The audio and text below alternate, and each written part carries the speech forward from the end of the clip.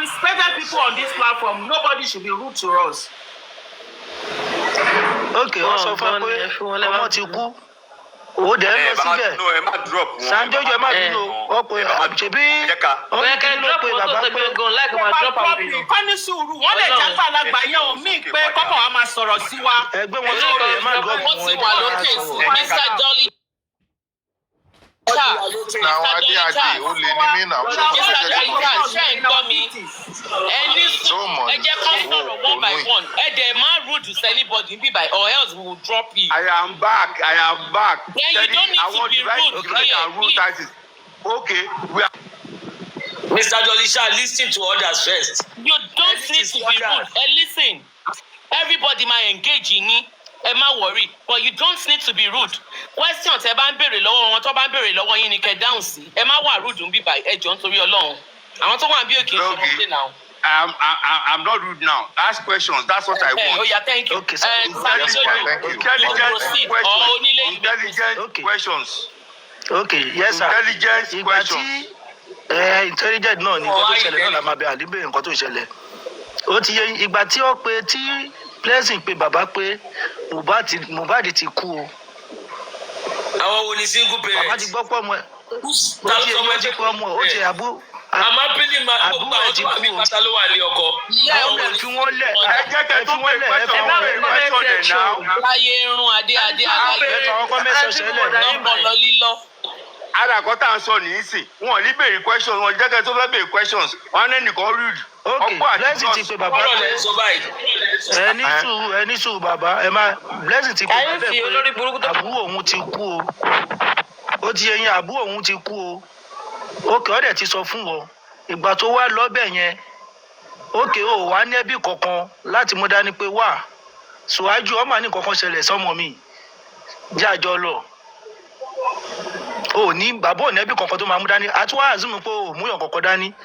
Àbúrò ẹ̀ ti pẹ́ ẹ̀gbọ́n ẹ̀ ti pẹ́ pé ó ti kú ó tún wá débẹ̀ yẹn ìwọ gangan ló ní orí ẹ̀jẹ̀ aṣọ ẹ̀jẹ̀ ókè ọwọ́ adé station ẹgbókù débẹ̀ kí ni òkú tẹ gbédé station sẹ́yìn lọ rìpọ́ọ̀tù pé ìkọ̀kọ̀ báyìí náà ló ṣẹlẹ̀ nínú ilé yìí o àbí kí ló ṣẹlẹ̀ ọlọ́pàá wá lọ bá mi wò nǹkan tó ṣẹlẹ̀ sọ́mọ mi o torí owó sì wá sọ́dọ̀ mi níjọ́ báyìí o ìjọ́ kẹta lélẹ́yìí o ọ̀nà ó kú o débẹ̀ kẹ́ sọ fún wọn pé kò ṣẹlẹ̀ nǹkan tí bàbá lọ fún station lójú tèmi pé kọ́ fáwọn ní police report káwọn lọ sin ọmọ yẹn tó bá jẹ́ bàbá lọ dìbẹ́ndì pé ìkọ̀kọ̀ báyìí ló ṣẹlẹ̀ o mo mọ nǹkan tó ṣẹlẹ̀ ọlọ́pàá gbà mí o ẹ wá bá mi wò nǹkan tó ṣẹlẹ̀ nínú ilé ọmọ mi o bàbá ò sọ yẹn ọlọ́pàá náà ń ṣe wèrè ẹ má mi àjẹ́ kakọ̀ máa blame ọlọ́pàá àwọn ọlọ́pàá wa náà ń ṣe wèrè nǹkan tó mi fẹ́ bí kẹ́ dáhùn láàrin yẹn nìyẹn. Okay, nǹkan mẹ́ta ẹ bá jà rush kéèsì question yẹn ó béèrè questions mẹ́ta. The first question ni pé nígbà tí bàbá Mohbad máa lọ nígbà tí Blessing ẹ̀gbọ́n Mohbad tó kọ̀lẹ̀ pé Mohbad kú ṣé kò ní ẹbí mi tó máa dì mú ẹ wo inú ẹbí wọn Blessing lẹ̀gbọ́n Mohbad àdúrà tó jẹ́ àbúrò Mohbad ó wà pẹ̀lú situation yìí nínú ilé Mohbad nígbà tó pa ti today ìbáyé sọ̀rọ̀ àdúrà gan wà involved ṣẹ́jìgẹ́tì so ta ló fẹ́ kó dìdá ní tó máa fi lọ síbẹ̀ ṣé ìyá Mohbad tóun pẹ̀lú ẹ̀ tó gbé òun ló máa dìdá ní. ìyá Mohbad kọ́lẹ̀ ẹ má máa sọ àwọn yẹn ṣé kò náírà bí ṣé kò náírà bí àṣọ jábọ̀ ní ó jábọ̀ ní ṣé bàbá jábọ̀ látọjú ọ̀hún ni. ok ńgbà tó pè bẹ́ẹ̀ yẹn òun ẹbí kankan ni ok ẹni sùn ó ṣe wá ń sọ fún wa ṣe pé àwọn ẹbí òun ló ń lọ mú wá fáwọn àwọn ẹbí ẹ̀ tó lè tẹ̀lé lọ síbi tó mọ̀ ẹ́ ti kú. ńgbà tó náà mọ̀ ẹ́ kú the first máa kọ́ ṣe ni pé kó lọ síbẹ̀ pàjáwìrì kó lọ wo nǹkan tó ṣẹlẹ̀ ó dẹ̀ lọ síbẹ̀ ó lọ wo nǹkan tó ṣẹlẹ̀ that's the first thing. The second thing they mention ni pé nígbà tó dé police station kì í ṣe tó jẹ́ pé police report ló ń béèrè wípé kọ́kọ́ fóun kó lọ bẹ́rì Mohbad ẹ̀sùn pé kì í ṣe tí kò béèrè wípé kọ́ lọ investigate kiri kan òun kọ́ ló máa sọ fún ọlọ́pàá wípé dead body kọ́ lọ investigate wọ́n sọ earlier wípé everywhere in the world nígbà police tẹ́ wá gbé tí police bá rí dead body the first kọ́ máa ṣe ni pé wọ́n máa arrest ẹni tó gbé dead body wa wọ́n dẹ̀ máa swing into investigation pé kí ló ṣẹlẹ̀ báwo ni ẹni báyìí ṣe kú ṣẹgẹtẹ ọlọ́pàá ò sí yẹn ọlọ́pàá ò sí yẹn ẹ wá sọ pé ọlọ́pàá ò ní blame mo ní sọ̀rọ̀ tán ẹ wá sọ pé kí ni ṣe tí ọlọ́pàá kí ni ṣe tí bàbá Mohbad fọ́sọ̀ tó sọ pé kọ́ investigate kọ́ gbà àwọn kíríkọ ṣé ọlọ́pàá tó ní mo sọ fún yín pé ọlọ́pàá méjì ló appear sí bàbá Mohbad. The first one junior officer ni ó fẹ́ kọ police statement fún bàbá Mohbad lọ bury dead body gba police statement. The second superior officer wọlé ó sọ fún yẹn pé kó má kọ police report fún bàbá Mohbad kí bàbá Mohbad gbé dead body yẹn lọ. Gbogbo yẹn antecedent kan tó fà tí bàbá Mohbad tó fi lọ bury dead body kò sáà lè gbé lọ sílé kò lọ store ẹsẹ anywhere. Ìnáṣẹ́ ni pé at that night alẹ́ dẹ̀ ni akọ̀ọ́sà lọ bury ẹ̀ sí ibì kan kó tó di the next day kó tó mọ nǹkan tó máa ṣe or anybody tó mọ nǹkan tó máa ṣe. Does that answer your question now? Sorry. Ẹ jẹ́ ká máa béèrè question. Damlord, hold on, please. Let me say this. Submission èmi ni o, èmi ò bẹ̀rẹ̀. Let me say this. Ẹ jẹ́ kẹ́ni tó fẹ́ sọ̀rọ̀ sí nǹkan tí Dolly Sharp sọ̀rọ̀. Lórí nǹkan tí Dolly Sharp sọ ń sìn ní Nàìjíríà wípé tó máa ti rí dead body next thing ni wípé kí wọ́n arrest. No, that is not true. Kò ń ṣe ọmọ kékeré a ti rí ọmọ tó bí lọ́jọ́ kan keep quiet a ti rí ọmọ tó bí lọ́jọ́ kan tó kú a ti rí ọmọ tó lóṣù méjì tó kú a ti rí eléyìí tó jẹ́ wípé ó graduate tán ló kú lágbára Ọlọ́run gbogbo abiyamọ pátápátá lórílẹ̀‐èdè Nàìjíríà àti jáde gbogbo àgbáyé a ní sunkún lórí ọmọ wa mọ́ lórí nǹkan Mohbad. Let me say this. Tí ò bá sí report ọlọ́pàá ò kì í ṣe àjẹ́ o ọlọ́pàá ò kì í ṣe àtinúmọ̀ràn tí ò bá sí any report wípé nǹkan báyìí ṣẹlẹ̀ mo fẹ́ kẹ́ bá mi gbé ìgbésẹ̀ báyìí ọlọ́pàá ọkàn ní dédé swing into action. So tọ́lọ́pàá bá rí ẹni sùúrù sa ẹ jẹ́ kí n délẹ̀ sa ẹni sùúrù sẹ́wọ̀n kí mo jẹ́ kẹ́ délẹ̀ ẹ jẹ́ kí n délẹ̀ sa. Now ìyẹn ìkíní ok ká wá gbà wípé ti alákọ̀ọ́kọ́ tó kọ́kọ́ wá ká sọ wípé bàbá Mohbad ò sọ wípé kán bá òun ṣe investigation ká tún wá gbà pẹ́ lẹ́yìn náà wípé ọlọ́pàá yẹ kó swing into investigation mode wọn swing sínú ẹ̀ ẹ jẹ́ kí n mú yín padà lọ síbi kan sà nígbà tí break the silence tán sọ wípé àwọn bá àwọn ọlọ́pàá kan sọ̀rọ̀ wọ́n ní pé kí bàbá wá rí àwọn allegedly a gbọ́ pé wọ́n ní bàbá sọ wípé ṣé àwọn làwọn máa lọ rí ọlọ́pàá ni àbọ̀ ọlọ́pàá ló máa pe àwọn. Allegedly kan bàbá sọ bẹ́ẹ̀ ni so mo dẹ̀ ń wò wípé ṣé ọlọ́pàá ló máa pe bàbá Mohbad pé ẹ máa bọ̀ o wọ́n ní ọmọ yín tó kú àbí mo believe pé àwọn ló yẹ kó mú ọ̀rọ̀ lọ sí ọ̀dọ̀ ọlọ́pàá bí ọ̀rọ̀ bá ṣe ká wọn lára sí wípé no báyìí lọ́rọ̀ báyìí lọ́rọ̀ nǹkan báyìí ni mo fẹ́ kẹ́ ẹ dìde kẹ́ ẹ bá mi ṣe even tọ́lọ́pàá ò bá gbọ́ tí bàbá dúró níwájú police station tó ń pariwo fún gbogbo ọmọ Nàìjíríà pé iwájú police station mo wà báyìí o nǹkan báyìí ni wọ́n bá wọn sọ o wọn dá wa lóhùn wọn ṣe gbá kan then we will know. Now ẹ̀sà tí mọ́tò bá gbá èèyàn ẹnìyàn ò ní láti sá fún mọ́tò láti fi save life ẹ̀ mọ́tò náà ló máa save life ẹ̀ iṣẹ́ ọlọ́pàá lórílẹ̀‐èdè Nàìjíríà yìí kò ṣe fọwọ́ rọ́ dànù a ní sọ wípé nítorí pé ọlọ́pàá ṣe àwọn nǹkan kan tó dùn wá láwọn ibì kan àwa gé wọn sẹ́yìn èèyàn kan tó sọ̀rọ̀ lẹ́ǹkan wípé kí la fẹ́ lọ ṣe ní corona inquest I want to apologize on that person's behalf ṣe rí èmi á wá dúró lórí wípé bí corona inquest tó jẹ́ ilé ẹjọ́ yẹn bó ṣe wà important bẹ́ẹ̀ náà ni ọlọ́pàá wà important lórí kéèsì tí anything bá rú àwọn corona inquest ní ojú àwọn ọlọ́pàá náà ṣe máa dá padà sí wípé ẹ lọ ṣe investigation kìíní ìwà fún wa ẹ lọ ṣe investigation so káwọn máa sọ wípé kò sí nǹkan kan tọ́lọ́pàá fẹ́ ṣe lórí kéèsì kò sí nǹkan kan mo rí nírìí wípé ó ṣì náà àwọn kankan tá a ṣe ń fi ọwọ́ bò so ọlọ́pàá ó níṣẹ́ ṣe lórí kéèsì corona inquest ó níṣẹ́ ṣe lórí kéèsì ṣé mo lè sọ̀rọ̀ sí. Thank you mo ti délẹ̀ ẹ lè sọ. Because ẹ mention kan break the silence foundation nígbà tó send the number wọ́n send nọ́mbà sí bàbá wípé kí bàbá kọ́ọ̀lù ẹnìkan tó jẹ́ police, kí bàbá kọ́ọ̀lù ẹnìkan. Bàbá dẹ̀ sọ wípé wọ́n á send nọ́mbà sóhun kóhun kọ́ọ̀lù police officer. Kí ni ṣe tí Break the Silence Foundation ò kọ́ọ̀lù bàbá kò kọ́ọ̀lù police officer pé kí police officer yẹn kó tiẹ̀ kọ́ọ̀lù àwọn náà.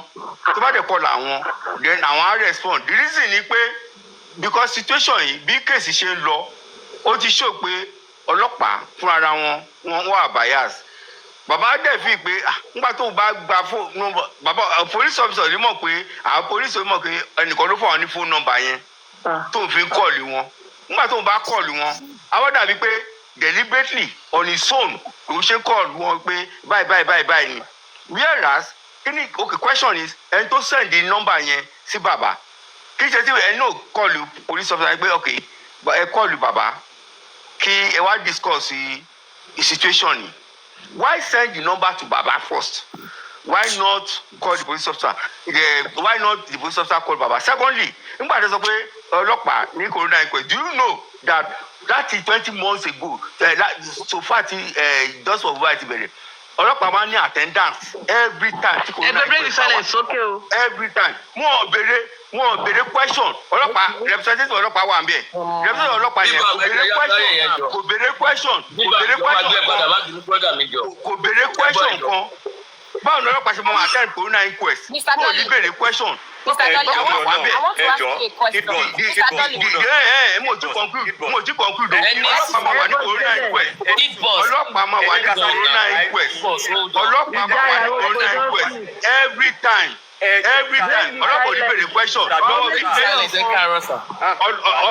ní béèrè question lọ́wọ́ witnesses tó wà ń bẹ̀ ọlọ́pàá kò máa wà ń bẹ̀ ọlọ́pàá pa wà ń bẹ̀ every time corona inquest wà the representative ọlọ́pàá that's the question.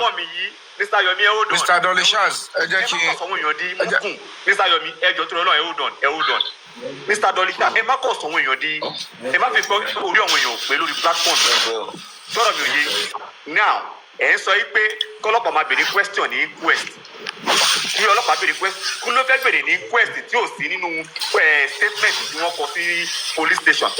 Ẹ sọ pé ẹ̀ríyàn kó gbé òkú lọ police station rí ẹ ti rántí fẹ́ lágbà tí wọ́n sì yẹ látòkè sísàlẹ̀ ṣé kò gbé yẹn lọ bá ọlọ́pàá lójú yẹn gbà yẹn tó kọ ni they no wan take am up then take am ẹ ti gbà tí Fẹlá kọ yẹn. Now question tó fẹ́ béèrè lọ́wọ́ yẹn ni pé kí ni ó mú bàbá Mohbad tí ò lè report crime scene tó jẹ́ pé òkú yẹn ló sọ pé òun gbé lọ police station kí ló lọ fòkú yẹn ṣe ń police station tí ì dáhùn ẹ̀ náà máa fún yín ní instance kan ṣọ́rọ̀ mi ò yé yín if truly bàbá Mohbad is looking for justice tó ṣe rí pòkè nǹkan ti ṣẹlẹ̀ nínú ilé yẹn kò ṣe gba police station kó tẹ̀ ọkọ̀ fi gbogbo wọn lẹ̀ ná kó kọ́kọ́ lọ police station kó lọ report àbí kó mú corporal kan dání ká ló wá dé station tó wá ní pé bàbá we no fit follow you is another thing. Question tí mo dábàá bèèrè lọ́wọ́ yín last question ni pé ẹ ní kí bàbá yẹn sọ station tó gbé ọmọ tó lọ kọ́ fún wa lórúkọ ọlọ́pàá kan tí wọn bá ní ṣiṣẹ́ lórí ẹ̀ kọ́ wá prove ẹ̀ pé irọ́ ló pa ẹni pé ẹ jáde pẹ̀lú orúkọ àti station tó lọ ó ti tán. náà ẹjẹ àtẹ̀jì Fẹlá nígbà tí Fẹlá gbé bàbá ẹ̀ lọ sí police station you're aware that àwọn government of the day àwọn lọ deal pẹ̀lú Fẹlá ṣẹgẹtẹ so wọ́n gbà tó gbé dead body lọ sí police station from the onset military regime nígbà yẹn wọ́n mọ̀ block Fẹlá wọ́n sọ pé kó gbé body màmí ẹ̀ padà kò sí justice fún a conclusion nígbà tó set up justice Kalu Anya commission of inquiry at the end of the day wọ́n ní unknown soldier ló pa màmá Fẹlá gbogbo bẹ́ẹ̀ yẹn nǹkan tó jẹ́ kọ́ yẹn ṣẹlẹ̀. Ìṣèlú tí ẹ bá sọ I give you the facts no need for argument. Yes. Mr. Dolly Karosa. Hello. People sent me request that I should come up here, and this is one of the platforms that I hold in high esteem. Who is the person talking? Who is the person? I don't sorrow. Okay, but I can share the picture. Identify it now. what are you saying? But you ask everybody to identify themselves. Check everybody identify. Kí ló dé tó jẹ́ pé nígbà tí bẹ́ẹ̀ sọ̀rọ̀ náà wà lẹ́sìn.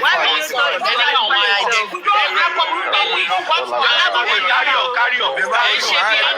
Ẹni sùúrù, ẹ má wọrí ẹ̀fọ́ wọlé. One now. Ní everybody máa identify ara wọn lábẹ́. Mo ti gbọ́ voice yẹn, voice Olúfábíyì nìyẹn. So why máa ń bèrè? Mo ṣe gbọ́ voice yẹn clearly now. Mr. Yomi. Mo ti gbọ́ voice yẹn. Gbogbo wà bẹ́ẹ̀. Ẹ fi wọlé, ẹ má wọrí. Ẹ mute, ẹ jẹ́ Olúfábíyì, continue. Good morning, sir. Mr. Dolly Shaz. My name is Yomi Fabi. I'm an actor and the convener of Break the Silence Foundation, a human rights organization. Mo wá gbọ́ assertion yìí tí ẹ sọ pé kí lórí tí mo ṣe máa fún bàbá Mohbad ní nọ́mbà ọlọ́pàá. Mo wá rí bódà yẹn pé àlàyé yẹn gun ò tí ì yí ọ̀pọ̀lọpọ̀ gan. What led to even giving the number to Baba? Now, I will explain myself in clear terms. So, kí n ṣàlàyé fún yín dáadáa sí. Ní 2020, ṣé ń gbọ́ mi sà? 2023 tí Mohbad ṣaláìsí. Wọ́n ti mute mi tẹ́lẹ̀ ni, mò ń gbọ́ yín sìn. Okay, ọ̀tọ̀ lẹni tí ó jẹ́ Deputy Commissioner of Police, that is the lead investigator nínú kéèsì yẹn. So, ẹni tí nígbà tí èmi máa ti Break the Silence Foundation máa fi dá sí táwa ṣe ìwádìí tá ṣe investigation tá ṣe gbogbo ẹ̀ mo realize pé okay o mo ti bá neighbor sọ̀rọ̀ lórí ọ̀rọ̀ CCTV ohun tó sọ pé wà ń bẹ̀ fún mi but this is what is CCTV captured and all of that. Okay, I went to the Commissioner of Police èmi àti Onílé àti Àrífà àti bóyá Bíntíláyé nàbó Bíntíláyé. We went to the Commissioner of Police. Already found us or the Deputy Commissioner of Police. Something is making noise where you are. Is it that maybe everybody should mute? Let's mute everybody, Ejo. Never plug phone you get yo. So, nígbà tá wá lọ tí Commissioner of Police yẹn tó wá ní anything tó bá ti jọmọ́ case Mohbad. Ipe ẹni tó investigate yẹ olórí wọn is DCP Lati Ahmed. He was just transferred to that department.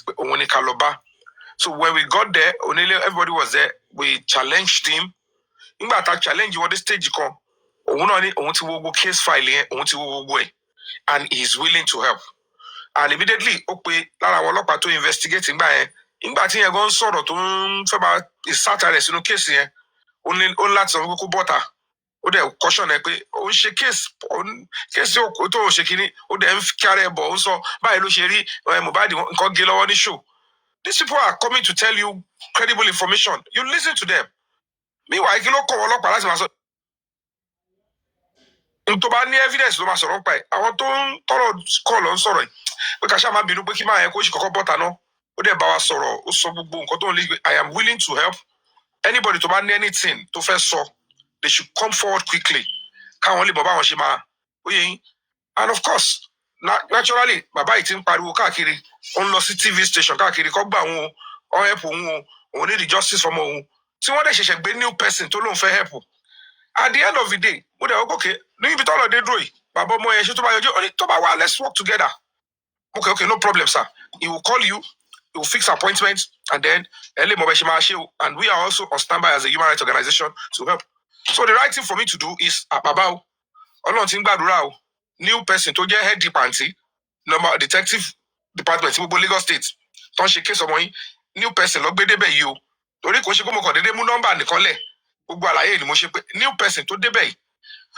Ọlọ́run ṣe tán àti ràn yín lọ́wọ́ pé case Mohbad àti case Baba Ijesha ló ń kọ́kọ́ gbé yẹ̀wò. Tó ń wò dáadáa finifini kó wo Yomi Fabiyi wàláhì ó dẹ̀ try ó dẹ̀ commend mi lórí case méjèèjì pé iṣẹ́ là ń ṣe. So tí bàbá ti ready kó yọjú káwọn ọmọ báwọn ṣe máa yanjú ẹ̀. Either way bàbá ní ẹ̀gúngún lẹ́sẹ̀ àwọn náà ló máa ṣe láńkálàńká lọ sọ́dọ̀ ẹni tó máa bá wọn yọ. This is a new person tó ṣẹ̀dé.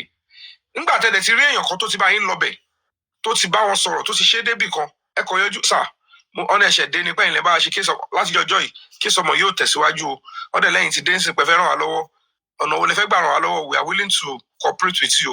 Simple thing wọ́n á dẹ̀ jọ sọ̀rọ̀ kí lẹ́yìn rò mo dẹ̀ fún wọn ní nọ́mbà yẹn ẹ yọjú sẹ́ni yìí o kẹ́ pé ẹ fẹ́ wá ń jọba yìí kó lè mọ bóyá bẹ́ẹ̀ ṣe máa go about it being the father tẹ̀ sọ pé ẹ ní justice which is kò sí ọ̀rọ̀ gbéraga kankan bẹ̀ with that kind of a new information pé olórí ẹlòmíì tuntun ṣẹ̀ dé tó dẹ̀ máa ṣe dáadáa ta ni oníṣàyè lọ bó nítọ̀hún yẹn. And that was what I explained to him, and I dropped the number. Kò ṣe pé mo kàn sọ pé nọ́mbà ọ̀gá tó ọlọ́pàá ní ó yẹ pé o. Wọ́n ṣe ń sọ ṣákálá tí gbogbo yín dẹ̀ kan ní ìmọ̀ bí gbogbo yín ṣe ń ròyàn. Màá kọ́ filé mi lẹ̀. Màá gbọ̀nà pàǹtí lọ, màá ṣe investigation lọ káàkiri. Màá kọ́ ní ẹgbàá nọ́mbà ọlọ́pàá. Ṣáwọn ò ní nọ́mbà ọlọ́pàá tẹ́lẹ̀ ni. Bọ̀ àwọn tó ní nọ́mbà tẹ́lẹ̀ ẹni tó wà bẹ́ẹ̀ ńgbà yẹn ti kú. Ẹni yẹn kẹ̀dẹ̀dẹ̀ ní ọgbọ́n tèmi. Ẹni tó wà bẹ́ẹ̀ tẹ́lẹ̀ yẹn ó ti ṣe mọ̀nàfíkì kìíní ò lọ straight. Adéwárí new person. Mo dẹ̀ ṣàlàyé fún yín pé ìyá tẹ́ni kọ sí kéèsì ọmọ yín lélẹ́yìí o. Òun dẹ̀ ni ọ̀gá tó wà ńbẹ̀. Àwa gan DPO commissioner of police gan ó rí fún àwọn alọba ni. Sọ pé tọ́lá wà lẹ́ńgì o kó wá bá wa. And at the end of the day, that was what happened. Tí ọ̀rọ̀ nọ́mbà ẹ̀ fi ṣẹlẹ̀. Then the other aspect of wọ́n gbé òkú lọ sí police station. I will always tell you people that ẹ má máa tẹ̀lé wrong narrative. Whether bàbá wọ́n nímọ̀ wọn nímọ̀. Ohun tó wà very glaring and so direct òun ni pé nígbà tí bàbá ti dénú lé yẹn whatever day tí bàbá bá délé yẹn o whether on the 11 lọ débẹ̀ o whether on the 12 ni o I don't know. My own is nǹkan méjì tó certain bàbá fúnra ẹ sọ pé àwọn rí ẹ̀jẹ̀ àwọn dẹ̀ bá ọmọ wọn ní in a very compromising one people. Oh yeah, go, let's go.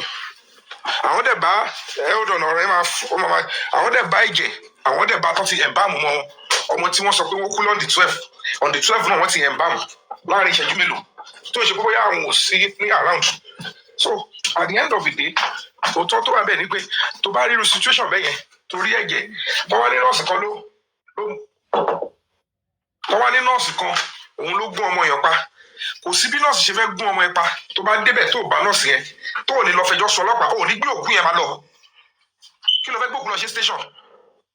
But the truth of the matter is gbé òkú tó gbé lọ wọ́n fẹ́ lọ sí ní Kòròdú wọ́n dẹ̀ yà lójú ọ̀nà pé kó gba police report and that is the truth. Ìyẹn ni kókó bẹ̀ because tó bá yẹ pé wọ́n lọ bẹ̀ wọ́n reject ni ó ti máa wà nínú investigation àti report ọlọ́pàá láti bẹ̀rẹ̀ pé station yẹn reject bàtí bàbá yẹn wá complain pé wọ́n pọ̀ mọ́ òun téèyàn bá lọ complain ní police station pé sir even kò bá jẹ ẹbí inú ilé yẹn o mo rí pé wọ́n ti pa èèyàn sílẹ̀ lẹ́bẹ̀ẹ́ ó ti wà lẹ́lẹ́ o mo rí ẹ̀jẹ̀ ń bẹ̀ o mo rí ẹ̀jẹ̀ mo rí gbogbo ẹ̀ ó dẹ̀ dàgbé nǹkan ṣẹlẹ̀ o lẹ́sẹ̀kẹsẹ̀ ni wọ́n máa ṣe kí ni ọlọ́pàá máa tẹ̀lé ẹ lọ tó bá dẹ̀ ti bá bọ́ọ̀dì yẹn bẹ̀ ọlọ́pàá ló máa ṣètò family lè wà mú ambulance lẹ́ o òun ló máa ṣètò láti lọ deposit sí mortuary so èyí tí bàbá ní àwọn fẹ́ lọ deposit sí mortuary ọlọ́pàá ò dáwọn lóyún yẹn ọlọ́pàá mọ̀ pé ẹ̀ ní fòkúlẹ̀ ẹ̀nu lé kó máa rùn wọn ò dẹ̀ mọ mind yín bóyá ẹ fẹ́ sin òkú ní abẹ́fẹ́ justice so kò sí bọ́lọ́pàá ṣe máa sọ fún yín pé òkú wà nulẹ̀ kẹfílẹ̀ ń bẹ̀ tó bá ti jẹ́ pé ẹ wá report ni ẹ̀tọ́ ọlọ́pàá ni under the law common sense pàápàá gan ni even health and safety law ọlọ́pàá gbọ́dọ̀ lọ deposit òkú yẹn sí mortuary nítorí ẹ wá complain pé ẹni wọ́n pa ni àbí ẹ fura pé wọ́n pa bọ̀ pé ẹ complain pé wọ́n pa ẹ kàn ní ẹ fẹ́ lọ sí òkú yín bóyá òkú muslim ni ẹ dẹ̀ ní the police report police á sọ fún yín pé mo ló kú sí doctor report dà tí ó bá sí doctor report tó bá yẹ inú ilé ló kú sí ẹ jẹ́ àlọ́ inú ilé tábà wá rí inú ilé ẹ̀ tẹ́sí gbé sínú mọ́tò àwọn wo ló wà ń bẹ́gbà tó kú ta ló máa dúró pé nígbà tẹ́ni ikú o òun mú nǹkan tó ṣẹlẹ̀ àbóhùn wà ń bẹ̀ òun bókú ẹ̀ ẹni yẹn làwọn máa bùsọ tí story bá change lọ́la bàbá ò dẹ̀ sí ń bẹ̀ so kílẹ̀ tí wọ́n ti wùn mí síwájú tí wọ́n ti àdúrà síwájú pé ẹ̀yin méjì lẹ́wà nulẹ̀ pẹ̀lú Mohbad ẹ wá lọ kọ statement kẹsàn kójú yín tó so that wàá lè rí fún wa ní police report so wọ́n sọ gbogbo yẹn fún yín wọ́n kàn sọ pé àwọn lẹ́bẹ̀ẹ́ ọlọ́pàá lé àwọn wọ́n ní káwọn lọ sí nearest police station it's because they were asking for documents to go and bury and the right thing to do is go to the jurisdiction to cover area kìíní yẹn because ibi kọ́ ló kú sí kí ló táwọn máa gbàṣẹ́ àwọn yẹn ṣe so ohun tó ṣẹlẹ̀ pẹ̀lú yẹn nìyẹn Mr. Dolly Sars I want to believe you understand now.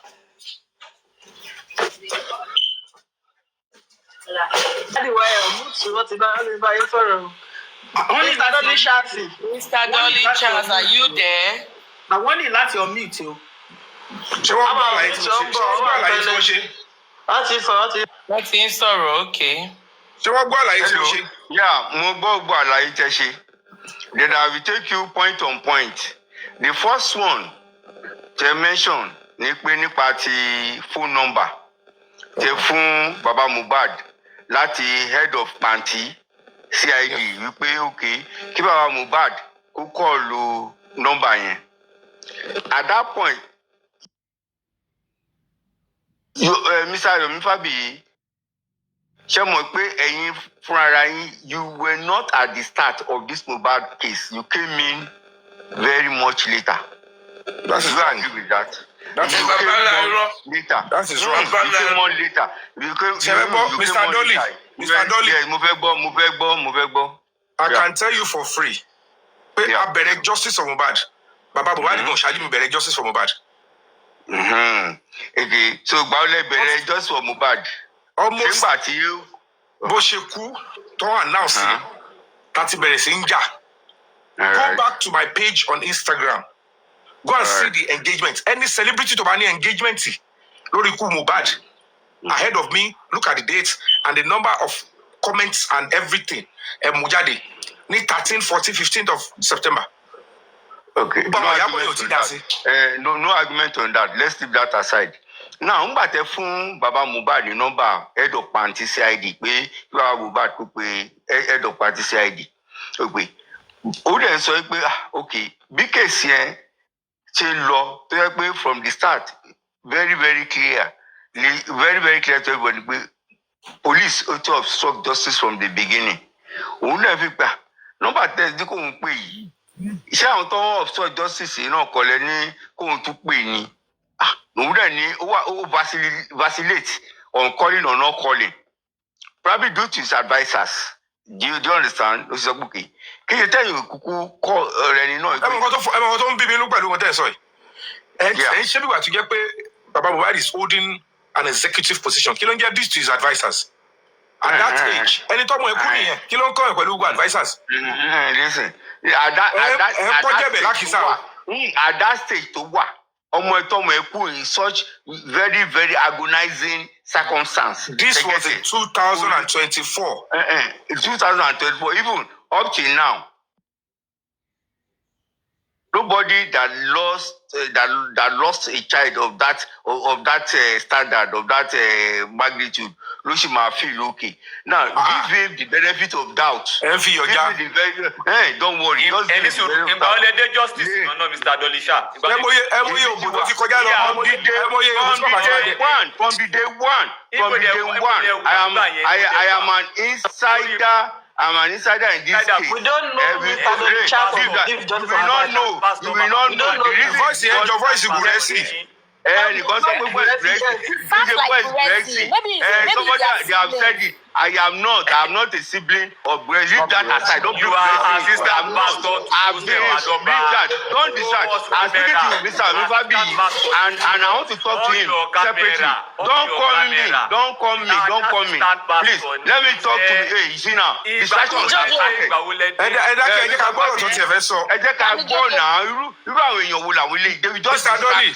Mr. Dolly, step I take by notifying the father of the deceased that there is a new sheriff in town and who has been kept abreast of the new case of the case.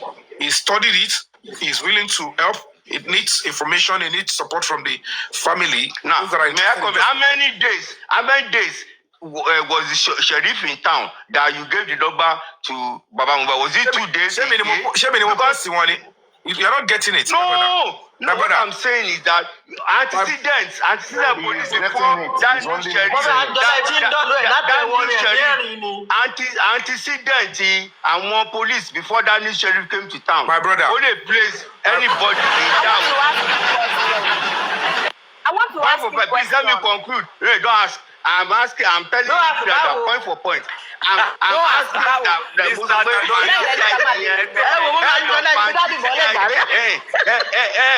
head of party CID. Are you getting now? There is a miscommunication situation. Mr.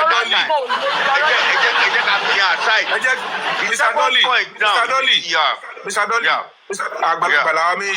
We want this country to get better. Everybody, whether you like it or not, part of the things to be Lara nǹkan like super ìjà fún Mohbad.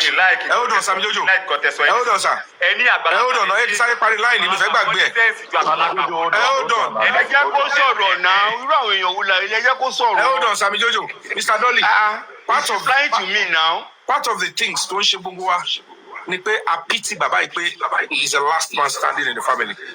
So if there is any respect it is to give even NGOs, individuals, panelists, activists, Toyiwa nínú case here the same.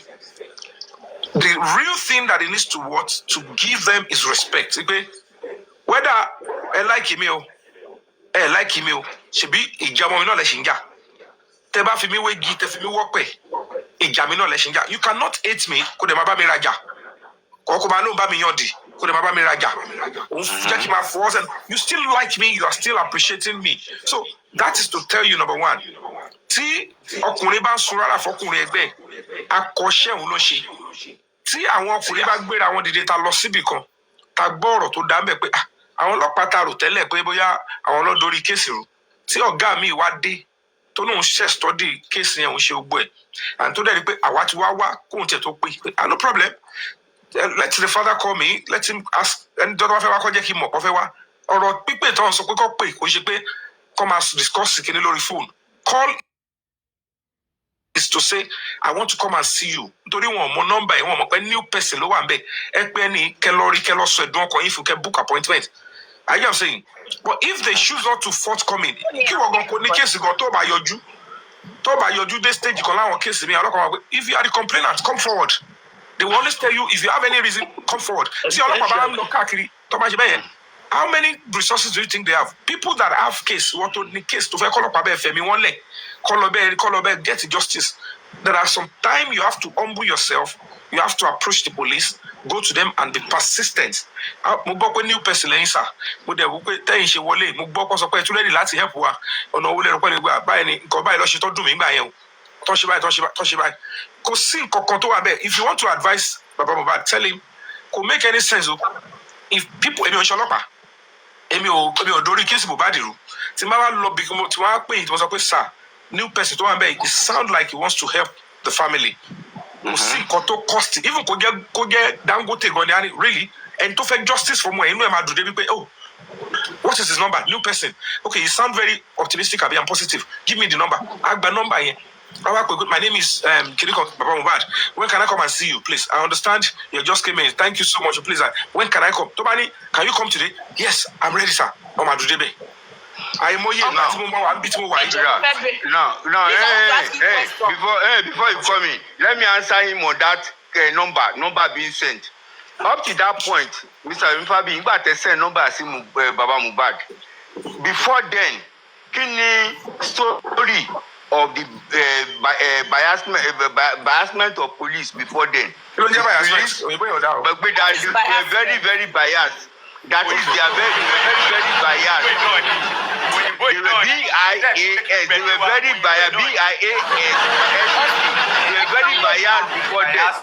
Nígbà tẹ́ send number ẹni tó ti wà biased sí Baba Mohbad. Ó máa fi ìrí pé at that point in time. Ẹ̀gbọ́n ta sọ pé new person. A dẹ̀ mú report wá bá wọn. Ó máa ní person. Ó máa need convincing. Mr. Dolly. Ó máa take time kó tó lè process information yẹn. Mr. Dolly. Truly a new sheriff is in town. Ó máa need time to máa process. Mr. Dolly. Orúkọ olówó wọn respect to God. I'm talking to Mr. Fabi now. Òun ò dàbí tí tó ń tẹ̀kọ́ ń sọ ìtẹ́fẹ́ sọ. Let me interact with him on the serious level. Now, Mr. Fabi, mo ń gbọ́ yín jàre. Advice níjọ́ mi. Bí a bá gbọ́ olùgbé bẹ́yẹn. Ọmọ máa kú ọmọ máa yè. Ìyá sì kọ́ ọmọ pé ewu. Ayọ̀sẹ̀ ẹni yẹn máa wà bias o, kò ní wà bias. The fact that àwọn ará àta ló bá yín lọ bẹ̀ tí wọ́n ti onítọ̀hún yẹn lọ́gbọ̀ngbọ̀n tó fi sọ pé ẹlòmíì ti débẹ̀ kò ṣe pé mo sọ pé àwọn ọlọ́pàá tó wà bẹ́ẹ̀ tẹ́lẹ̀. Ó ti yẹ kọ́ mo sọ, mo ní new person.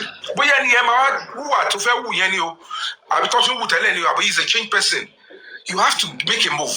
Tẹ́ ẹ bá make a move, ẹ lè judge ẹni tẹ́ṣẹ̀ pàdé, àbẹ̀ tó ṣẹ̀ṣẹ̀ gbaṣẹ́. Ẹ ti understand?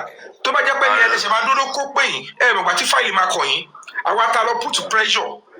Wọ́n lọ gbé fáìlì yẹn láti ìsàlẹ̀ tó wà. Ẹ mọ iye kéèsì tó ti ṣẹlẹ̀ lẹ́yìn ìgbà yẹn, mo yẹ homicide case tó ti ṣẹlẹ̀.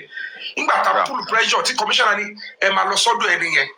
lọ́lọ́ gbé wá láti ìsàlẹ̀ wọ́n gbé wá sókè tó ti yẹ yín kọ́ mọ̀ sọ wọ́n dẹ̀ gbé wá sókè yẹn tó ti yẹ wá pé òun rẹ́dí láti ṣiṣẹ́ lórí ẹ̀ ani baba mo ńkọ́ the father is not okay he wants justice for his son please give him my number this is my mo tún snap photo kìíní ẹ̀ gan give him my number and let him come and we will talk about just let him just call and tell me this is when I'm coming call pé mò ń bọ̀ ìjọba ìfẹ́ wa rí yín sà ó sì yẹ yín ohun ta ní kí bàbá ṣe nìyẹn so tábà lọ yẹn tẹwa ní ẹ máa dúró ní kó ṣe pè yín ẹ ń fi pé gbogbo fámìlì tó kéèsì wọn ṣẹlẹ̀ bẹ́ẹ̀ yẹn ẹ mo bá dò lórí méjì mo bá ní kọ́kọ́ ló máa kọ́kọ́ kú nàìjíríà ẹ mọ iye homicide case tó wà ní department yẹn ni káwọn gbọ́ àwọn ẹbí yẹn máa sọ pé tọ́lọ́pọ̀ bá ti pa àwọn òun ní lọ does that make any sense?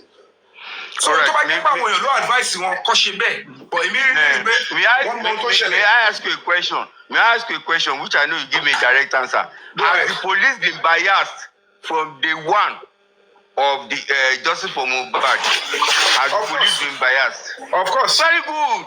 Very good. You see, in the case of Baba Mohbad, I agreed, or I'm agreeing with you, I agree pẹ̀lú yín pé nígbà tó jẹ́ pé new sheriff in town ni they make efforts pé fún ní Baba Mohbad number.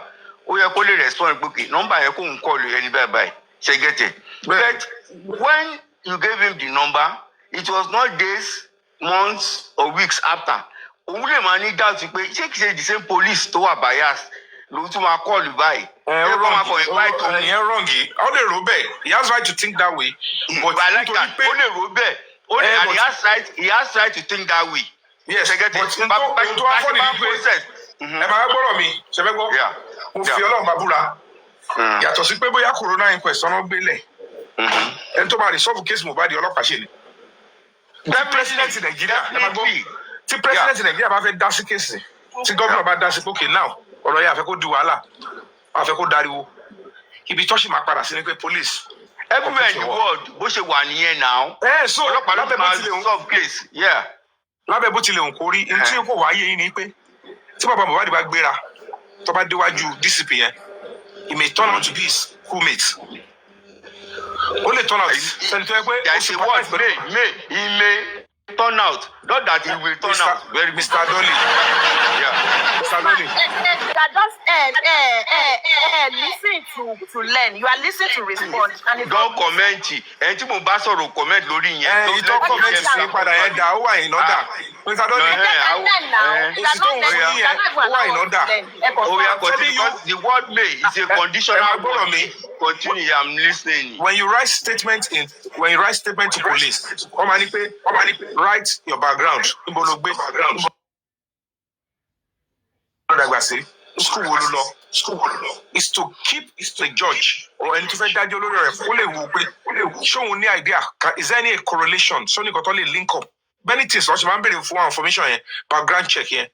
What I'm trying to say is that when you don't make a move particularly in a case tó ṣì ń jẹ yín lọ́kàn tẹ̀ ṣì ń rò pé àwọn ọlọ́pàá àwọn ò ṣe dáadáa ṣe é di ẹgbẹ́ gbọ́ tí mọ́tò ọ́ní tómi bá pọ̀ mọ́ ọ̀yàn omi náà ló máa fi wẹ̀ in fact omi náà lè máa fi wẹ̀ fún tẹ́ bá fẹ́ sin omi dẹ̀ ló pa.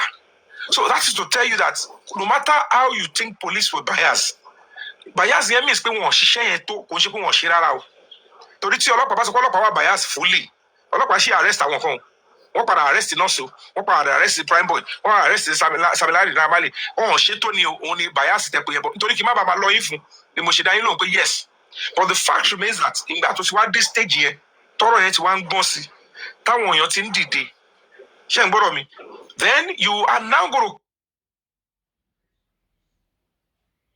come up and say, yeah.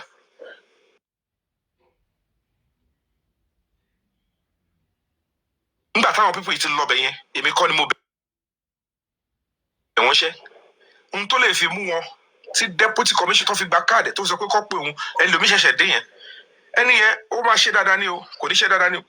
Ó báyàsì ní o, kò ní báyàsì ní o. Sí ẹ̀yin bá dé ọwájú ẹ̀ tẹ book appointment pé ọ̀rọ̀ ọmọ mi báyìí ni you will now realize that I am saying bóyá ẹni yẹn bóyá ó fẹ́ gbẹ̀bọ̀dé tó tọ́ bí tàwọn tó kù ni àbóyá tiẹ̀ máa ní nǹkan tó máa pa yín pọ̀ ó lè rí yín kó sọ pé ṣe mọ̀ pé gbogbo bàtẹ́ ń sáré kìíní yẹn èyí báyìí ok ẹ jẹ́ fún yín ní instance kan ọ̀gá ọlọ́pàá kan tàjọ ń ṣe kéèsì yẹn ní zone 2 tó bá a dá sí kéèsì yẹn tó sì lọ ó nígbà tó ń wá délé ó ní òun tiẹ̀ mọ̀ pé òun ń ṣe justice for Mohbad ó ní àṣọmọ ẹ̀gán donate sí Break the Silence Foundation. You understand that, Mr. Dolly? ọmọ ẹ̀. I'm getting you. àṣé owó tọmọ ẹ̀ ń gbà lọ́wọ́ ẹ̀ bóun lọ school ó ṣe kí nìkan láàárẹ̀ ló fi ń donate sí Break the Silence Foundation. ṣé irú bàbá yẹn ń sìn ó náà wá báyìí pé gbogbo kíní ló tiẹ̀ mọ̀ ń pa ẹ̀ ó ní àwọn nǹkan tó ń gun mọ̀ gẹ́gẹ́ bí ọlọ́pàá ó pẹ̀lú nǹkan tí ọlọ́pàá yẹn gbà tá a máa fi tó sáré lọ tá a fi ṣe wàhálà tá a gba court order láti wọnú ilé Mohbad ló báyìí pé ọmọ òun gan ní interest nínú kéèsì ju anything lọ so and that is the beauty of it bàbá lè lọ síbẹ̀ yẹn sìn kọ́ padà rí máa DCP yẹn kọ́ wá rí pé classmate wọn ni ẹni tó ti ṣe lóore rí àbẹ̀ni tó jẹ́ pé ó kọ̀wé rẹ́kọ̀dù wọn pé you are Mr. kiri kan ẹ ti wá ṣiṣẹ́ báyìí olóòótọ́ èèyàn nìyí kí ló tọ́ yóò wá ṣe kéèsì yín báyìí kó dẹ̀ sọ pé no officers ẹ padà lọ sínú kéèsì yẹn ibà ìlú yẹn kẹṣe ibà ìlú yẹn kẹṣe ẹ ṣe báyà kẹlọ deliver fún and that was what the man did in fact man yẹn dìdí sọmọ play audio man yẹn ó ní tó bá fẹ́ lọ gba court order kọ́ lọ gbà tó bá dẹ̀ fẹ́ wá bá àwọn kájọ ṣiṣẹ́ papọ̀ because ọlọ́pàá ló yẹ kó gba court order in the first place nígbà tó wá náà ò fẹ́ ṣiṣẹ́ pẹ̀lú ọlọ́pàá lọ́ ṣe ń sáré pé àwọn fẹ́ lọ káwọn lọ gborúkọ má nìyẹn káwọn gba nọ́mbà ẹ̀ káwọn ṣe lọ gba court order civilian àwọn ògbà ìpè kí lẹ́yìn dára yín láàmú fún ṣe bọ́ ọlọ́pàá lè máa dín pẹ̀lú ẹgbẹ́ àlọ́ gba court order ká lọ lift CCTV yẹn ẹ̀yin dẹ̀ máa wà ń bẹ̀. So whatever the case may be, like you said, too many advisors, people were arrogant with ignorance and they were messing up the stuff. Àwọn tó yẹ kó tún wá appreciate wọn condemn o torí èmi ò tí ì rí reason tẹ́ máa fi wò pé ládùúgbò wọn tí mò ń ṣe bọ́ fi wọ́n yọ̀rọ̀ bóyá mo fẹ́ ṣe business ni o àbọ̀rọ̀ bóyá nítorí pé ó ti jẹ́ TikTok wọ́n fún yàn ní nítorí ó jẹ́ gifting app wọ́n ṣe rò pé majority ń ṣe nítorí gift àbówó and it is a natural stuff bá máa fẹ̀ dí síbí kẹ máa rẹ́rìn kẹ wọ́ fìlà kẹ wọ́ kẹ̀tẹ̀ àwọn èèyàn máa fún yàn gift because àwọn èèyàn like ẹlòmíì like app pé jẹ́ nǹkan lọ́ máa ṣeré ń bẹ̀ mo fẹ́ kí relate báwọn èèyàn bẹ́ẹ̀ kí kò máa fi gift ṣeré nǹkan tó ń ṣe fún nìyẹn so ibẹ̀ làwọn ti ń mistake ẹ pé nǹkan táwọn èèyàn rí yẹn o òun ni reasons of ṣe justice for bad no kò sí gbogbo yẹn níbẹ̀rẹ̀ everybody was not even on TikTok talking about justice for bad when it all started. Now, Mr. Mfabi, you've spoken at length. You've spoken very well. But let me point out to you. You mentioned something that says, okay, I mean, one gift and the rest of it, because maybe the belief what you are doing. No, in terms of the Baba Mohbad, number tẹ fún wọn yẹn, maybe at that time, maybe based on trust, the trust he had with you that time. And he's just a human being. He could have made a mistake. Maybe he didn't trust you enough to take him down. My brother. Yeah. Oh, Boru coming the GBT. I am an actor. My brother. That alone. At that point in time, who are ambivalent. Or the situation so who are ambivalent. I've said it once and I'll say it again. Police obstructed this just for Mohbad from the very beginning, and we know the story. No, we are not disputing that. Very good. Now, if you want to pay everything about Mohbad, he made his mistakes, and some of us were aware. Let me now go to that situation when he said, Mohbad got to the house. He saw blood on the duvet, and he saw the body under the stairs. What then the body inject somewhere? Very good. That aspect, about the suffering was awful. It's not the question. Now, even they told them that the nurse here, orira wori, títí di ìgbà ọ̀rọ̀ òun àti nurse gan sọ pé òun rí bàbá Mohbad rí. So at that point in time, nurse tí kò rí. Will say, okay, nurse, I will grip you. Oh, I will untie to you. Blah blah blah. Oh, I will write petition, and he only had it on hearsay. His first concern, Mr. Yes. When Baba Mohbad, according to other people, to narrate because Emi Robert Baba lo sọ pé according to when as a father. You go to your son's house. Eric won't hear about me. Eri, Elosuke, Eri, Gerin, everywhere. Okay, whatever the case may be, kilo shele. Osibiba bao sheni beri. Particularly, lowo yawo atamo omo. Kilo share. At that time, nurse, ofuni injection. The first to my concern any body, nígbà Wùmí sọ fún pé kó lọ ro ní Èkìtì. Bàbá ẹ ní sùúrù náà. ó lè gbé lọ sórí Èkìtì. Ẹ ní sùúrù náà. ẹ̀yẹ́ ká máa face facts now. Ẹ̀yin náà lè béèrè question. Ẹ̀yin náà lè answer fúnra yín. We want to learn, that is why we are here. Hold on, sir. Mr. Dolly. Okay, Mr. I'm Dolly. listening. I've been on this case more than almost anybody. Yes, we are sure. Yes. We're starting. Now, this is it. Yeah. Now, nígbà tí téèyàn wá débẹ̀ as the father, wọ́n á béèrè pé wọ́n wo situation. Mo ti bá ọmọ mi tí wọ́n ti embalm ẹ̀ sílẹ̀ lẹ̀. Nígbà wo lẹ pè mí kí ló dé sáré embalm? Ẹlẹ́gbẹ́ lọ hospital. Ẹ ti padà lọ́lẹ̀ ẹ ti embalm. What's going on? Okay. Mo wá dórí ààrẹ lókè. Let me see the environment. Mo bá ẹ̀jẹ̀, mo bá everywhere. Ẹ̀jẹ̀. Okay, I come back. Kí ni ó tó ṣẹlẹ̀ gangan báwo lẹ̀mí ṣe bọ́ lára ọmọ mi? Ìgbésẹ̀ wo lẹ ti gbé? Nọ́ọ̀sì kan ó gé lọ́wọ́ láti show. Nọ́ọ̀sì kan wá okay òun ló fa gbogbo ẹ̀jẹ̀. Okay, nọ́ọ̀sì yẹn wá fún lábẹ́rẹ́. Nọ́ọ̀sì yẹn dà. Báwo ló ṣe ń treat? Kí ló ń treat Mohbad fún tẹ́lẹ̀? Ṣé òun ló ṣe ń treat tẹ́lẹ̀ ni? The question now is, wọ́n á dáhùn pé kò ń ṣe òun ló ń treat Mohbad. In fact, láàárín tí Mohbad máa fi rí kò gbogbo pé Mohbad rí sójú tí Mohbad fi kú kò wọ 20 minutes. So láàárín 20 minutes tó inject ọmọ mi tí ò treat ẹ̀rí tí ò rí rí ó dẹ̀ kí ó inject nǹkan sínú body ọmọ mi. Whatever it is as at that time, kò sẹ́nibọ̀dì tó máa mọ̀ nǹkan tó ń pè ní anaphylactic reaction. Kò sẹ́nibọ̀dì tó máa lọ bẹ̀ yẹn pé who is this person? Nọ́ọ̀sì náà dà kí n bèrè lọ́wọ́ ẹ̀. Then injection tó fún dà.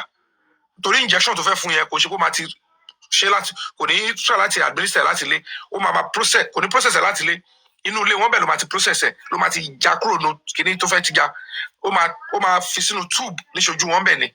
So now gbogbo yẹn gbọ́dọ̀ ṣì wà nílẹ̀. Now where is the nurse? Wọ́n wá ní nurse ti lọlé. Nurse dà ó lọ níbo ló lọ?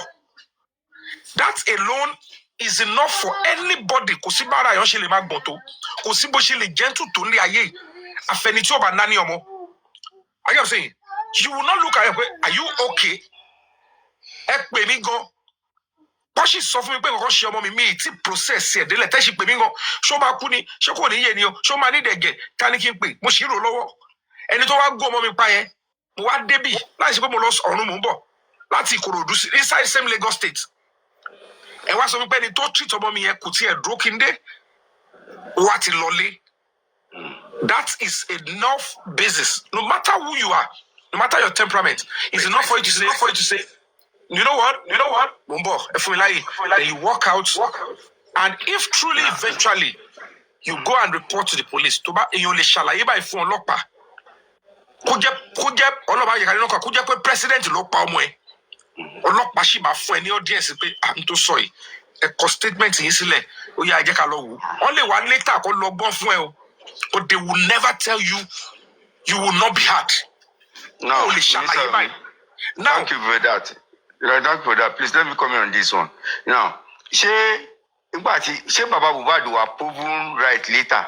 The same nurse tó appear in Corona inquest ó ti debunk. Every time Benny mo fẹ́ ṣàlàyé fún ibi tí wọ́n ti wà proven wrong.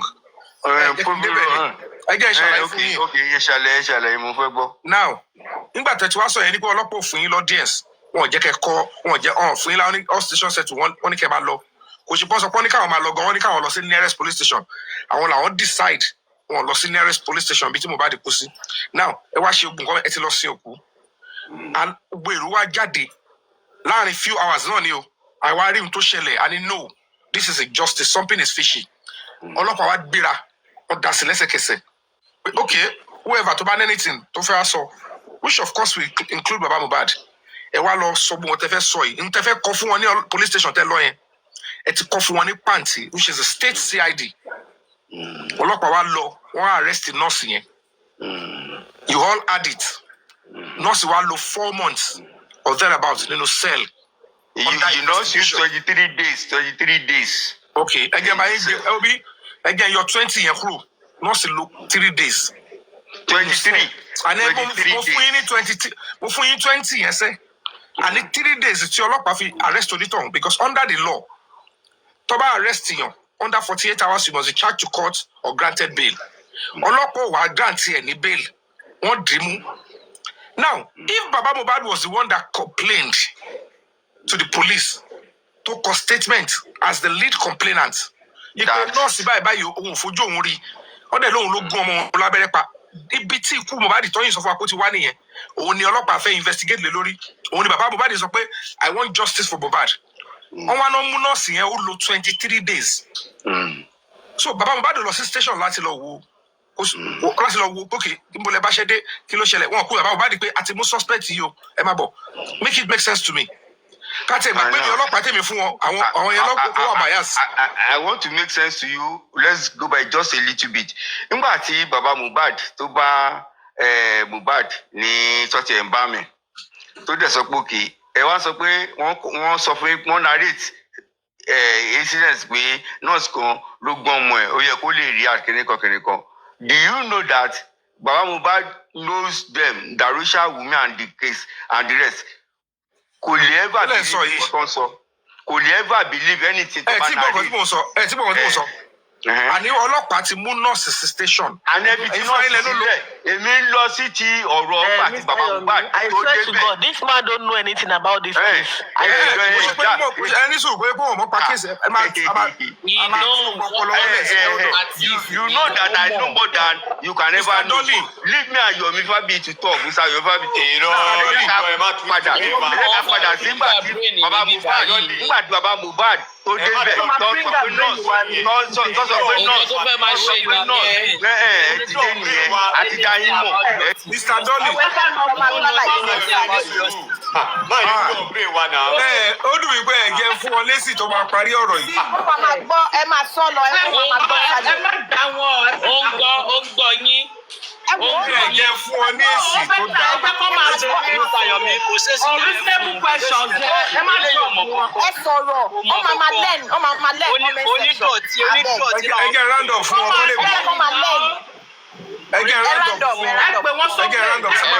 wọ́n tó wá sí ẹjẹ́ kó máa gbọ́n bí wọ́n jà fún àbí Mohbad lẹ́ ń jà fún. Ẹjẹ́ kó kọ́ ara balẹ̀ máa gbọ́ wọ́n máa lẹ́n. Wọ́n máa gbọ́ ní comment section mute. Owó ní kókó mute. Ẹ jẹ́ kí n sáré round up fún kọ́lé mi. Now Mr. Dolly Shas mi mọ bí tẹ wà báyìí sí o mo ṣáà pé ẹ tí máa jẹ mọ ẹ tí máa alámọ̀ tó jẹ láàbò bí ẹ ṣì wà láyé ẹ ń gbọ́ mi. Now this is it. If mi believe pé mo tẹ̀lé bá ti rọ àwọn àlàyé if you complain to the police ipe ọmọ mi o mo fẹ́ complain nígbà kan nígbà tí wọ́n wà ní Lẹ́kì wọ́n ní all station settles wọ́n lé mi lọ nísìnyí tẹ́yìn ọlọ́pàá ti wá dé ọlọ́pàá will first and foremost they will invite the complainer kí lẹ sọ pé ó ṣẹlẹ̀ ẹ̀yin lọ́mọ yín ó yẹ máa bọ̀ kí ló nǹkan tí wọ́n ní wọ́n jẹ́ káwọn kọ́ ń gbà yẹn àwọn débẹ̀ o àwọn ọ̀pọ̀ àwọn bókọ̀ ọmọ àwọn lẹ̀lẹ̀ wọ́n ti yẹn bá àmọ́ ẹ̀ àwọn lọ sí yàrá ẹ̀ àwọn rí ẹ̀gẹ̀ ó yẹ yín now if eventually tẹ bá ṣe ń gbọ́dọ̀ mi if eventually tẹ bá wá complain bẹ́ẹ̀ yẹn there is no way. Mr. Yoruba bi ẹjọba bi lu ṣẹlẹ àwọn pípù wọ̀nyí wọ́n ti drop mi wọ́n ṣe bring me up every time tọba ti ń gbọ́ facts wọ̀nyẹn learn from this Mr. Yoruba bi you see this. ní fact àwọn tẹ̀ ń sọ ó máa ra better than gbọ́ o. ọ̀rọ̀ wo lè sọ ọ̀rọ̀ wíwà business. ẹ jẹ́ kó máa gbọ́ mi báyìí. ìjọ ọkọ̀ tó ń sọ fún oníjàre. ẹ bá wá complain homicide murder case. Mr. Dolly gbogbo àtàwọn àmì báyìí àjà fún bàbá Mohbad làwọn àjà fún gbogbo tẹ̀ ń sọ yẹn kò sí wọn kan tí bàbá Mohbad ṣe tó wà ara yẹn ìta fẹ́kẹ̀ mọ̀ nìyẹn gbogbo tẹ̀ ń sọ tẹ̀ ń go up and down yẹn fún bàbá Mohbad nobody is fighting bàbá Mohbad ọ̀tí sọ̀kọ̀ tó make sense gan ọ̀tí lílí sọ̀kọ̀ tó make sense. wọ́n tó sọ ló wà baseless látẹ̀ wọ́n dẹ̀ lísìn wọ́n ṣe bí omi gbóná. So at the end of the day for the 23 days tí wọ́n fi wá mú nọ́ọ̀sì yẹn síbẹ̀ yẹn ẹni tí ó wá lóhùn bàbá ọmọ as at that time kò tí sí corona inquest the only thing there was a police investigation. Mr. Fabi ẹ sọ pé 23 days sísìn first of all you said 3 months èmi mo correct it. àní mi bá yín lo 23 days yìí. ẹ lè bá mi lo 23 days. Mr. Dolly shit kókó bá yín sọ́lọ́ báyìí lọ́sọ̀. èmi ti ní information. Why are we wasting our time? Why are we Why? Yet it doesn't. èmi sọ fún yín pé ọkọ̀ bẹ̀rẹ̀ àgbà ṣe kíní ìgbà ìjàre. Ó fẹ́ mú rẹ̀ ṣeré ń wù yín ṣe. Ẹ̀ẹ́dẹ̀ fẹ́ mọ yín ṣe. Mohunjola Olúwa. Ṣẹ́ni tí ẹ pè mí sópè kí wá because èmi understand bí wàá ṣe sọ̀rọ̀ yìí. We don't need all of this now. Ẹ má jẹ́ kí anybody máa fọ ìfún. Common sense ni gbogbo kíní ẹ̀ àbúrò common sense. Only 23 days. Wọ́n ní ká má lò 3 months. Èèyàn bíi Fèyíkẹ́mi ni Fèyíkẹ́mi kan máa yí tó máa ń ṣáìdì ìbí mo ní kẹ́ má dá sí. bí máa yí ṣe gbọ̀gbọ̀gbọ̀ bóyá Fèyíkẹ́mi yẹn kan ẹ fi máa ló change orúkọ. ẹ fi máa yí má dá sí. A ní kẹ́ má dá sí má dá sí. Ṣé mo kọ́ tẹ́mi kọ́ rí? Gbé sókè padà.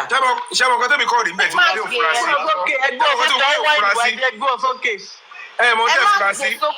Ẹ mọ̀ pé àwọn èèyàn tẹ́ ń wò yẹn yàtọ̀ sí kéèsì Mohbad ẹlòmíì ti wà depressed ẹlòmíì wọ̀ pẹ́lẹ́ èèyàn lè ti ní mental problem kó má mọ̀. Tí o bá dẹ̀ tètè mọ̀ tó bá rí opportunity social media wà á believe pé orí ẹ pé now Mr. Fabiri yes mo ń gbọ́ yín you are talking complete utter rubbish. Àná dẹ̀ ni ẹ̀ ń ṣe bí epo gbóná ní kẹ̀dá. Ẹ má fi wọ bọ́ọ̀lẹ̀. Kid boss waiting now. Ẹ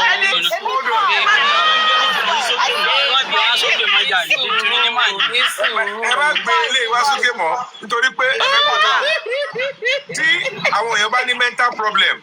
Ṣé ó ti wà ẹni tí mi wò yìí? Irú ẹni tí mi wò yìí?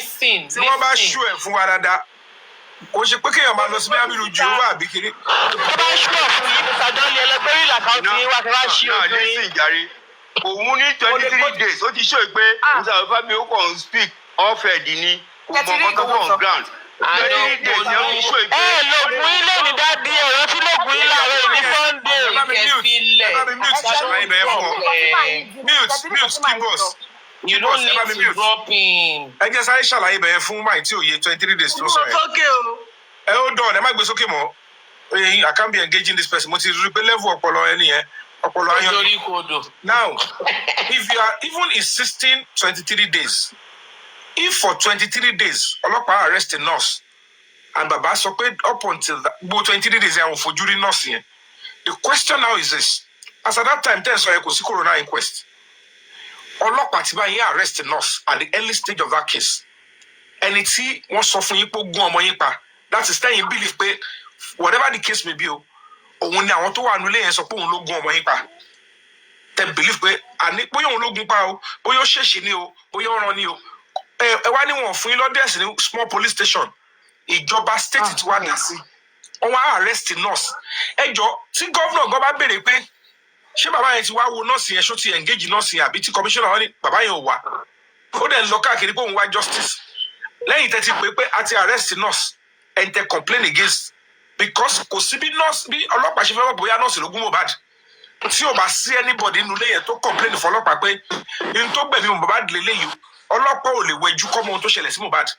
So it means somebody in that house or baba Mohbad ló sọ fún ọlọ́pàá pé n tó ṣàlàyé fún òun ni pé abẹ́rẹ́ báyìí báyìí èèyàn báyìí ló wá gún ọmọ òun, ọ̀kú jẹ́ pé Wùnmí tàbádùrà àbí Dàrúṣà ló complain.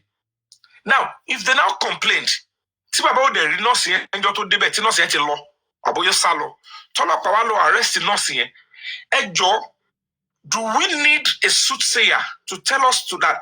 Nígbà tó ti wá mú ẹni tí wọ́n sọ pé òun ló gba ẹ̀mí ọmọ yín tẹ̀ ń wá justice pé àyè ìgbàsẹ́ o kọ́ ọmọ ẹni tó pọ̀ ọmọ yín o, tó wá mú onítọ̀hún yẹn tó wá investigate ẹ̀ fún to his own days, only 23 days.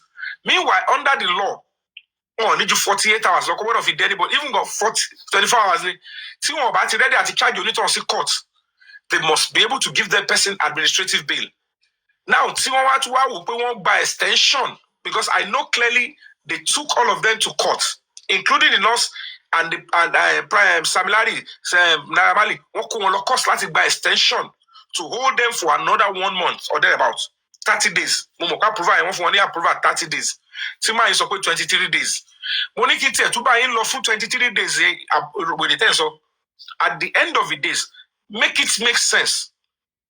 Ọlọ́pàá ò ṣáà ti bàyà sí gbà yẹn, kọ́lọ́pàá wá gbéra kọ́ wá mú yàn ẹ́ sílẹ̀ tó investigate ẹ̀yin tẹ́lẹ̀ get lead complainant yọjú torí number 1 person tó gbọ́dọ̀ kọ́ fi hàn yín ni nọ́ọ̀sì yẹn question tẹ gbọ́dọ̀ fẹ́ béèrè àṣòbí kò sí bára yín ṣe lè má gbọ̀n tó kò ṣe mọ́túárì lọ ní kẹwàá ibi tán mú nọ́ọ̀sì sí ni pé madam ta ló rán ẹ kó wá gún ọmọ mi irú abẹ́rẹ́ wo lẹ fọmọ mi kí ló dé o ò treat ẹ̀ rí o ò mọ̀ rí irú injury wo ló bá tó fi kó gboru kí ló fún ẹ ní information idea pé gbogbo injection tó fún yẹn òun ló lead sọ́wọ́ yẹn so now ẹni yẹn ò wá wò sùsùn sọ pé bàbá ọlọ́pàá ò tí ì sọ kò yẹ kó ọlọ́pàá tí wà bias at that early stage fún yín wọ́n sì bá yín mú nọ́ọ̀sì sílẹ̀ wọ́n kọ́ mú Naira Marley wọ́n mú Samilari inú yín sì gbọ́dọ̀ máa dùn pé wọ́n ti ń gbé ìgbésẹ̀ lórí ọ̀rọ̀ ọmọ yín so 23 days tọ́ nọ́ọ̀sì yẹn fi wà bẹ́ẹ̀ kí ló dé tẹ̀ lọ fojú rí nọ́ọ̀sì tẹ̀ wá ń bọ̀tà sọ fún public pé for almost 2 years gan ẹ̀ tí fojú rí nọ́ọ̀sì èèyàn gidi wo lẹ́rù kó máa believe yín ìtara wo mọ́ olè wa lẹ́wọ̀n ń tara torí àwọn tẹ̀ ń lọ bá ní radio station kan ló pọ̀ mọ́ yín ọlọ́pàá ti bá yín gbìyànjú ti monitor ńlẹ̀ lọ rí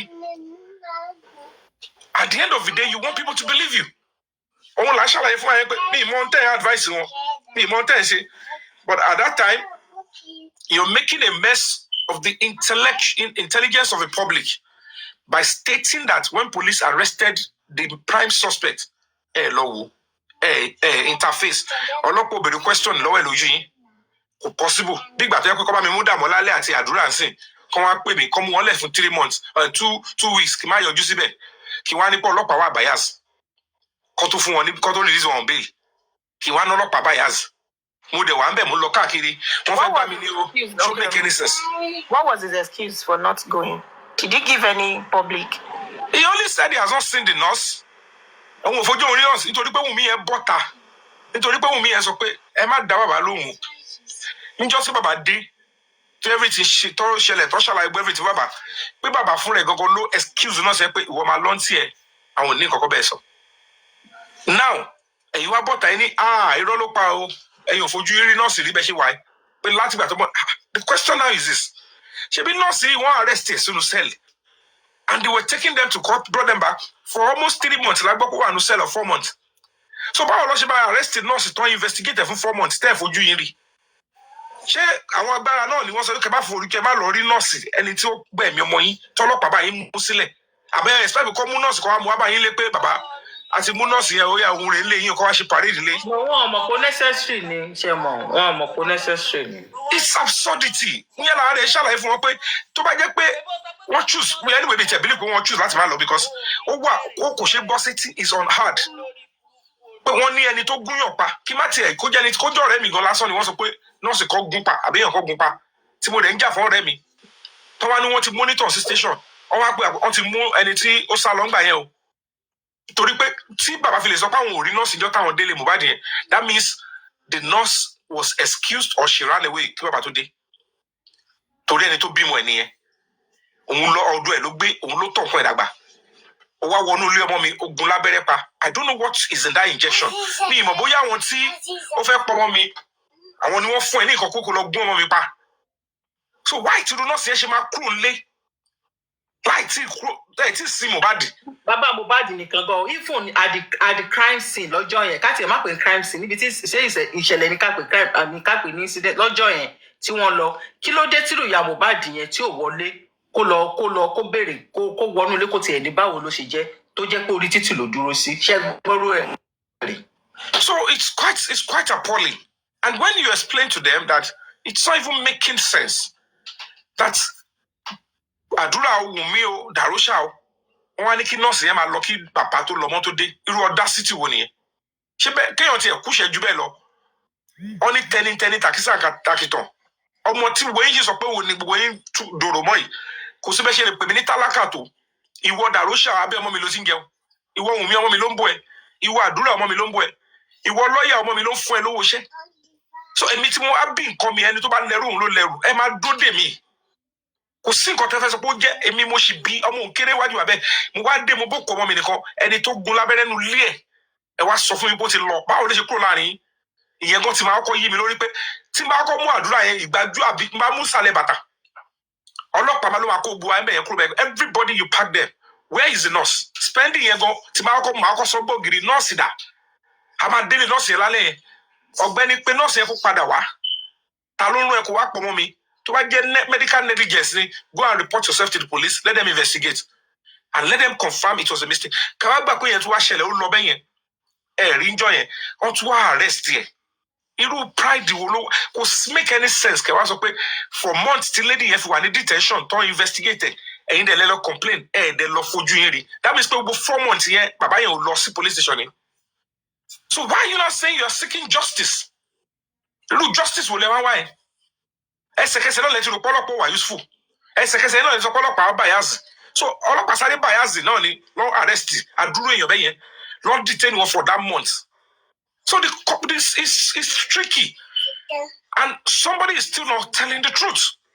And we have to approach this case holistically and say, go hard up. No matter your opinion about the Nigerian police, you hard up. Could make any sense. And nobody should accept that as part of his procedure. Simple thing that's of 1 year. Massage. Go by fire by force. So that's just it. Mi ò mọ̀ nǹkan tó ń sọ.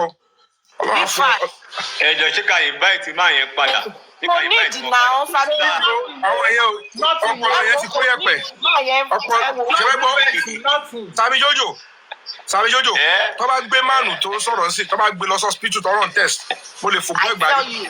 98% no problem. Padà ẹni máa kúrò bí o. Padà bò. Máa kúrò ẹ̀ máa kẹ́ran mérò ni. Èmi náà bẹ́yàn gidi ni mo ṣe.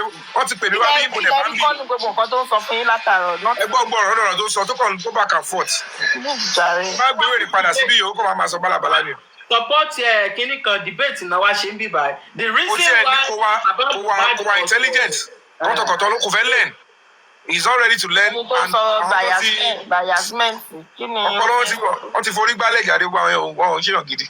Wọ́n kàn sọ kọ́tọ̀kọ̀tọ̀. Big Fash, unmute your mic. Discussion gidi ni wọ́n ṣe lọ́wọ́ kí bàbá yẹn tó dé. Ọlọ́run, nǹkan tó make sense là ń ṣe o.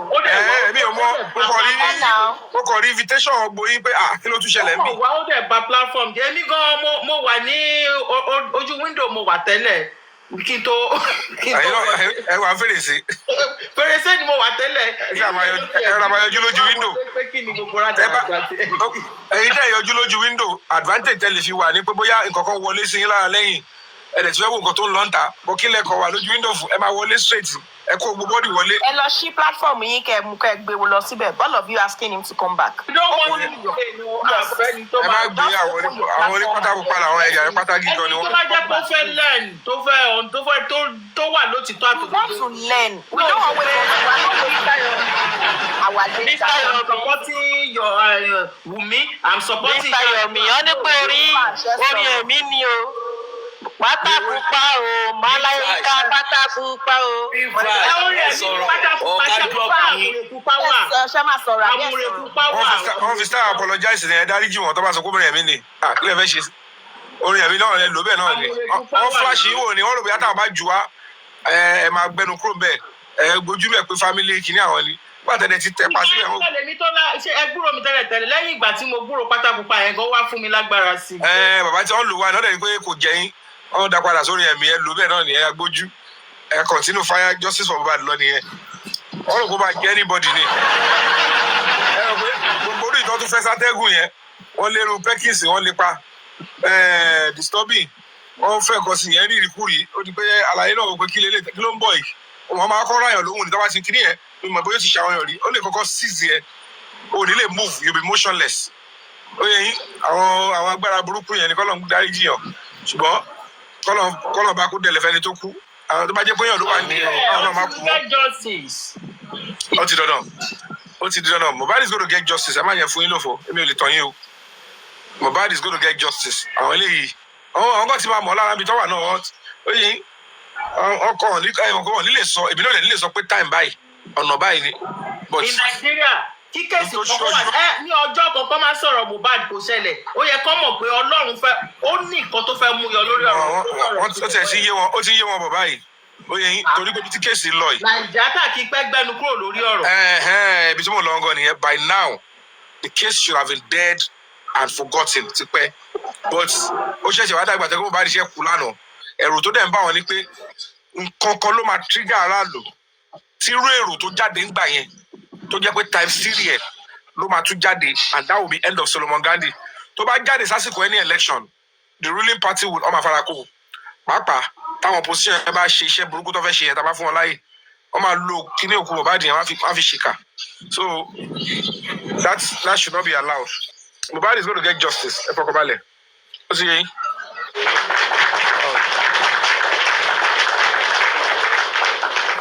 Mothers, wọ́n lè ní Mothers Day ní Naija àbí ṣé Amẹ́ríkà ní Naija? Ẹ má disturb wa pẹ̀lú wàhálà yín pọ̀ pẹ̀lú ọ̀rọ̀ Mothers Day. Gbogbo ọjọ́ ni Mothers Day ẹ filẹ̀. Àwọn ohun bẹ́ẹ̀ni kan happy Mothers Day. Filẹ̀ Mothers Day ẹ máa pa àwọn àṣà. Wọ́n tún ní àwọn ni wúrà wa ni. Happy Father's Day. Ẹ máa fi gíláàsì wé gold. Àwọn fathers wa. Ẹni tí o gíláàsì àti góòdù èwo ló wà important sí. Ẹ wá òkè. Mírọ̀ nìyí. A máa ń kà. Mírọ̀ làwọn àbí? Kò sí wàhálà. Ẹ jọ Mr. Dolly ẹkọ wá lórí láàárọ̀ yìí ni ọkùnrin náà clean everybody pẹ̀lú orúkọ yẹn ni Mr. Dolly car. Ṣé wàá wá sókè tí Mr. Dolly ò bá jáde? Hello, Mr. Yomi. Ṣé wọ́n lọ wọ́n break silence wa? Who is that? Bí àṣà bàbá ẹni yẹn ẹ jẹ́ bàbá Mohbad ló wà ní ló rọ̀nù lára ẹ o.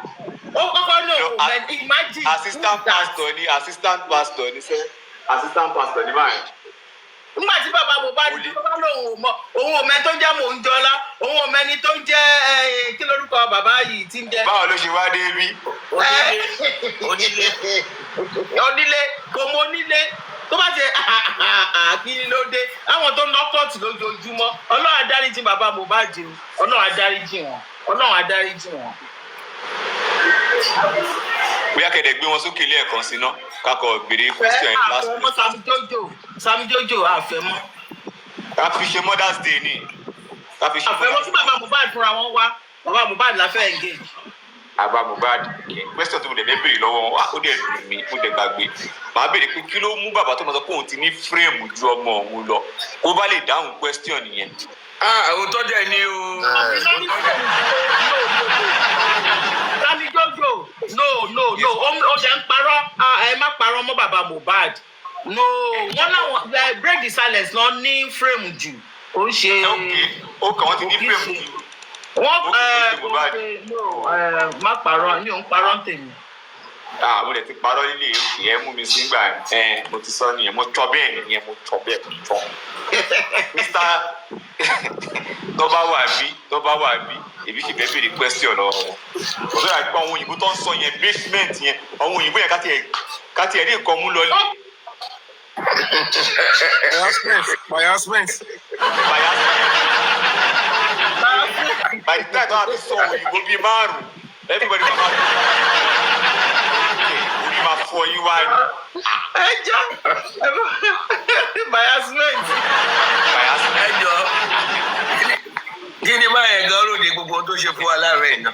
Òye mi náà ṣe fẹ́ bèrè pé wọ́n wá gbèjà yìí wọ́n realize say this justice is not for any of the family member but it's for all of us on that day a lè fèsì a lè máa sọ a máa mú ọgbọ́n à ń tẹ̀ máa fi iṣẹ́ understand but a bá sì dúró nídúró pé wọ́n cheat bàbá Mohbad wọ́n cheat Wùmí wọ́n cheat ààrẹ fúnfúnwájú and ìyẹn ló sì mú Nàìjíríà dúró níbi tí Nàìjíríà dúró sí yẹn ká máa ṣáìdè yàn we have to analyse. Gbogbo lé ẹjọ́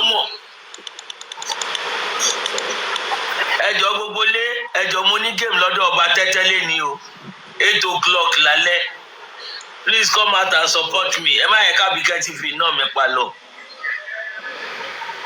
Uncle Yomi. Wà pẹ̀lú yìí. Ẹjọ́ ẹ má fi mí lẹ̀ láago 8 lálẹ́ o. Kò sí wàhálà. Gbogbo lé ẹ má gbàgbé mi lálẹ́ 8 o'clock. Yàkó Olúṣọlá Who are germane and sacrosanct. Ẹ máa gbóyìnbó yẹn bóyá dùn ní bọ̀ ẹ wo ní biasment. Olùwà ni. Ìyẹn ló ń pè ní mo lanu kọ́ tó orí bọ́ sí mi lẹ́nu. Orí bọ́ sí mi lẹ́nu. Ṣé mo pé Mr. Yomi ṣé mo pé gbogbo nǹkan tẹ̀ ń sọ yẹn kò bá máa yẹn tẹ bá fún máa yẹn láyé á tún ìpadà wá. Èébú kò sí ìpínlẹ̀ tẹ̀ ń sọ yẹn. Ó rẹ́dì àti ẹ bá rí kí ẹ máa polútu IQ yan jáde. Ọlọ́run yẹn kẹ̀kẹ́ wọn bá rú àyè máa sọ. Bí àwọn dáyà àti ṣe máa ń ṣe nìyẹn. They don't. You know one thing that break the silence. Your family has that I really appreciate, and it shows. Yes, it's not for this. It's not for that. We just want to enlighten. Do you understand? Enlighten us about this is the right thing. This is how to do it. Even though we are learning day after day. Only pé sùúrù tí wọ́n fún màá nìyẹn. Wọ́n dẹ̀ wò pé okay, ohun tí mo mí lélẹ̀ kí ẹ understand tí mo ń tọ́ láti sọ. Tó bá pẹ́ tó fẹ́ gbọ́ òtítọ́ unlike pé kí n tò sí ọ̀lẹ́yìn pé we must win. That is we must win. It's about all of us in Nigeria as a whole. We must win this battle. Ká win àwọn ìkà. Ká win àwọn tó jẹ́ pé you think you can just put law into your hands because we understand. Bí kẹsì ìbò ṣe aláwọn ọlọ́pàá wọ́n ṣe tí ò dáa ṣé bí àwa yìí náà lọ́lọ́pàá àwa yìí náà là ń ṣe gbogbo nǹkan àwọn nǹkan tó ń ṣẹlẹ̀ yìí how do we correct them? We can only correct them nígbà táwọn náà bá dúró tí òtítọ́ tá a dẹ̀ yín sọ tí mi ò sọ pé tìtorí pé òkè ẹni yìí ìyá mi ló jẹ́ ṣe understand kí wọ́n á tìtorí pé mo ń defend ìyá mi kí n má lè sọ òtítọ́ fún wọn pé mọ́mì ohun tẹ́ ẹ ṣe yẹn ò dáa ohun táwọn èèyàn wá ń ṣe lélẹ̀ tí a bá rẹni tí ò ṣe nǹkan tó ṣe nǹkan tí ò dáa even though we love we need to correct that person in love Daddy Mohbad ẹ̀jẹ̀ ìlérí yìí tẹ́ ṣe yìí náà ó kù díẹ̀ káàtó but we don't want to say that kó má bàa bínú àbúyá torí kó má lé wa kúrò nídìí justice tó ṣe pé àwọn náà ń pè wá tó ṣe pé àwọn náà ní ẹ máa bọ̀ ẹ wá bá mi gba justice fọ́mọ mi tó jẹ́ pé individual gbogbo alákàn tó rí bọ̀ one way or the other so until individually tá bá rẹ́jì láti máa sọ òtítọ́ tí a fẹ́ máa until then ní Nàìjíríà ló tún máa wà òkè tá bá sì continue like this òtítọ́ máa fọwọ́ bo òtítọ́ tí a bá rẹ́ni tó fẹ́ ṣe òtítọ́ tá a bẹ̀rẹ̀ sí ní gang up against ẹni yẹn òtítọ́ kankan ò lè dé níbi kankan òun ló dẹ̀ ń bá wa lọ síbi tó ń bá wa lọ dé Ọlọ́run á ràn wá lọ ẹ wo bọ̀bọ̀ yìí pẹ̀lú gbogbo àlàyé tó tún sọ àwọn tó yìí tún castigate wọ́n ìsún castigate very dark man fún bọ̀bọ̀ yẹn pẹ̀lú gbogbo explanation gbogbo bí everything ṣe ṣẹlẹ̀ àwọn tó ṣì ń bò àwọn tó ṣì ń sọ pé ó stupid I don't understand aṣáà hate òtítọ́ ṣùgbọ́n ó sọ fún màmá ẹ̀ ó sọ fún everybody òtítọ́ kó wá parọ́ fún wa pé màmá òun kò gba exactly ohun tí màmá ẹ̀ sọ bó ṣe yẹ kó rí nìyẹn kò wá fi ọwọ́ bo ìyá ẹ̀ pé ìwé fún tó pé ìyá ẹ̀ lè wò pé bóyá kò ọdún sọ ní but mama you take this thing now you understand somehow ó lè wá kó ní pé ìyá òun ò accept ìyá òun ò ní kinní kan ìyá òun but one way or the other ó jẹ́ ká realize pé ìyá yẹn ó realize kò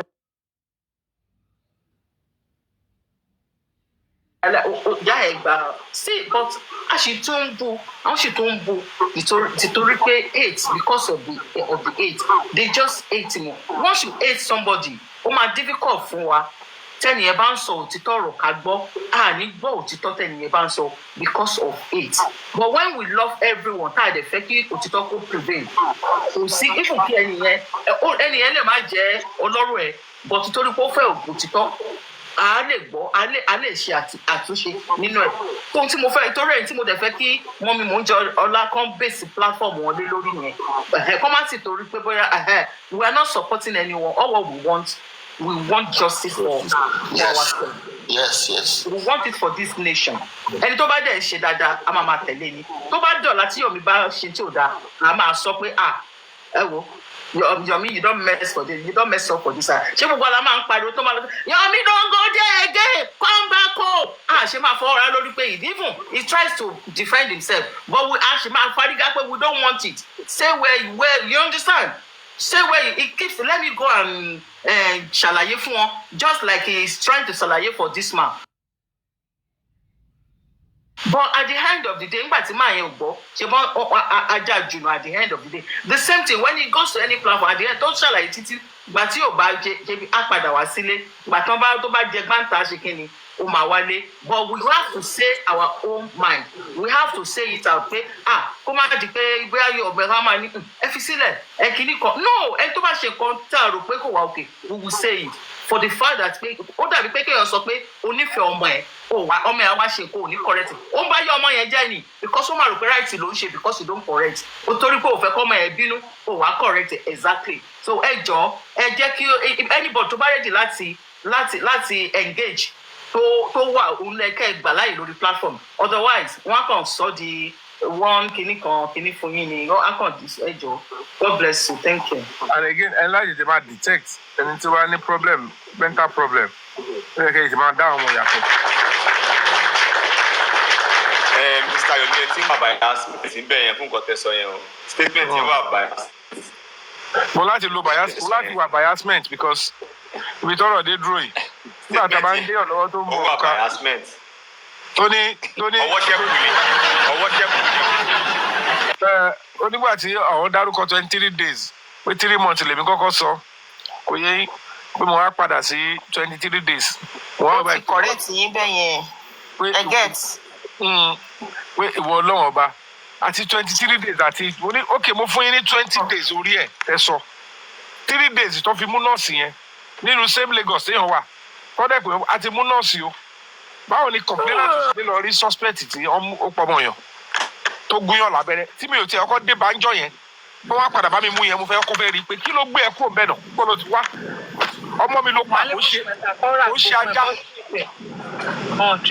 ló pa ọmọ mi ló pa wọ́n ló gbé pa mo wá débẹ̀ ǹjọ́ ẹ̀mí ìbá ẹ̀ ò nítara ajé ni ta ló bí ẹ ta ló sọ kó máa lọlé gbogbo nǹkan tí mo fẹ́ kó fẹ́ mọ̀ nìyẹn who asked you to go who sent you to come and inject my son do you know he has been running helter skelter torí pé ó fẹ́ pa so why did you inject him what did anybody ambush you please tell me kókó wa tó fẹ́ sọ fẹ́ anybody tó fẹ́ bá mi sọ John tó lọ lọ́run tell me I want to know who took my son's life màá dúró ti lọ́rùn ọmọ ọmọ ènìyàn fún 3 months mi lọ police station so why expect him to charge yes court kọ́rọ́ lẹ́wọ̀ for what have I gone to say kí ni mo gbọ́ látẹnu ẹ̀ so gbogbo ohun tó ń ṣe yẹn tọkọ̀ ń bóbó wa pé àwọn orí nọ́ọ̀sì èmi ò tọ́ lèmi sọ èmi ò pẹ̀lú ẹ̀ ti bàbá àkọ́kọ́ I'm just saying that some things should not be fed to the public because kò ní make sense at the end of the day a máa look stupid papọ̀ keep us. Time will tell, time will reveal everything. That's my own. Bàbá tó sọ̀kalẹ̀ sí yìí, tábà bọ́ ṣe ń sọ̀rọ̀ yẹn, tí wọn ò bá ti súnmọ́ 50, wọ́n ti over 50. Ó lè máa lẹ́gbàá kó máa ṣóhun. Àgbà ó lè jẹ́ fọ́tò onífọ́tò gan-an gbé wá síbẹ̀ yẹn. Ó lè máa ṣe ojú àgbàlagbà. Ó yẹ ojú ọmọ kékeré. Àti bàtà tí ń wo ordinary tàti ẹ̀ ń wo Nollywood Yorùbá gan nínú Nollywood Yorùbá téèyàn bá kú ẹ̀tọ́ ẹ̀ ò ṣe pé má ti bu àwọn kò tó sọ sílẹ̀ mi ò bú yín èmi kò máa sọ mi ò bú yín but ṣé bí kò kì í ṣe pé máa gbókùú lérí lọ sí police station ṣe lẹ máa fọlọ́pàá wá ya gbogbo áńgù lé wọ́n ya irú aṣọ ẹ̀jẹ̀ tí bàbá ò rí yá yẹn ọlọ́pàá máa ní gbogbo kíní yẹn lọ́pọlọ wọn. The point is this ẹ fẹ́ lọ complain pé wọ́n ẹ̀ bá mọ̀mọ́ lẹ́yìn ẹ ti dismantle environment. ẹ dẹ̀ fẹ́ lọ sí ni.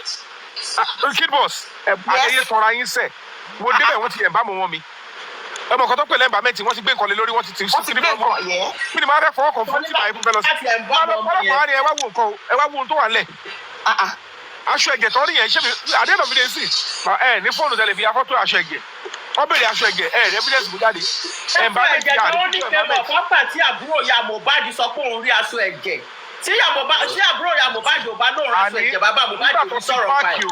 Nígbà tó ti páàkì òkú yẹn wọ́n ti destroy environment kí ni bàbá ṣe wá ń complain fún environment.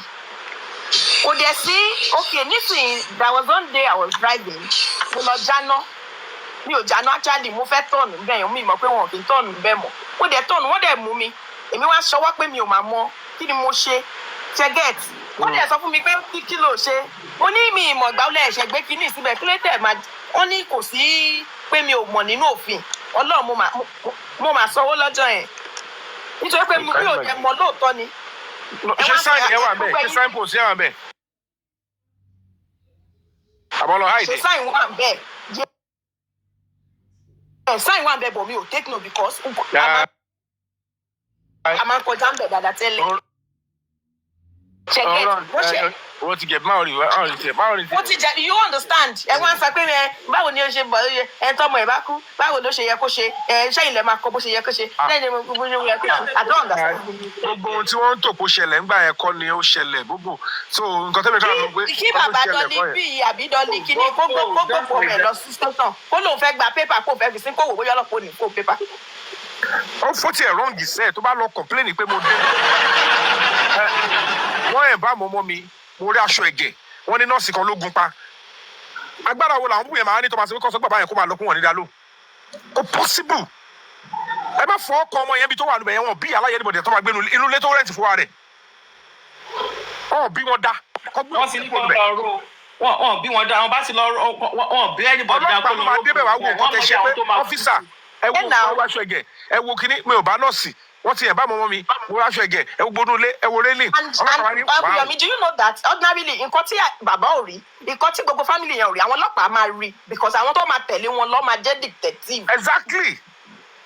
Okay, tó bá sọ fún yín pé kẹ̀kẹ́ lọ sí nearest police station lọ nearest police station and the fact remains that ẹ má jẹ́ wọ́n yín sọ pé kò ń ṣe pé bóyá nǹkan tó ṣe ń gbà yẹn rán ń tẹ́ fẹ́ lọ ṣe ni pé ẹ fẹ́ gba police report láti gbé sí mortuary sódà ìjọ kejì ẹ lọ sí wọ́n dẹ̀ sọ pé tẹ́ ẹ bá ti mú police doctor's report wá àbí kọ́ ẹni tó account kọ́lọ́pàá lọ ṣe investigation fúnra wọn ò ní fún yín because ó léwu ọ̀rọ̀ lílọ gbẹ̀yìn yọ ṣọ́rọ̀ padà bẹ́yìn yọ now ẹ wá change ẹ̀ àwọn èèyàn wá fẹ́ bèrè lọ pé ká tó lè ràn yín lọ́wọ́ kí ló tẹ ẹ jẹ́ kọ́lọ́pàá lọ sínú ilé yẹn to cover up for why the police did not go to the house ẹni torí pé gbàtẹ́ débẹ̀ ọlọ́pàá ní all stations wọ́n ní ẹ̀kọ́ lọ wọ́n ní kẹ́ máa lọ ọ̀fẹ́ dáhìn that is total lies and even blackmail against the police. ohun tó kàwé sọ ohun tó ṣẹlẹ̀ kọ́ yẹn ni ẹ come out nígbà yẹn àtijọ́ ládéhùn wọ́n pè mí wọ́n bẹ̀ mí wọ́n ṣe oríṣiríṣi gbogbo ọ̀rọ̀ tó sọ fún mi ò dénú mi ṣùgbọ́n wọ́n pọ̀ jù mí lọ wọ́n dẹ̀ ní kí iṣẹ́ àgbà kámú kí n ṣe gbogbo ẹ̀ mo dẹ̀ wọ́n pé kápẹ́ńtà ni mí tí bá máa ṣe kéèsì yìí mo mọ̀ dájú pé láàárín àwọn tó wà nílé yẹn ni mo dẹ̀ wọ́n pé kí ni mo fẹ́ ṣe káti ẹ̀kọ́ fọlọ́ ká filẹ̀ bọ́ wọn yẹn láṣìírí náà kì í ṣe tó wà máa wò báyìí kọ́ ló ń gbèjà mi jà nígbà tí public dẹ̀ ti dá sí mo dẹ̀ láti padà sẹ́yìn public torí pé mo mọ̀ kọ́ lọ́ọ̀ máa padà dìde that would have been understandable.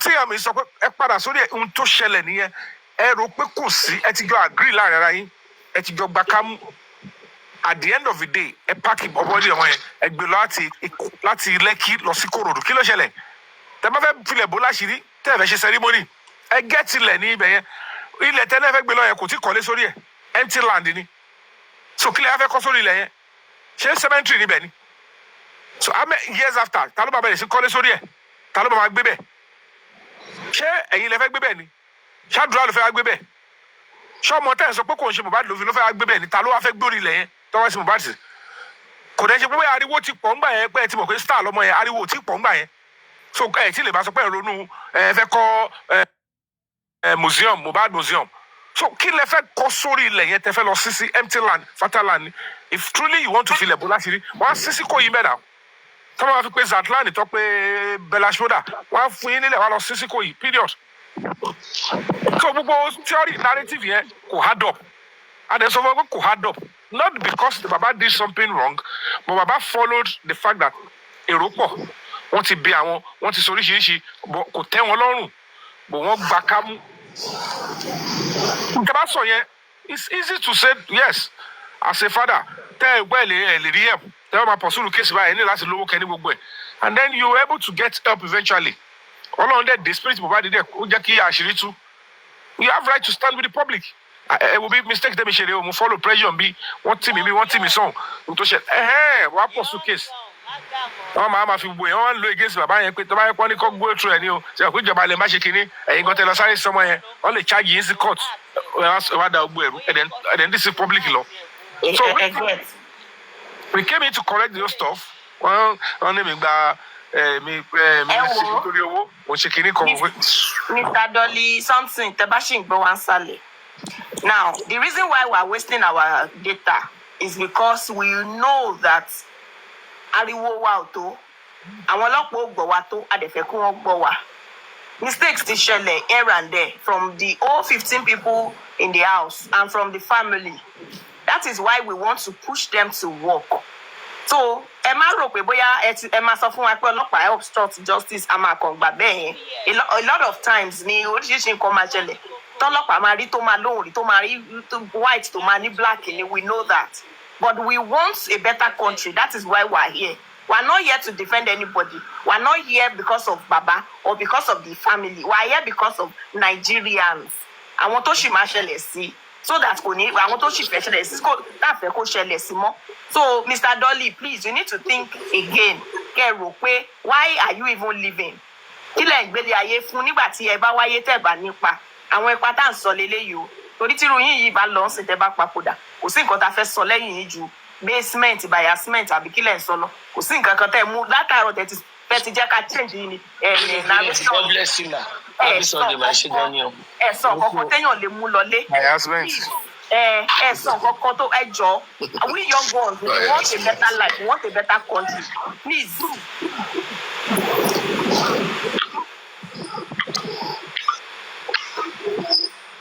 Mr. Joseph ẹ sọ̀rọ̀. Please, ta ló mute mi? Mr. Dolly ló mute Mr. Dolly. Mr. Joseph ẹ sọ̀rọ̀. Actually, mo rí Mr. Joseph. Ẹ káàárọ̀ gbogbo ilé o. Akínyìn ẹ káàárọ̀.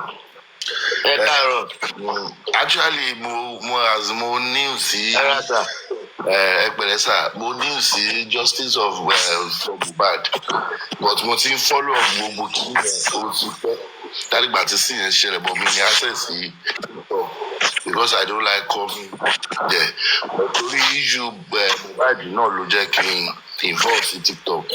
And then mo dey appreciate Mr. Yomi nípa akitiyan tí wọ́n ṣe lórí ọ̀rọ̀ Mohbad because kò easy. Ṣé mo kò sẹ́ni tó family Mohbad kò sẹ́ni tó mọ̀ rí. Èmi gan orin yẹn ni mo ṣe fi mọ̀ pé àṣẹ bọ̀bọ̀ ẹ̀ ló kọrin. I don't know him so many others.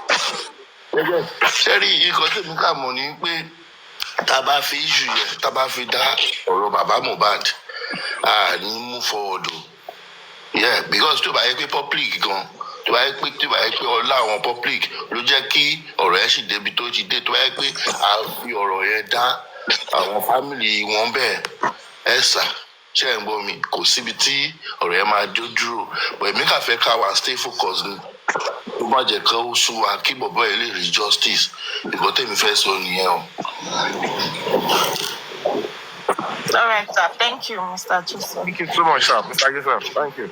Well, we'll stay focused. And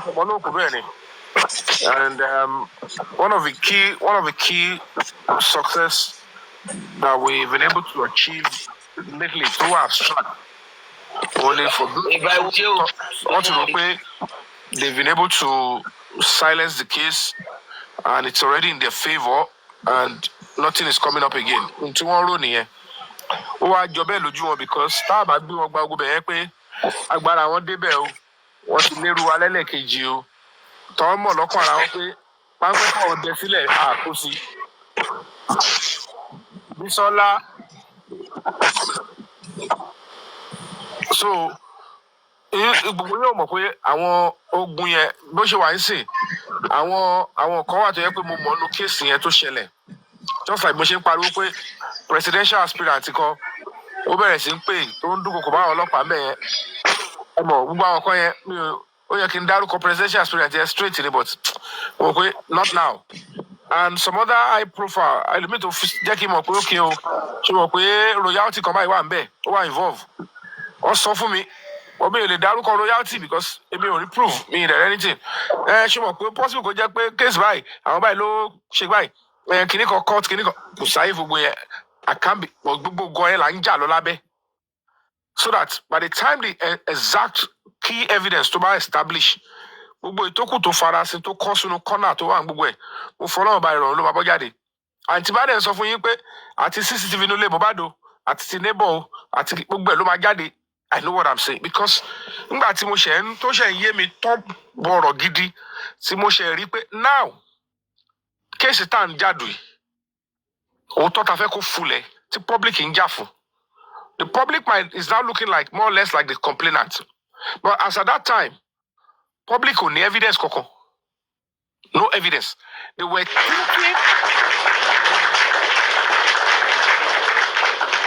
thinking that a section of the family is with the public.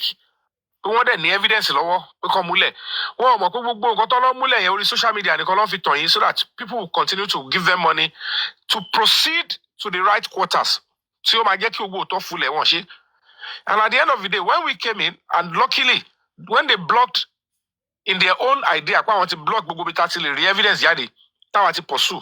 Nítorí pé gbà yẹn, ojú dúdú wọ́n force wa ká máa ṣiṣẹ́ pẹ̀lú ohun tí àwọn family yẹn gbélẹ̀. Not knowing pé ara àwọn tá fẹ́ fi wá justice gangan lọ ní ká máa kó gbogbo evidence fún. Ibẹ̀ náà ni public kó gbogbo resources wọn fún. See, so now that things are now taking a right shape, tó ti wá yé àwa better, we now know that, okay, tí ọkọ̀ ojú omi tó ń lọ yìí, tá bá fẹ́ redirect ẹ̀ padà, kó face ibi tí justice wà, then this is what and what we have to do. Ìmí, àwọn náà máa lọ bí submarine lábẹ́ omi ni, tá máa lọ ṣiṣẹ́. Ìmí wà, tá máa ṣe prayer. Ìmí wà, tá máa ṣe gbẹ̀. And these are the things we are now doing. So, nígbà tá a dé ti rí pé Peter Mbade wọ́n ti rí àpẹẹrẹ yẹn.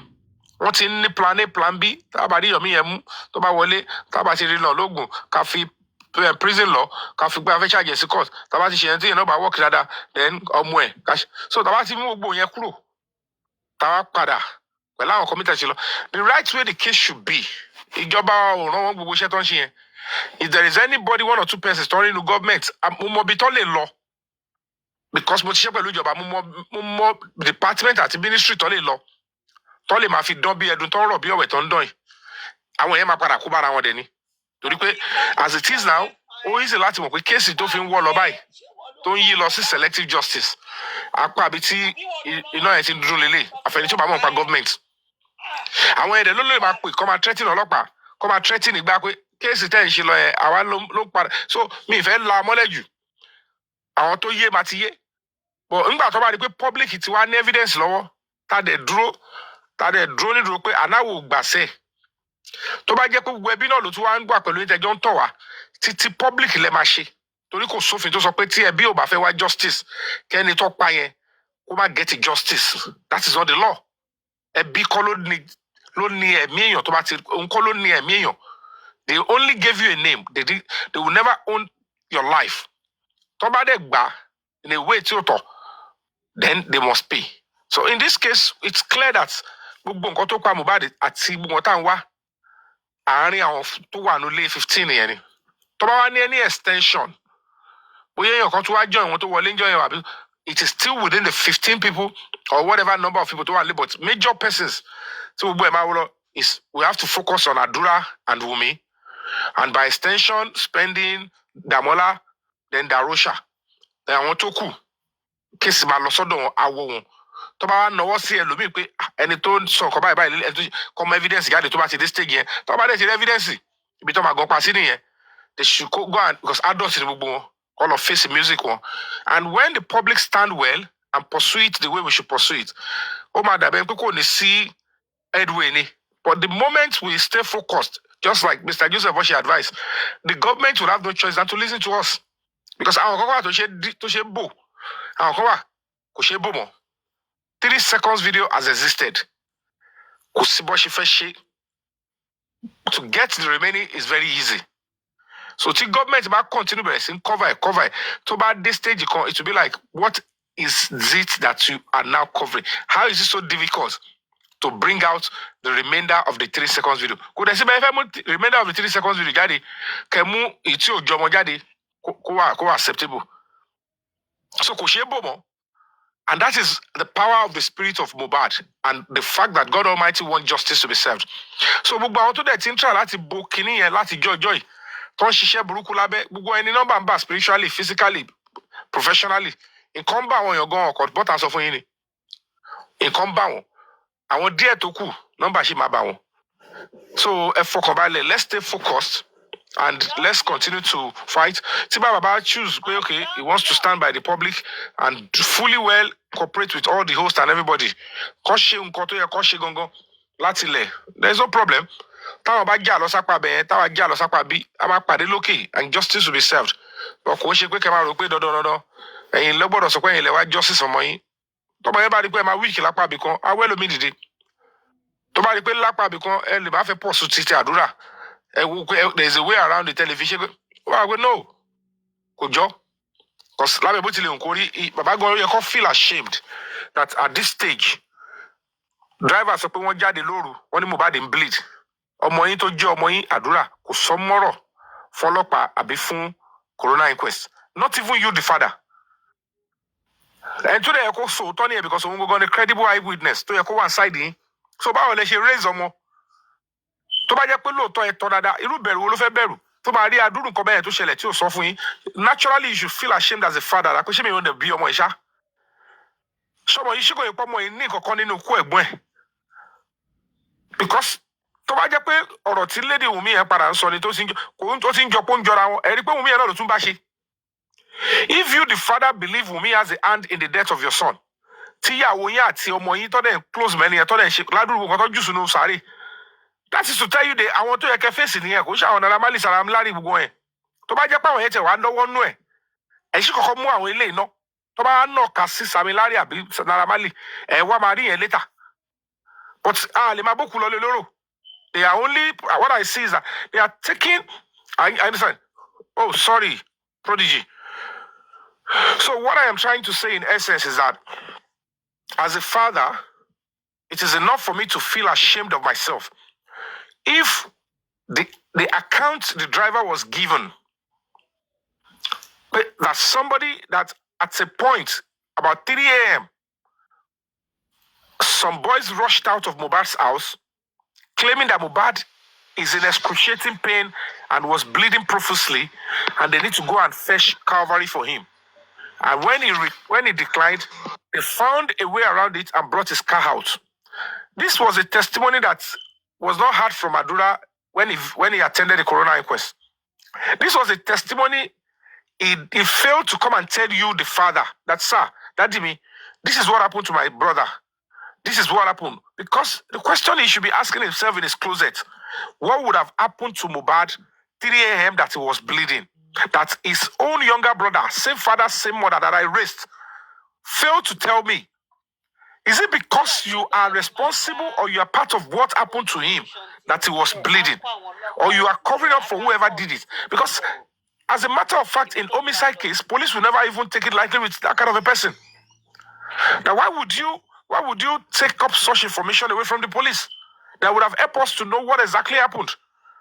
So the question now is this, the Baba is now should be looking at it that now that I'm fighting, evidence keeps coming out that the wife has something with Mohbad.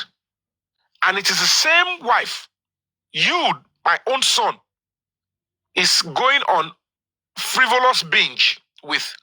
You are supporting with your mother. There must be a reason why Adura and the mother are closely taking side with the alleged murderer. If truly the accounts of the CCTV, of the homicide confession pushing he hit there are true, what makes sense? Make it make sense. Why is that kind of close affinity? When you, the father, is left alone to be saying, I want justice. Why they are not even talking about justice? Is it because the justice the father is seeking, if it is thoroughly investigated, it will touch on Adura? So why is Baba not coming direct to accuse Adura direct and say, you have a role you played? If truly Baba had been told that if it's going to be poison out of the toxicologist test, then Adura was one that actually cooked the last meal. Because it is the only last meal that would have taken effect on Mohbad. Maybe they wanted to give him injection, they wanted to give him drugs, and the nurse probably who was picked up in the middle of the night said, has he eaten? They said he went to show you. They said, no, this injection I want to give him will very hard and stuff. So he needs to eat. They went to cook something. And then after I finished eating, the nurse injected and the whole thing happened.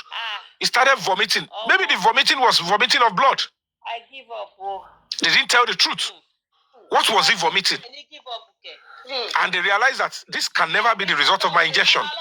Somebody placed something in Mohbad's body before I administered this injection. So I have been ambushed. And that is how the nurse found herself in the whole mess. And they said, you have to wait. Because they said the nurse slept over. That is the same nurse that slept over. So they knew that the nurse was ambushed. Somebody put something in Mohbad's body before the nurse could inject. And that was what led to what they are trying to claim as anaphylactic reaction. And if they do the toxicology test, it will show it was poison. And at the end of the day, they look at it and say, you know what, this time around, don't let the second test come as poison. Because the lady will directly fix it on Adura. And they give us shambolic stuff. Whatever it is they are trying to do, police investigation and video evidence is now the only hope we have. So now the video evidence, they are trying to block it. And it's because Mohbad will look at it and say, I know what all of you are planning. That video evidence that is in your hand, my brother, you will release it by force. And he released it. Police are now saying they are not ready to investigate the 3 seconds video. They don't want to see the video. They only want to investigate homicide. Why do you think I was involved in the case? Because Mohbad in his heart, he knows that I am plain. And he knows that for me to pursue this to this level, they will abuse me. They will come up with blackmail. Some people will even desert me. Some people will even say, we are not supporting you again. And that will be part of my story and testimony. That at some point, the people that I relied on to support the movement and investigation, they deserted me. But I still continued. That is what is needed to write a story of this kind of advocacy. When eventually Mohbad gets justice, not this story that everybody is trying to bring Shibi and Obe and everyone condemn. Let's attack Yomi. Ask them, why are they attacking me? Why are they downplaying my contribution? Why are they making it look like I've done something wrong? Nothing. I have done absolutely nothing wrong. Nothing. Think about my motu get biseni. I'm in debt, and I'm pursuing it, and I will still get justice, and God will make us get justice in Jesus' name. And Allah and the first day. Okuyomi. Jerry, in kote koko so like the role of a father. Why important gan nínú ilé. This should serve as a lesson to everybody, especially you that you are olórí ẹbí, that you claim to be the father of the house. I remember that some years back, if my father, let's say it was coming from office, èmi wá wà ní bóyá bí ilé kẹrin àbí ilé karùn-ún, the moment I hear the sound of my father's car, Igbo ni everybody mama saka kirini, because the fear is already on us. She get now. I'm not one. Imagine but you have to be in your house. You have to be in your house. All of us are raised, but go on. She get now. If that kind of fear can be in a girl's child, how much more a male child? To jẹ́ pé bàbá àdúrà ò lè bá àdúrà sọ̀rọ̀ kí àdúrà gbọ́, let alone ìyàwó ọmọ wọn kó wá tún lè máa jókòó síwájú kámẹ́rà máa ṣépè fún bàbá lórí fóònù. Kẹ́lẹ̀ imagine irú relationship tó wà láàrin wọn àti how maybe will I say soft? Abi how more, because I feel that something is not right in that home. So it's just giving me one kind of understanding of that particular house, because Blessing is doing her own, Adira is doing her own, Wumi is doing her own. Darosha to jẹ́ niece àbí tí Baba Mohbad jẹ́ uncle sí àbí nǹkankan àbí in-law, he's doing his own. Everybody, they are scattered. There is no one mouth. But okay, and your money, and possibly. Check it. So I don't understand it's too soft for the home. That's what. Yes.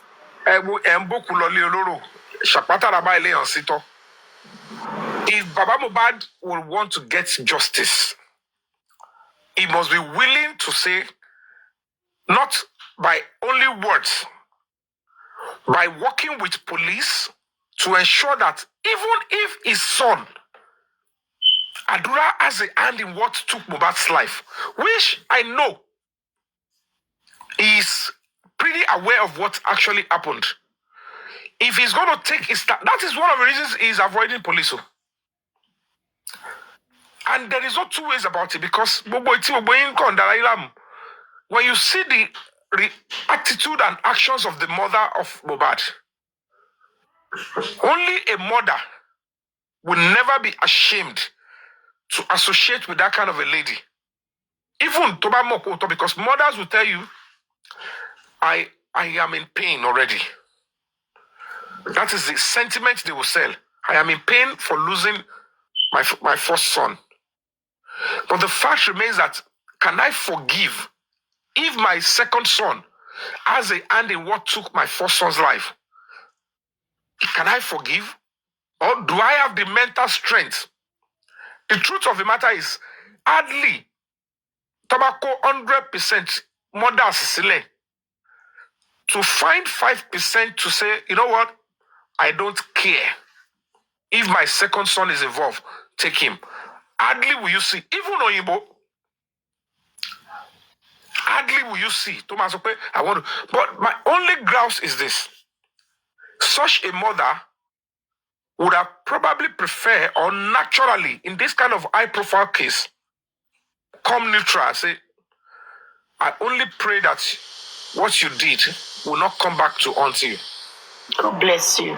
I will never be happy with you for what you did, because I don't know why I will give birth to same children.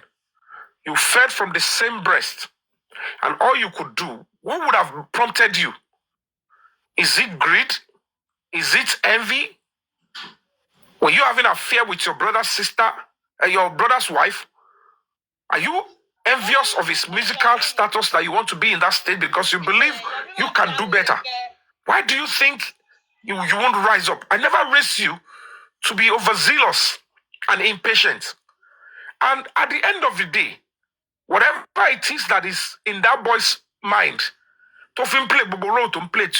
whatever theory, whether he played a part or he saw what happened and he refused to come out open, it is still the blame of the parents.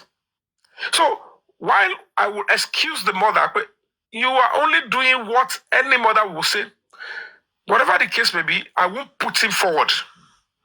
But if investigation touches on him, it's a pain I will live with the rest of my life. I might not get myself forever. Because where was I? How did I get it wrong? Now my two sons will now, it has to be this one did this to this one. He's not even outsiders. And I want to get justice against my own son. You understand? For my other son. That is understandable. That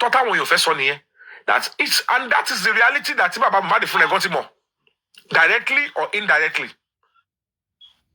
But whatever the case may be, the Baba is bitter that whatever happened to Mohbad finally wouldn't have happened if Enitokoko attacked Mohbad to be said.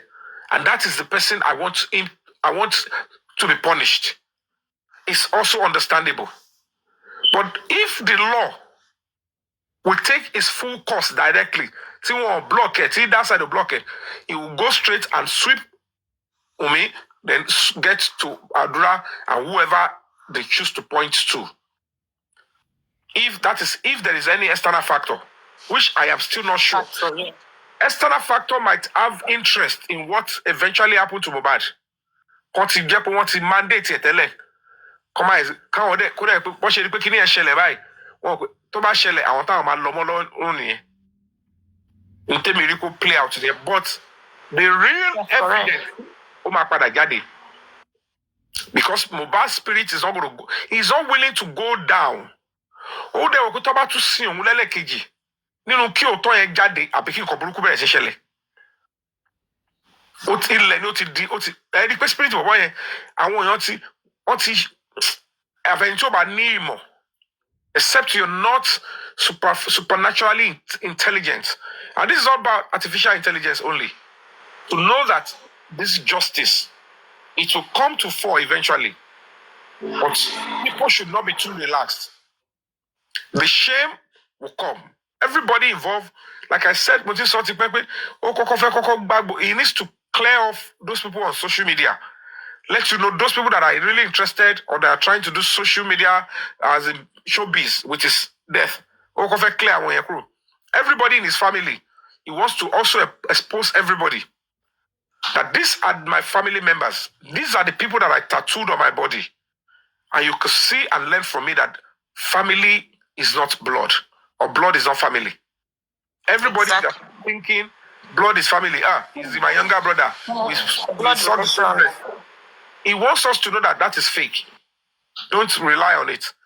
Only the attitude of the person towards you should make you look and say, this is my family. That is what they want to say. That attitude and the sacrifice, when nobody is there, should determine and should put the person in the status of this is my family. But for you to think, because one woman said, and it will be a telling, this is your younger brother, and you start showing on the street, no, you might get it wrong.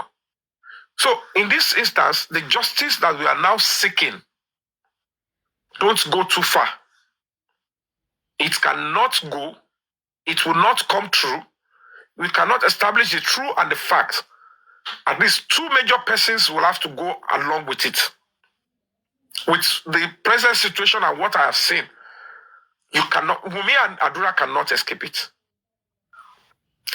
The full role they played, because I was not there, until that particular stuff, the full footage comes out, then we'll be able to know the role everybody played. Because it was captured. CCTV captured it. That phone was also used to record. So the role the Damola played, if there is any Zomo eventually, we will know very soon. Because no government, no matter what, should be, unless you can't be using sentiment to run the affairs of government. You use objectivity and the rule of law to run the affairs of government. So whatever the case may be, that is who the Baba should know that at this junction now, my son died at 11, and I know certainly that Adura and Wumi, they have serious case to answer. And if police will not show that they are biased or that they are biasment, they should thoroughly investigate them. And everything that will bring the truth out, they are there. Digital forensic, they are there. Normally on a good day, if Baba was pursuing the case well with the legal team that he has, it is at the coroner inquest he would have easily, from beginning, make an application and say, can you please give an order that the phone forensic should be done? Even in that court, they would demand from them, what is Mohbad's email? What is his phone number? Tofishi, iCloud. Then they will give a very serious court order with an affidavit that will go to Apple Music, stipulating that we need the footage on so date. If they ever 10, 11, 12th, bring it to us. 10, 11, 12th, and when they do that, period. So, if you want to make application from there, last go for me, they will easily pursue it, get a report, and send it down to Apple, and then they will send it back to that court. They will send it to that court. Period. But no, they won't go that route, because whatever it is that Baba had done when he got into the house, things that they never thought Omar Pada go against him, he must have engaged himself in it. They might have shown where boy she meeting boy Joko while the boy was on the floor there. So many things expect what? So it's quite appalling. Could I see a video? Camera video time 1 or 2 movements, because there was no fight amongst them then. Don't feel agree but one fellow sin oku yen. Gbogbo wọn lọ́jọ́ agree tọ́jọ́ lọ síbẹ̀ tọ́ lọ sí. Wọ́n lè bínú sí girl yẹn o pé kó má wá bẹ́ẹ̀ o tó padà wá o. But nobody chased the girl away. So that's just my own opinion. Thank you. Boy, má gbàgbé. Based by Asmet, it is tomorrow. Don't go and be speaking bad English outside.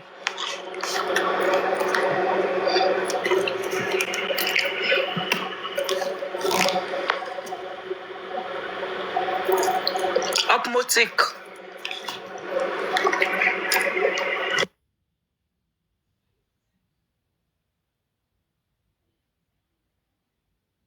Motik, are you there?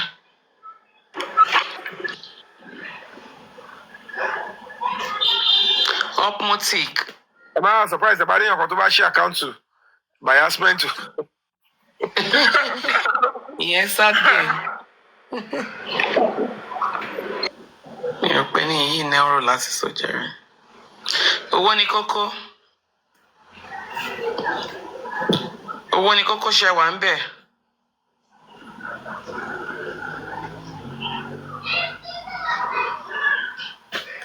Mi rò pé anybody ní anything tó fẹ́ sọ mọ́ báyìí o. So that's just it. Our host, are you there? Host is on. Oh, you want the FYP? Majority want FYP. Yes. So that's just the whole matter on this justice from Obadu. Like presidencies, they are involved and they are monitoring the case, and others are beginning to come out for the right thing to be done. So only one lu agbára. I'm not saying commit chile. And there is no way I'll be doing all of that. So at this stage, I'm expecting to go to Nigeria. So not everything will come out and say, yeah, even the video to my daddy, to my father, federal government only. So your question in comment section. Only how soon can we see changes? No, it depends on, because this is Nigeria. That's all I'm right. So as soon as they get whatever they are getting, the government are working and they are investigating all of them. Phone forensic, I know certainly they will know the real thing is they must first establish CCTV when did it stop working? And they must, for a proper police investigation, they must be able to come out and say this is the last footages. This CCTV no mobile capture before they can believe anybody. Thomas Okwe, mobile they so time CCTV on share. But to share that. So if any of them is trying to say junks and jargons, no police should believe them. The only time they will believe them is, supply is iCloud details. So by then they supply it here. Since you will make confirm that you both share the same iCloud, you need to come for phone forensic. And when she does, they will be able to see, go into the old stuff, called best party Gidi Lobe.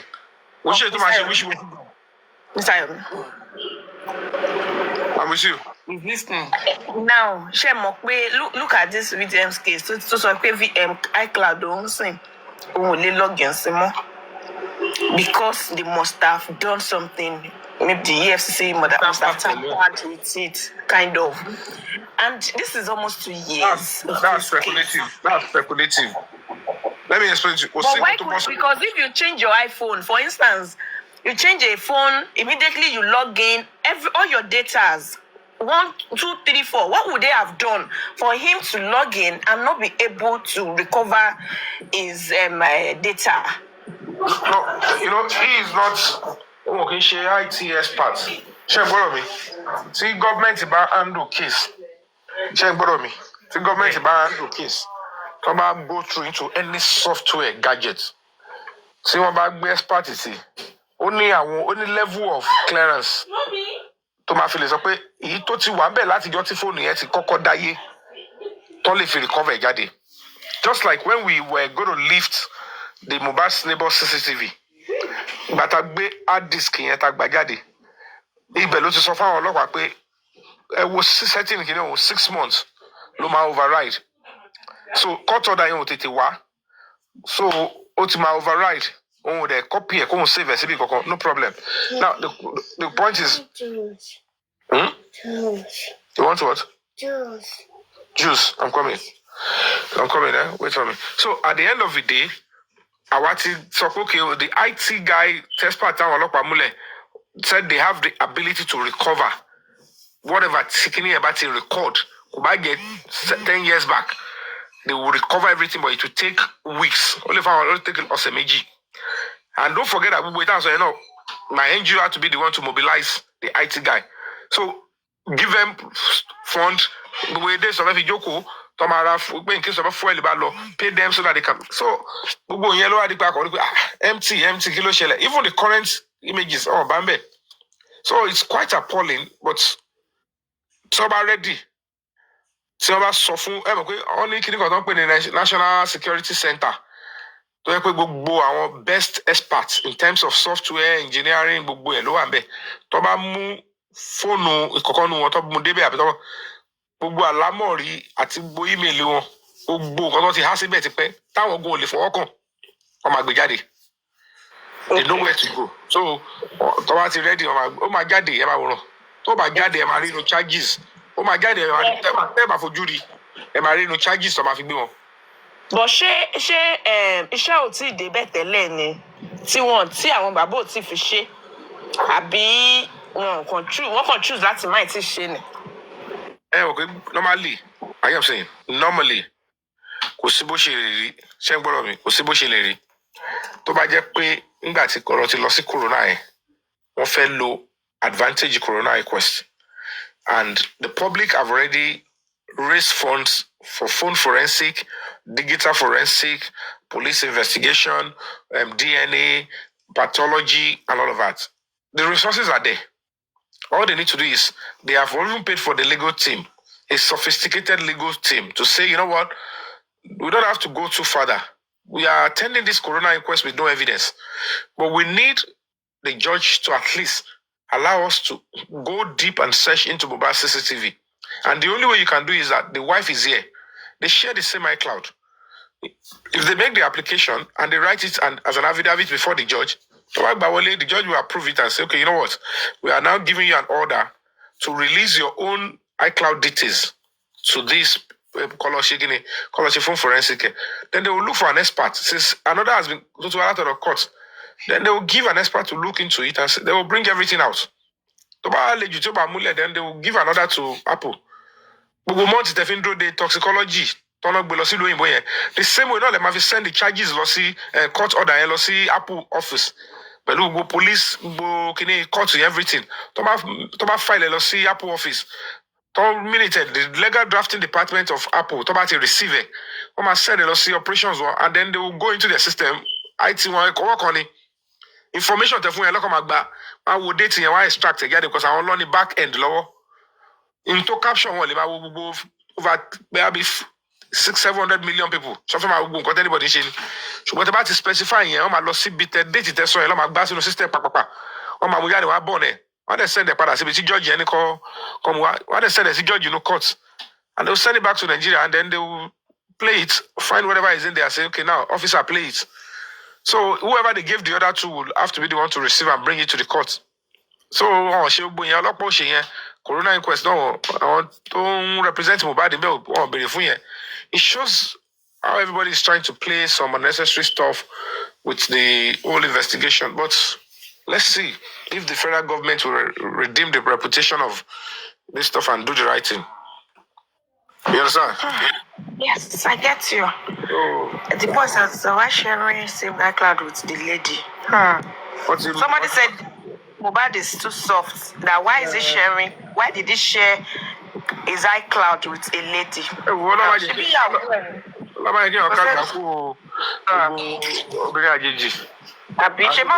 Joint accounts. About to trust the aware. But now, my own point is, Mr. Ayom, do you think DNA is a concern? Is something you are interested in your own way? No, if the Baba can affirm that it is still a motive for what they thought actually led to their fight, that also led to probably what was an excuse for taking Mohbad's life, then it's a serious concern in this homicide investigation. But to my the DNA is about, so nobody will give property to. The reason of it is they want to verify and he's not sure. I'm not, he has the right to be interested in that, but hey, I'm not going to be pursuing such because that's family feud. Is between them. You understand? Yeah. Correct. I get you. Thank you. Well done. Torí àti ẹ̀rọ tó wọ́n jà wọ́n tí ó larí mọ́lẹ̀ ọtí bá kọ́ ó bù sùn àmọ́ àti ẹ̀rọ tó fàjà. Ẹ kú ètò. Yes, sir. Mr. Yomi, ẹ kúṣẹ́. Ìgbòho látẹ̀kọ́ tẹ́lẹ̀. Ẹ kúṣẹ́ ládàá. Wọ́n lọ fi wá kí ó láàárọ̀ jáde ní so. Mo á wọ ìgbà tí mo wọlé mo á sáré lọ bomi sára. Oh, okay. Mo jáde látàárọ̀ tẹ́lẹ̀. So yes, Abiola Minister, yes, it's quite sad that the boy's life was in shambles, it was in cage, and nobody should go through that. And that's one of the things that is quite painful with this Mohbad case. Oh, I get everybody, please everybody, come on, Lori. Lose a share, border. I lost so many acting jobs. There's so many productions I should do. I can't even sleep in my house since December 3rd. I'm going helter skelter. Was to steady. You need to know the kind of security I put around there. You understand?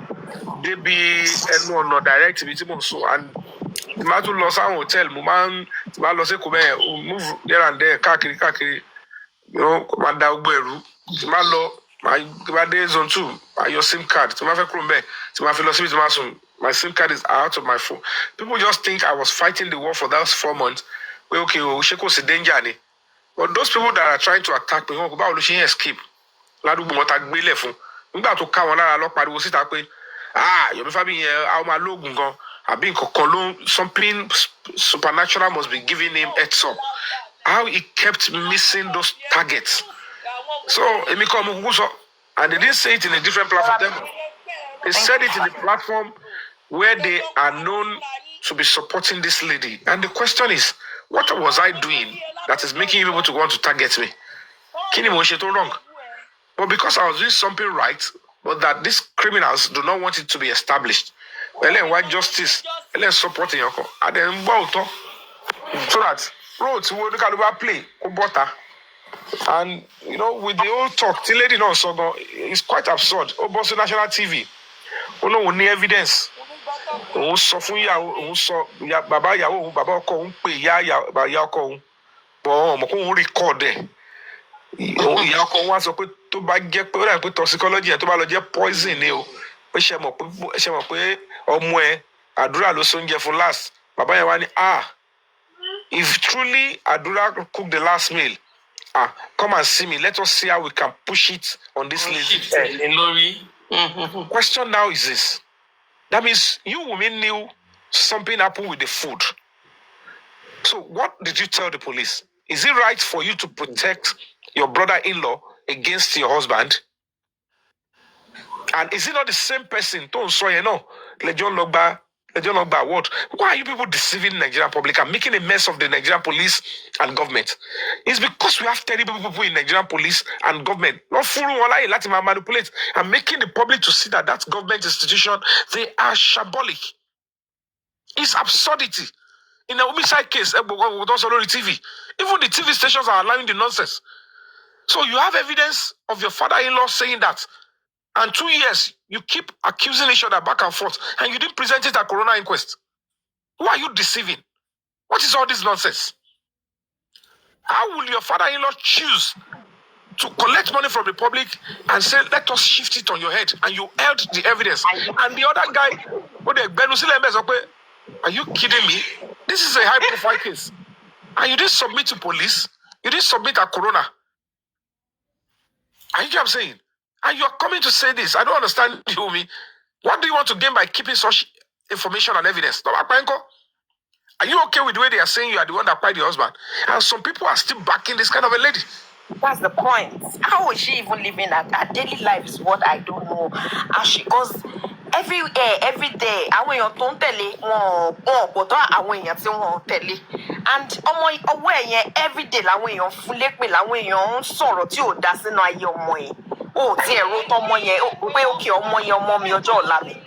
o de allow o gbọ́rù nǹkan bẹ́ẹ̀ yẹn náà ìwọ náà tún stomach ẹ̀ ní gangan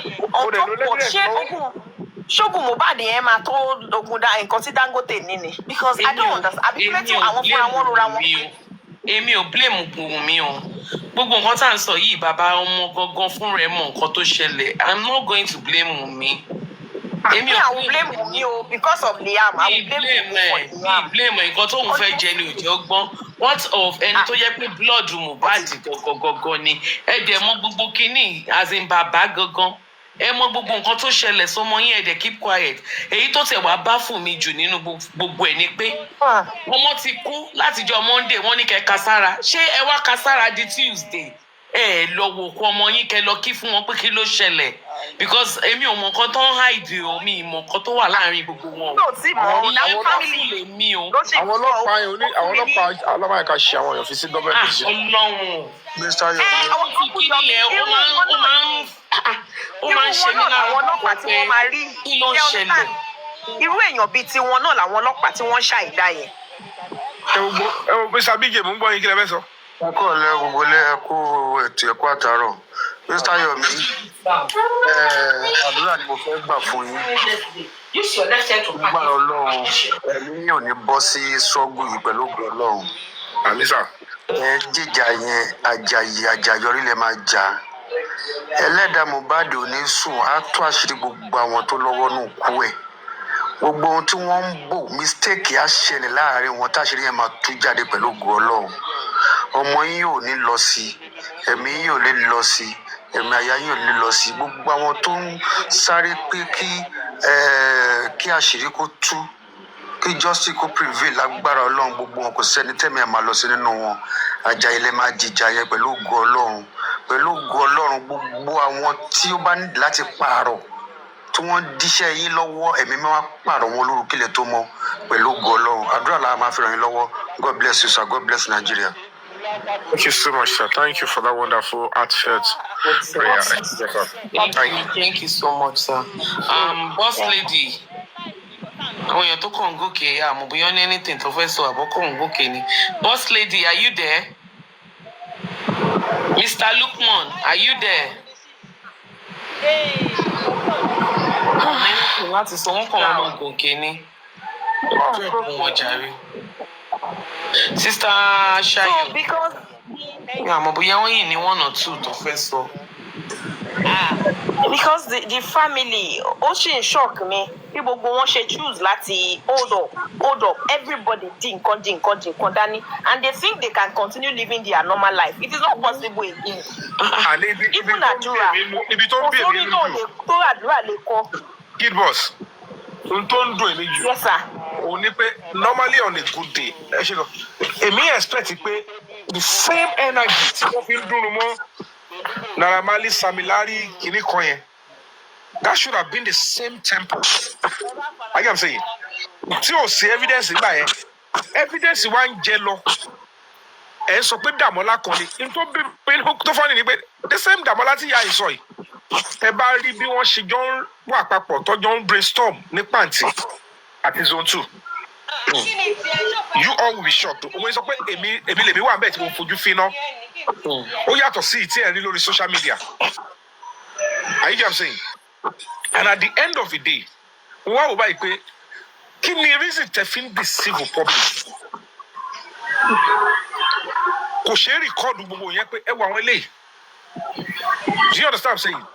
And now the point now is this: if the Damola bíyà ẹ ṣe ń sọ ní press conference òótọ́ ló ń sọ takú ti Wùmí lọ́rùn pé Wùmí anyway kò tẹ̀ sí takú bẹ́ẹ̀ because nígbà tí ọkọ̀ ń tọ́ ọkọ̀ máa ṣe nǹkan tí wọ́n mọ̀ pé òótọ́ ni pé wọ́n ní ìwọ ló ti ọmọ mi pa tó fi larí mọ́lẹ̀ àdúrà jẹ́ ká gbà pé Dàmọ́lá kọ ètò fẹ́ kọ yẹn ó lo àndó ẹ̀ ṣé ohun tí Dàmọ́lá kọ yẹn ṣó tọ́ ni now okay wọ́n sọ pé kò rí bẹ́ẹ̀ Dàmọ́lá lára àwọn sọ̀pọ́tà Wùmí ni ẹ́ kí ló dé tó ṣe máa lóru narration yẹn ṣé ohun tó sọ yẹn ṣó ṣẹlẹ̀ lójú ẹ̀ ni tó bá sọ pé no gbogbo energy tẹ fi ń bẹ́ mi jà yẹn ló yẹ kí n fi takú sí Wùmí pé ká lè wọ ẹra wa mọ́ àkúwọ́ ẹmọ mi wà àti ara ẹ̀ sùn Dàmọ́lá ìsí court kò dẹ̀ fi ọlọ́pàá gbé competition lọ tí ọba ti ṣe bẹ́ẹ̀ yẹn fídíò tó ti yọ 3 seconds yẹn ó máa mú tó kù lẹ̀ o tó bá ti múlẹ̀ àwa compare pẹ̀lú tó kọ sínú ṣáàtì yẹn Tàbá ti rí bẹ́ẹ̀ yẹn, àwọn adájọ́ á lè mọ̀ pé bó ṣe wà yóò ń bá lọ. But unfortunately, kóòtù tí wọ́n lọ ń jókòó sí, wọn ò tiẹ̀ rẹ́dí àti fi fídíò lé àti 3 seconds. Wọn ò rẹ́dí àti compare pẹ̀lú kíní ẹ̀. Wọn ò tiẹ̀ sọ̀rọ̀ ń pa ẹ̀ rárá. Tágísì ò tiẹ̀ gbé rárá. Mo wá wò pé irú ìyàwó lélẹ̀. Òun ló fi jẹ́ pé àti kóòtù yẹn gan ló ti bẹ̀rẹ̀ sí ṣẹlẹ́yà. Irú ìyá àti bàbá wo leléyìí ní kẹ́ máa sọ? Ó ní káti ẹ̀gbà pé bàbá fún rẹ̀ gbogbo ìta ṣe yẹn kò dùn mọ́nú. Kò appreciate pé. Àdúrà sọ pé nínú 3 seconds video Zomo ó wà ń bẹ̀. Ó ló wà ń bẹ̀, nǹkan tó sọ nìyẹn.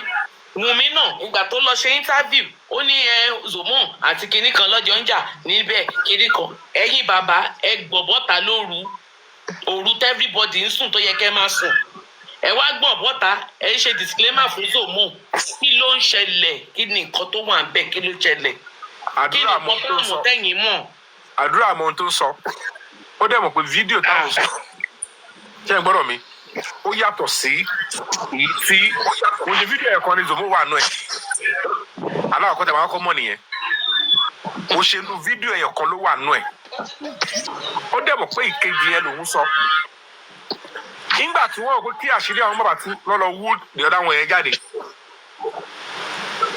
Ṣé ẹ gbọ́dọ̀ mi? Bẹ́ẹ̀ni. Bóyá yẹn ó máa jẹ wá àmàdákẹ́. So kò ṣe wàhálà kékeré ni ọ̀tá mi fún wọn. Wàhálà gidi tó jẹ́ pé wọ́n ti wò pé tá a bá rí ọ̀rọ̀ Yomi Fabiyi ká yanjú Yomi Fabiyi àbí ká ṣe nǹkan tó máa dùn kò ní jáwọ́ o. Àwọn ọlọ́pàá dẹ̀ sọ fún wọn pé ẹ lè yọ Yomi olórí lọ títí ìjọba. So whatever the case may be, wọ́n kàn ń ṣe exercise ni wọ́n máa mọ̀ lára. Ó máa wà established. Ẹ bá rí wọn pé wọ́n ń jẹyán, wọ́n ń jó, wọ́n ń polówó oorun, wọ́n ń fẹyín, wọ́n ń ṣe gbogbo ẹ̀, wọ́n ń kọ lọ studio, ẹ má worry. The case is not going anywhere, not even soon. Any movement ẹ̀yin bá rí i pé mi move make ẹ̀yin ẹ ṣáà máa wò pé ṣèbí this is an actor ẹ̀yin ti Yomi Fabiyi èmi ò ní ṣe anything tó máa jeopardize orúkọ tèmi build. And we are already neck deep in it. The NGO must get to the root of it because it could make any sense. Category wa jáde tó yẹn. Kàwá sí kiri kakari wọnú. When we are not even compromising, fear kọ́ ló máa mú mi sá at this stage. Fún wa ní gbódìdí ṣán. A ti mọ̀ pé ọmọ máa gbé oríṣiríṣi ọwọ́ if you are fighting for justice. So fear kọ́ ló máa jẹ́ kí wá sá at this stage. Ẹni pé mi ò dákẹ́ sí láti jọ yẹn náà. Not the same way tí mo ṣe ń gbà yẹn náà. Tá a máa fi padà sínú kéèsì yẹn, tí ọ̀nà mi máa fi bá lọ, wọn ò ní mọ̀. Ó lè jẹ́ next month, ó lè jẹ́ next 2 months, ó lè jẹ́ 3 months. It could be any time. Ẹ kàn ní lọ́kàn pé Mohbad will get justice. And apart from us, the right people are getting into the matter and they will bring out the truth very shortly. Bó ṣe ọmọ olókùn bẹ́ẹ̀ ni. So ẹ fà wọ́n lẹ́kọ̀ọ́ máa ṣe size wọn. A ti mọ̀ ẹ pé ẹbí ẹ ni a fẹ́ rí justice against. Ẹ má dara yín láàmú. Tẹ́ ẹ wá wà kú wa lọ. Àwọn tẹ fẹ́ rí justice against them. You are eating already? Yes. Okay, go and eat. Abi, you want to hear? You want to eat from here? Yes. But you are eating there? Yeah. Yeah, go and bring your food and come and eat it. Tó ti yé yín? Tó gbogbo ti gbé tọ́nà ẹ fọkàn balẹ̀. Yes, sir. Yes, sir.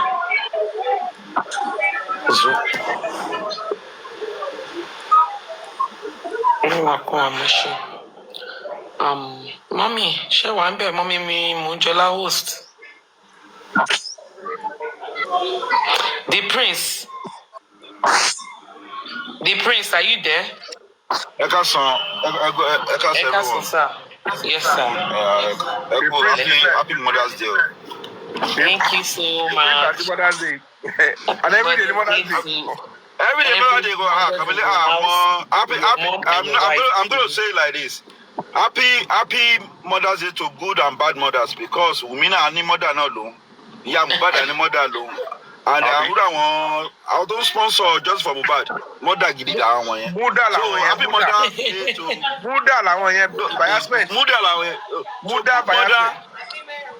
To good mothers, happy Mother's Day. To bad mother, bad Mother's Day to the bad mothers. To the good mothers, happy Mother's Day to you. You know what? I've been on the shows láti ìgbà tí máa yẹn ti wá tó ti ń dà yín láàmú. Máa kàn báyìí ló ti wá ẹ̀. Everybody mọ̀ òótọ́ ọ̀rọ̀. Ṣẹ́rí, ó yẹ kẹ́ máa ṣẹ́rí ẹ má máa fún àwọn kan ní relevant. Ṣẹ́rí àwọn kankan wà ní either directly or indirectly. They pay them láti wá disrupt justice. So kò sí ọ̀tá ẹ lè sọ tẹ́ ẹ lè fi convince wọn. They go say I fẹ́ gbọ́ because they've paid and they have to report to their paymaster pé nǹkan tí mo ti ṣe lélẹ́yìí o ṣẹ̀ṣẹ̀ àrí báyìí pé nǹkan bá ti mo ti ṣe ni ẹ ṣáà pé mo bá wọn fà á gan mo bá wọn fà á gan o ẹgbẹ́ mi ò gbà fún wọn gan yẹ pé mi ò mọ́tò ọ̀rọ̀ ọ̀bọ̀ tèmi ò ní gbà fún wọn ni o nǹkan yẹn kẹ́kọ́kọ́ mọ̀ yẹn tẹ́ bá ti ń dì pẹ̀lú àwọn olóyè ọ̀bẹ yẹn ṣẹ́rí kéèsì Mohbad ó ti kọjá pé kẹ́ máa convince èèyàn kan the case has been going on for almost 2 years and àfẹ́ni tí brain yẹn tí ò bá ṣiṣẹ́ mọ́ lámọ̀ pé ló mọ̀ pé onímọ̀ irọ́ yàtọ̀ sí òótọ́. So to me I'm not ready to convince anybody because anybody wá fẹ́ believe lórí just for lórí case Mohbad kò believe ẹ̀ but àwọn tá a believe ní truth tá a believe pé òótọ́ a máa dó tí òótọ́ wọn àwọn tó fẹ́ believe pé káwọn manipulate àwọn èèyàn lórí social media ni they should continue they know what they are doing.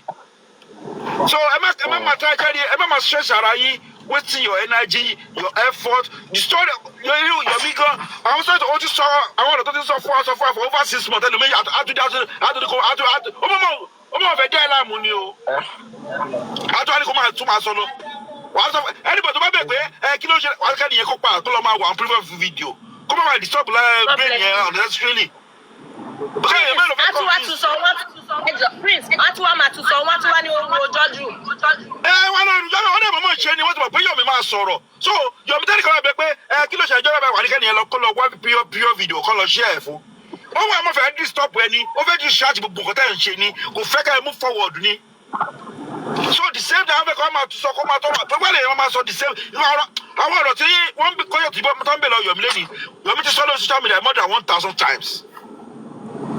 So ẹ má fún yẹ gbogbo ẹwọn ìjọ wọ̀nyẹn ẹ má fún people wọ̀nyẹn ni wọ́n wọ́ tiẹ̀ mọ́tò jẹ́lẹ̀ ẹlòmí wa kò wọ́ ti energy tẹ̀ fún kò wọ́ ẹlòmí ò wọ́ ti gbogbo kí ló fẹ́ ọ̀fà ẹnìkan tẹ̀ ń sọ̀rọ̀ fún kí ló fẹ́ ọ̀fà tó fẹ́ fáwọn èèyàn ní justice ni tó fẹ́ gbé owó sílẹ̀ ni àbó òní judge ni ẹni tí ó wá pọ̀ ọmọ ọ̀kan ní ẹni tó bá wà ní orí social media for 2 years tó wá pọ̀ ọmọ the true story of just for Mohbad hypocrite lẹ́ni yẹn ẹ sọ fẹ́ ni ẹ pé go and sit down kó máa lọ́ máa wọ just pọ̀ lórí social media kó lọ sórí YouTube kó lọ sórí Instagram kó lọ sórí Twitter ó máa rí show just for Mohbad a máa gbọ́ a máa tú tálítà ní àwọn ọ̀dẹ̀ tó fẹ́ máa ẹ má máa fún àwọn ẹ má máa fún ní relevant at all. It's just like we are just wasting our time on us. At the end of the day, I must spend 1 hour, 2 hours lórí ẹnìkan láti explain nǹkan tó mọ̀ tó gbọ́ fẹ́ convince yín tó gbọ́ fẹ́ kọ́ fẹ́ disturb yín a máa ní ká máa tún sọ to me I will not irú àwọn èèyàn bẹ́ẹ̀ mi ò kàn ní dá wọn lóhùn máa kí lélẹ́yìn sọ́jọ́ ọ̀dẹ ló kó n bá sọ̀rọ̀ ọmọ kó n bẹ́ẹ̀ jọ go and sit down somewhere you know. So with gbogbo wa ló mọ̀ tọ̀rọ̀ wọ́n ti tí mo kàn rí inú kéèsì ni pé àwọn fámìlì yẹn wọn ò fẹ́ rìlíìsì fámìlì wọn tó wà involved in this case because tabalika fa kéèsì bó yẹ ká ṣe fà á everybody nínú fámìlì yẹn máa fara wọn jẹ gbá at the end of the day a máa rí i pé first case ní Nàìjíríà tí gbogbo fámìlì lọ sẹ́wọ̀n lé lórí ni gbogbo fámìlì lọ sẹ́wọ̀n lé lórí at the end of the day ogun gan tẹ́ ń jà fún yẹn ẹ lè má rogún yẹn jẹ because gbogbo ojú wọn wà ní owó tó wà lọ́wọ́ ní amáyé ojú wọn wà lówó yẹn gan bàjẹ́ àdìmọ́nì ẹ̀gbọ́n ó kéré jù owó yẹn ó máa over $100,000 ó kéré jù nìyẹn ó kéré jù tí ò bá jù bẹ́ẹ̀ lọ so one thing tí mo rí ni pé if there is any way to get the justice I ma continue to pursue the truth nìkan ni and anybody wey never gbé anything wá sórí social media tí ò bá ní evidence ẹ̀sọ́ kẹ́ni yẹn lọ jókòó sí nìkan because àkànní máa pariwo lórí irọ́ ẹlòmíà ló mọ story kan òun gbọ́ kinní kan òun gbóṣe fún kọ̀ọ̀kan òun ní kinní kó gbé jáde káwọn èèyàn rí because otherwise a kàn máa pariwo àdéhùn yẹn máa lọ for months ẹ máa padà máa nà pé mo sọ̀tẹ̀ nìyẹn fún wa kò sí nǹkan lórí sórí yẹn irọ́ ló bá dé. So ẹ jẹ́ ká wà guided in the way we listen to people and the kind of people that we interact with regarding this just for Mohbad, we need to actually our mental health need to be stable, to be able to get things right. Ẹ má máa fún ẹni tí ó wà relevant, ẹ má máa fún wọn ní chance. Ẹ ṣe irú ẹni yẹn bẹ́ẹ̀ bá wá sọ sọ́jà ẹgbẹ́ nìkan tó mọ̀ ó sọ ọkọ̀ tó fẹ́ gbọ́ fún ó dẹ̀ lọ́jọ́ ó máa tú sí pain. Báwo máa ṣe máa tú sí pain àwọn kankan tó ti ṣẹlẹ̀ 2 years láti sọ tó ti kọjá. Ẹ sọ ọkọ̀ tó wà nílẹ̀, ẹ sọ family àwọn tó wà nílé. Kí ni ó dé tí wọ́n ṣe ń protect àwọn 15 yẹn? Why are they protecting those guys in the house? Those young glass. Why are they protecting them? Wọ́n mọ̀ pé bẹ́ẹ̀ protect àwọn ọmọ yẹn, they are destroying their future. Àwọn yẹn ò lè lọ́jọ́ ọ̀la bá ṣe wà yẹn náà because guilty conscience máa disturb life wọn. Ó máa disturb life àwọn ọmọ yẹn ò ní life bá ṣe wà yẹn o. Tẹ́ bá rí wọn PTT láìsọ òótọ́ ọ̀kan tó pa Mohbad òkú lẹ̀ ń wò ẹ̀ẹ́dẹ́yàn. Tẹ́ bá rí àwọn yẹn ní títì tó ń rìn káàkiri òkú lẹ̀ ń rí wọn ẹ̀ẹ́dẹ́yàn ọ̀hún títà àwọn yẹn bá sọ òótọ́. Because ti ọmọ yẹn kéré náà àlọ́ náà máa fẹ́ gbé nǹkan tó wẹ́ẹ̀fì tó yẹn àlọ́ náà lè gbé sí wọ́n fẹ́ gbé sáyàdà. èèyàn gidi mélòó jẹ́ ló máa bá wọn sọ̀rẹ́. ẹ̀rú máa bẹ́ everybody ní náà. wọ́n fẹ́ ṣe pẹ̀lú Mohbad. Bẹ́ẹ̀ ni kò sẹ́ tó bá bá wọn sọ̀rẹ́ kò sẹ́ tó bá bá wọn ṣe business kò sẹ́ tó bá fẹ́ bá wọn sòótọ́ ọ̀rọ̀. Títí ẹ wo orú ọmọ Liam yẹn. Ní ọ̀kẹ́ bá wọn náà sí ìgbọ́n ìtàn tí ẹ máa gbọ́ tó máa gbọ́ pípa ọmọ ilé lọ commit suicide. Fáàtì mo sọ fún yín yẹn nítorí ọmọ yẹn máa bá ń lẹ̀ níjọ́ tí ọmọ yẹn bá dúró tó bá gbọ́n ìtàn tó máa bá ń lẹ̀ ọmọ yẹn lè lọ commit suicide pé tí orí òun náà nìkan tó pọ̀ tó yìí àwa ní ìgbẹ́kẹ̀rẹ́ ọmọ yẹn lè ní mental problem.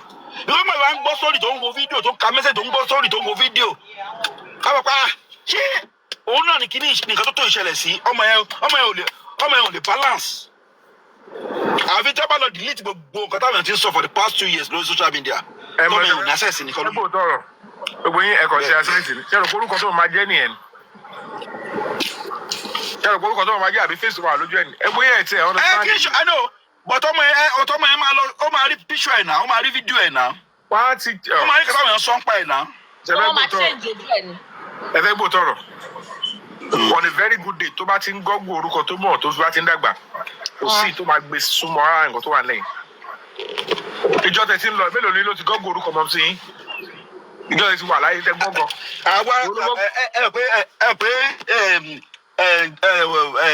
Technology develop every day. Àwọn eléyìí ẹni tó lọ ọmọ gangan tó ti mọ tó wà nílẹ̀ tó fẹ́ kọ́mọ yẹn dé bá a ti máa wọ́n náà àti rí pé kò ní nǹkan tí ò ní jẹ́ kó tiẹ̀ link ẹ mọ́. Okay, you know, Uncle Yomi, human beings are Mr. Yomi. Yes, human beings will interact. Mr. Yomi, this is a controversial case. This is a controversial case. Kò sí bó ṣe lè clean mess yìí tó ọmọ yẹn máa débà. Ṣé mo bẹ́ẹ̀? Ọmọ yẹn máa débà. Ọmọ yẹn máa débà náà. Ó máa débà. Láti máa bí ẹ̀yìn máa. Ó ti wà messy beyond. Ó ti wà messy beyond. Case that ti fa láti 2023. Àti ìfàkínì ìbọ̀ láti 2023 náà. Madam Fumi. Lábẹ́ bó tilẹ̀ òun kó rí, the Nigerian society we are who we are. Whatever it is, mi ìsọ kò ní débà, mi ìdẹ̀sọ kò máa débà, but I'm telling you that àwọn tó mọ̀ ohun tó wà nílẹ̀ to protect, ṣẹ́yìn bẹ́ẹ̀ tó bí òní fẹ́ protect mental health ọmọ ẹ̀. Tó bá ti change nǹkan tó lè gbé léèkì sí gbogbo ẹ̀, gbogbo àwọn tẹ̀ ń sọ tó máa sọ̀tọ̀ fọ́mọ yẹn gangan, tó máa dàbọ̀ fún òun lélẹ̀, orúkọ tó lò lè, gbogbo ọlọ́wà ló kéèsì.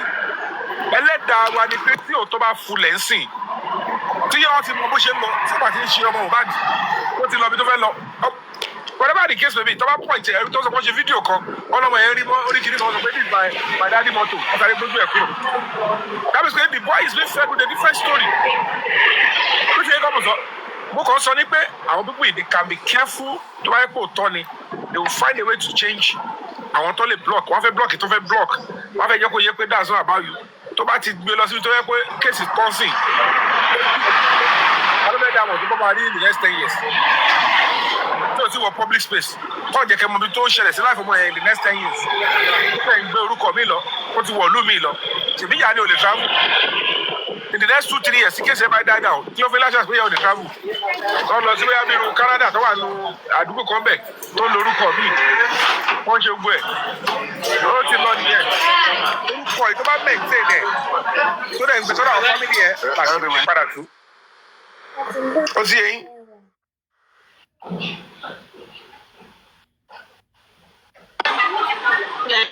Hello, Mr. Yomi, ṣé rí nǹkan tí mo lè tún sọ sórí ọ̀rọ̀ yìí ni pé tó bá jẹ́ pé nǹkan tẹ̀ ń sọ yẹn ṣe mọ̀ pé a ti gbọ́ náà lẹ́nu one of the journalists ní Nàìjíríà pé ìgbà tí Wùmí tó fẹ́ try láti smuggle ara rẹ̀ jáde pé ó ti lọ ṣe passport kò dẹ̀ fi orúkọ alọ́ba sí ó dẹ̀ ti change sunday mọ́ ara títẹ̀ náà like kò forúkọ alọ́ba sí then orúkọ tí gbogbo wa rò bóyá ó ń jẹ́ òun kọ́ ló ń jẹ́ lórí passport yẹn I don't know, maybe everybody is hearing me.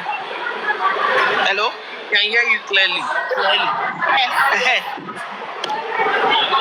So fún nǹkan tẹ̀yìn ń sọ yẹn o there is tendency pé irú nǹkan bẹ́ẹ̀ yẹn lè ṣẹlẹ̀ but kò sí ni amárẹ́yàn tó máa pọ̀ mọ́ yìí ìjókòó tó máa sọ pé ìyá ò ṣáà lè change face mọ́ Wunmi face can be changed again kò dẹ̀ lè sọ pé nǹkan lòun ni Liam kò sí bọ́ yẹn lè clean gbogbo mẹ́sì yìí tó Mr. Yomi for the fact tí Wunmi ò lè change àfi tó bá lọ bu àbàjá sójú tí Wunmi bá ti lè lọ bu àbàjá sójú even gan kó bu àbàjá jù báyẹn lọ ọ̀ kó máa dàjà in fact mi ti rí because the case is actually messy it's all over everywhere tó yẹ pé wọ́n ti fi ṣèwé sórí Amazon tó ti ń ta ìwé justice for Mohbad lórí Amazon kò sí ni wọ́n máa pẹ́ ọmọ yẹn jókòó lọ́jọ́ kan kó gbé ọmọ yẹn lọ kó gbé kọjá Amẹ́ríkà gan wọ́n máa ọmọ yìí jókòó wọ́n máa sọ fún pé báyìí ni ìrìnàjò ọmọ mi ṣe rí o. mo agree pẹ̀lú yín lápá wọ́n máa ṣàlàyé fún. èmi sọ fún yín the other side pé èyí kọ́lẹ̀. yes Uncle Yomi. ó yẹ yín á protect the mental health ọmọ yẹn even if tó bá ṣe pé torí gbogbo nǹkan. The right of that child is that his mental health should be protected. And let me be honest with you, on a normal day, the right thing to be done, when you're talking about the right of that child to preserve his mental health, mental breakdown, so the right thing for anybody, advice therapy, is that this child is a child, is a toddler, he has no but it is so if you maintain this name with this child, Mr. Yomi, ẹ má yà wọ́n ní brain jàre. Ẹ dín go too far jù. Ẹ má fún wọn ní brain kankan. Àwọn ẹwẹ́sà wọ́n ronú bẹ́ẹ̀ ń ṣe ronú yẹn. Mr. Kayode, I'm an activist. I am not a selective activist. The rights of a child. I know. The debt we owe every child is protection. Yeah, wọ́n lè fún wọn yìí, bàbá. Wọ́n lè fún wọn yìí. Nítorí we don't see understand it. Just nevertheless, I'm doing what is right under the law. Bóyá kò ṣe rí lèmi ṣe. Mi ìwà ṣojú ṣáájú. Mi ìwà àkọ́kọ́ wájú pé ẹ jẹ́ ká ṣe bó ṣe yẹ kó rí. This child is extremely innocent. If we know padà mú ẹni tó pa Mohbad, kó jẹ́ pé yẹ wá involved. The right advice is, you know what? If you go Mohbad go to one, I will tell us straight, if you don't change the child's name, you're going to be having a case with you. Because it's bad future. To ba ma fi 3 to 5-1, obo e mama tutu ni. Agbalagba gan awata yo galagba. To aka nkan mi to son pa e bai. O ri le ronu sun. How much more a child to wan be 11 years old? O ma ri re bi gba to ye pe outcast lohun. Bi gba to ye pe gbaye lo ti mo story o. So to ba sọ pé my name is Kiniko Aloba. To sọ yẹn lásán yẹn gan lásán. Kó fẹ́ debate in school, o ma sapa lórí ni. Does that child deserve that? No. It is the right thing to say, you know what? Preserve the future. Ati shema yama agbalagba. Ati grandfather, ati grandmother, ati adura on love omo yen. Ati omi on love we. But the society must love the child because omo ekedeni is extremely 101% innocent in all this mess. So it is the right of the Go on. Uncle Yomi. Yeah, Mr. Yomi. Nǹkan tí colleague ṣe Ìyábọ̀ Òjó gan nínú ọ̀rọ̀ yìí ó pọ̀ because ó ń fi ọmọ yẹn gangan ó ń show ọmọ yẹn to the world. Back to back. Bóyá pẹ́pẹ́ dẹ̀ ló. Àwọn yóò kì í ṣe activist àwọn olùgbàlà jù àwọn yẹn. àwọn yẹn ò Òun gan ló ṣú ọmọ yẹn jù. Wọ́n máa gbé ọmọ yẹn sínú ilé báyìí, wọ́n máa ṣú ẹ̀. Wọ́n á máa ṣe everything. Òun gan ló ṣú ọmọ yẹn jù. Oh, they keep abusing children. Human rights. They keep abusing that child. Kátẹ̀ ní ìyá ọmọ ògbọ́n, ẹ̀yin tẹ́ tí wá ní ẹ jẹ́ celebrity tó yẹ kẹ́ ẹ lè protect right ọmọ yẹn àti life ẹ̀. No, ẹ̀yin gangan lẹ́ fọmọ ṣe skit nítorí you want to prepare the whole world. Ara wọn lọ ṣe ọ̀rọ̀jọ́ ọ̀la ọmọ yẹn. If this whole paternity stuff is still hanging on that child, kò lè ní mental strength láti face anybody, even private and public. Obìnrin tó bá ṣẹ̀gbọ́n tó bá fi sọ̀rọ̀ sílẹ̀ ó máa lọ break down síbì kan. Tí ọ̀rẹ́ ẹ̀ bá sọ ọlọ́pàá bá dá dúró, what's your name? Tó bá rí wo oríṣiríṣi kan yẹn, oh really? Do you know your dad? Are you sure he's your dad? Anybody fẹ́ bully ẹ̀? It can easily be bully pẹ̀lú nǹkan ọ̀rọ̀ kékeré. Ọ̀rọ̀ lè má bí òjẹ́ gbá lọ. And if you as a mother can survive, if you as a mother can survive under the influence of colos. Thank you, Sister Yemi. Under the influence of colos. Ọmọ ẹ kọ́, what if ọmọ ẹ ò ní ẹ̀mí colos? Òun gan kólòsì gan kò bá rárá mu, ó kàn fi rìpọ́ọ̀tì ẹ̀. Àbí ṣé tó bá mu kólòsì lálẹ́? Mr. Yomi, let's assume it. Kid boss, wait. Let's assume it pé ọmọ yẹn kò tẹ̀ wá gbé Nàìjíríà. Bóyá ọmọ yẹn wá padà, bóyá at the end of the day wọ́n ṣàgbọ́ ọmọ yẹn jáde. Kọ́mọ yẹn wá dàbí bí Kẹ́mi Badnock tó fẹ́ contest fún bí a position fún ní outside. Wọ́n máa tú story ẹ̀. Wọ́n máa jẹ́ kó mọ̀ wípé allegedly apààyàn nìyẹn. Allegedly pé ìyá ẹ̀ ti pa bàbá ẹ̀, allegedly, yes. Tó bá lè sọ pé ìyá àyàn pààyàn, tó bá gbọ́ yẹn gan ọ̀rọ̀ burúkú ni. Ṣé wọ́n ti yẹ pààyàn náà? Gbogbo nǹkan bẹ́ẹ̀ yẹn náà kò pẹ̀lú gbogbo story tó wà nílẹ̀ yìí. Wọ́n ní wọ́n fẹ́ ti kíní kan òun evidence ò present. Gbogbo yẹn gan ò lè dá fọ́mọ yẹn kò lè represent anybody anywhere because DNA ìyá yẹn ṣì wà lára ẹ̀. Some society will reject him immediately. If this is your mother, then you cannot do well. Torí o bolo ti fẹ́ ti rí personality tó fẹ́ lò. Gbogbo ilé personality with your mother. Hello, mo fẹ́ sáré béèrè ọ̀hún kankan. Go ahead. Now, mo kàn ń ronú ni o, mo ní as at last year, gbogbo wa we are one. Mo wá fẹ́ béèrè pé with the look of things, gbogbo nǹkan táwọn critical thinkers ń ṣe. Because as at this time last year, èmi ní gbogbo àwọn big Daddy York, gbogbo wọn yẹn, Konfi gbogbo wọn yẹn, we are speaking the same voice. Now, mo wá wí pé at what point làwọn people yìí kàn change the tune? Ṣé wọ́n ká bàbá ni? Àbí bàbá ló lọ bá wọn pé wá o? Ibi tó ta dé báyìí o, ẹ kò ní láti pa mí sí ilé ni ẹ má pa mí síta o. Ẹ jọ̀ọ́ ẹ ní láti cover mi up o. Níbi tí a dé báyìí, àbí àwọn náà mú bàbá red handed pé bàbá ẹ ti fọ́n bù. No. Gbogbo wọn kan tẹ̀ ń ṣe yìí. It's an eyesore. Ta ló wá fẹ́ bá wa dáhùn àwọn òbéèrè báyìí? Because mo kàn ń wò pé a right thinking person. Aláfẹ́ di báyìí, àwa náà bá ṣe ń bira wa nìyẹn. Tó jẹ́ pé àti tọpọlọ ẹ̀ ṣì wà ọ̀rá because as at last year mi mọ̀ pé okay justice àti anti-land. Ṣé kí n dá yín lóhùn Sakade? Bàbá ṣẹ́yìn lè dá wa lóhùn ṣáá dáadáa. Àwọn tó ti pẹ́ gidi gan ni o. Nǹkan tó easy ni láti dáhùn, nǹkan tó easy tí gbogbo yóò dẹ̀ mọ̀. Ṣẹ́rí gbogbo ìgbà tí kéèsì yẹn tó ṣẹlẹ̀ yẹn, people they saw that it's very tricky, who are very complex. And because of this kind of app and this panel stuff, ó fún àwọn èèyàn tó wà a little intelligent and some people that are extra intelligent to come and analyse. Báwọn èèyàn ṣe wá ń bọ́ta tó ń sọ̀rọ̀ nípa yẹn, ó ti push everybody to the same side. Everybody on this app, ìrònú gbogbo yín ti fẹ́ wà lójú kan. And they now look at it that if this should continue, then there is need for a division. And let me tell you one theory about enslavement. slave trade. Kò ṣe pé àwọn tó ń jẹ́ slave merchant yẹn ní agbára kan tó pọ̀ jù ńgbà yẹn. A theory was put up and a slave merchant was asked, but you have so many slaves and it's just you and few of your people. Báwo ló ṣe ń rí wọ́n control?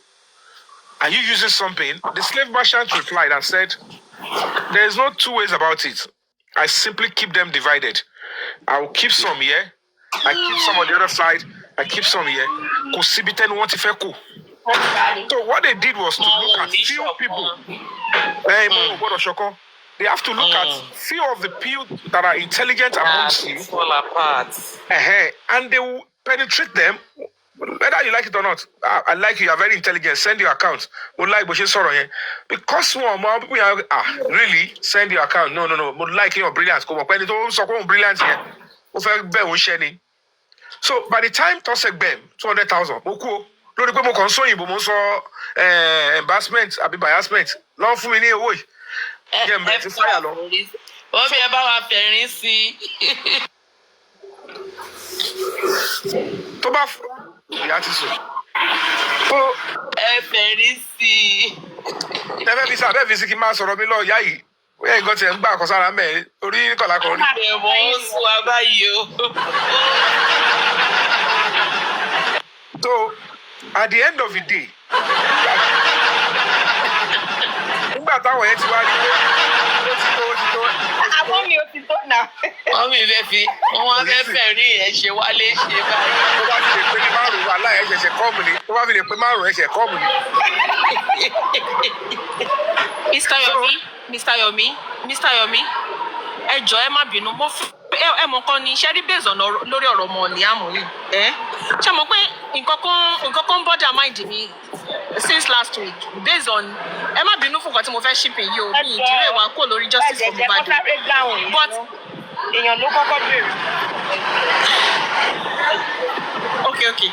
So what they actually did was entice some people to create division. Hey, do you understand? And I want to know Shane, am I deceived?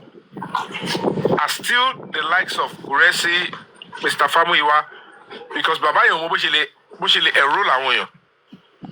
Gbogbo àwọn tẹ́lẹ̀ tí wọ́n gbójú jáde yẹn, they look for people that are brilliant on the voice, to create division, so that your unity will not get to the government.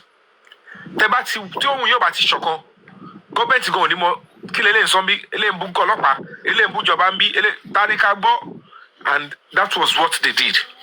And tẹ́ bá mọ̀ pé nǹkan tó ṣe nìyẹn, you are still trying to àwọn kan ẹni pé wọ́n dúró pa, they will be sounding like they are clever but they are not intelligent, and the only words ẹ jẹ́ ká dúró papọ̀ báyìí ẹ má yẹ mandate ni ẹ ṣáà máa tẹ́ bá ti rí tẹ́lẹ̀ create division ẹ má yẹ kẹ́nu wọn kù tẹ́nu wọn bá ti kù they cannot proceed.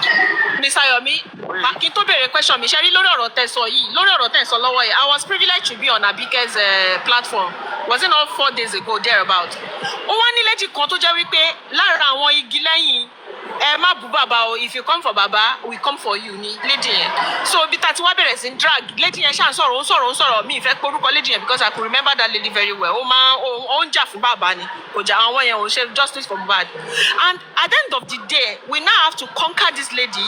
The lady now started spilling so many things like kì í ṣe pé gbogbo àwọn tó ń fight fún bàbá kì í ṣe pé bóyá àwọn ò mọ òótọ́ ó láwọn mọ òótọ́ ó ní but these are the things that they are being directed ipe ṣèbí lórí social media làwa ti rí àwọn táwọn ń jà fún bàbá.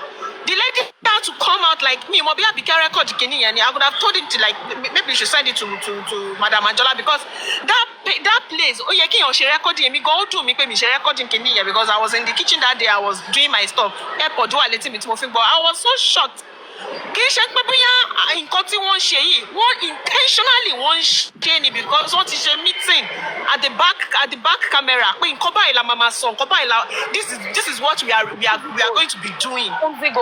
So èmi wọ́n béèrè question kan lọ́wọ́ lady yẹn mo béèrè pé ṣé ó ń sanwó fún wọn. ṣé wọ́n ká bàbá ni ṣé wọ́n mú red handed ni àbí bàbá béèrè lọ́wọ́ lady yẹn pé ṣé wọ́n ń sanwó fún. mo ní experience kan mo ti wà nínú group kan when I was in school mo ti wà nínú group celebrity kan rí tó jẹ́ pé WhatsApp group ni o tí wọ́n bá ti wá bú celebrity yẹn lórí app yẹn bóyá wọ́n ṣe bóyá celebrity yẹn ṣe nǹkan tí ò dáa bóyá ó gbọ́kọ èèyàn àbó ṣe nǹkan kan nínú group yẹn wọ́n wá sọ fún wa pé somebody is already talking to mama, somebody is already abusing mama, bóyá let's go there. Wọn ò ní mọ̀ nǹkan tí bóyá right or wrong ni. Mo mọ̀ celebrity yẹn ọ̀rẹ́ mi ni tẹ́lẹ̀. Wọ́n wá lọ sí orí page yẹn wà láì. Celebrity yẹn náà ló dá Gistlover lẹ̀. Mi ò tí ì mọ̀ bóyá yẹn owó tí ẹ ní ẹ má dàrá yín láàmú. Ǹjẹ́ ẹ tán pé ẹni tó ṣiṣẹ́ fún tẹ́lẹ̀ pẹ̀lú àbúrò ẹ̀ ló fi ṣe àgbìn.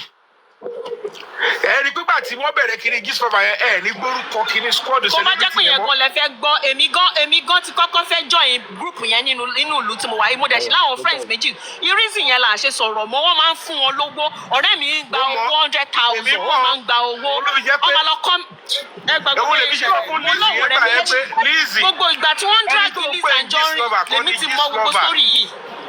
Gistlover yẹn ẹni tó jẹ́ olórí osùnmọ́ ẹni tó ń bá jà pẹ́kípẹ́kí òun ni godmother ẹ̀ so kò yé ìdí táwọn yẹn ṣe ń sọ pé èmi kọ́ ni Gistlover tó fi ń bá pò wọn kò mọ̀ pé ẹni tó wà pẹ̀lú ẹ̀ yẹn ìyẹn gangan ló ń búdọ́ yẹn ló ń ṣe bó ṣe ń lọ yẹn àmì ìwà èmi lẹ́yìn tó ti bẹ̀rẹ̀ gist kìíní kan lover yẹn gbogbo àwọn squad tó ti kójọ ńgbà yẹn tó máa lọ ń jà fún lady yẹn ńgbà yẹn tó bá ti ń trend kìíní kan ẹni pé gbogbo yẹn stop ó divert gbogbo yẹn lọ sí gírígí kan lover yẹn ìyí Ìyábọ̀ ìfún rẹ̀ gangan gbà tó wá mú gẹ̀ yẹn bẹ̀bẹ̀ tajà torí pé mi ò ṣẹ́ mi ò ro ọdún mẹ́wàá láti almost over 10 years àfi ń ṣọ̀rẹ́ tó bá jẹ́ irúwà burúkú tó ní ìlélẹ̀ eléyìí ò bọ̀ sí ìwọ ni kọ́kọ́ ló máa kọ́ fa gbánà irúwà yìí àwọn gbọ́kọ́ ẹ̀ wọ́n ṣe kíní kan fẹ́ máa eléyìí rọ́ǹgì ó dẹ lédi Ìyábọ̀ yìí dẹ̀ sọ báyìí pé tó bá jẹ́ pé yẹn ni ìwà burúkú ló ń wúyi o òun ò ṣe o kíní kan ó ti ọkọ make attempt láti lọ block lára àwọn lead cyber bullies tó nígbà yẹn tó kójọ ńgbà yẹn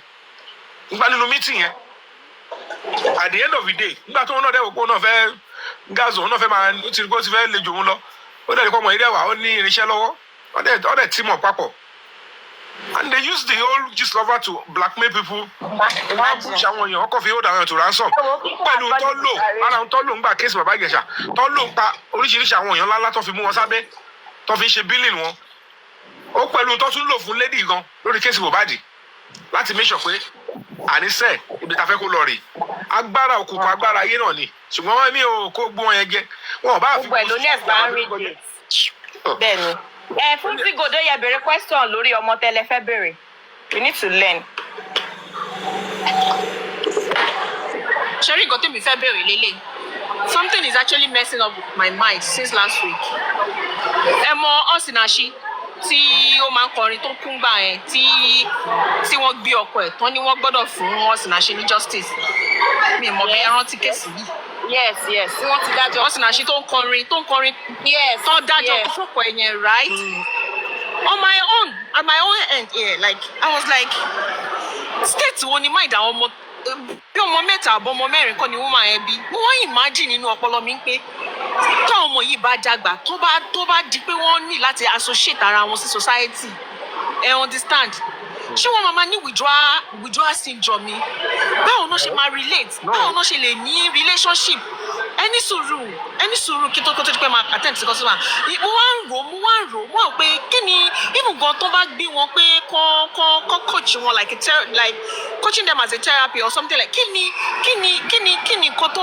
outcome ṣé ó lè really ṣiṣẹ́ ìgbà wo ni wọn ò ní rí society tó máa sọ fún wọn pé àti pé èyí tó ti dàgbà láàrin wọn tó wà ń bẹ̀ lọ́jọ́ tí bàbá wọn kíkì ya wọn nígbàyà tí ya wọn fi bẹ̀rẹ̀ sí gaps fún oxygen ṣé kò ní máa rántí gbogbo incident yẹn ni then ṣé irú àwọn ọmọ yìí ṣé wọ́n sì lè nífẹ̀ẹ́ èèyàn láwùjọ and like then I now started picturing it back to Wunmi this Mohbad this case I was now started picturing like mo wá imagine pé irú life wo ni Wunmi yìí fẹ́ gbé gọ̀ọ̀sẹ̀ tó bá at the end of the day pé àwa padà wá rí justice bóyá àwa fi justice yìí lẹ̀ sọ́dọ̀ Ọlọ́run ìpè irú mo kàn imagine ni bẹ́ẹ̀ ṣe wá ń sọ̀rọ̀ ti ọ̀rọ̀ Liam yìí ń sìn pé wọ́n máa tútọ̀ ẹ̀ wọ́n máa fún ní therapy like these things this thing are actually ẹ jẹ́ ká kọ́kọ́ fi nature wò ná pé nature by nature kò sí ni wọ́n máa kíní yìí máa padà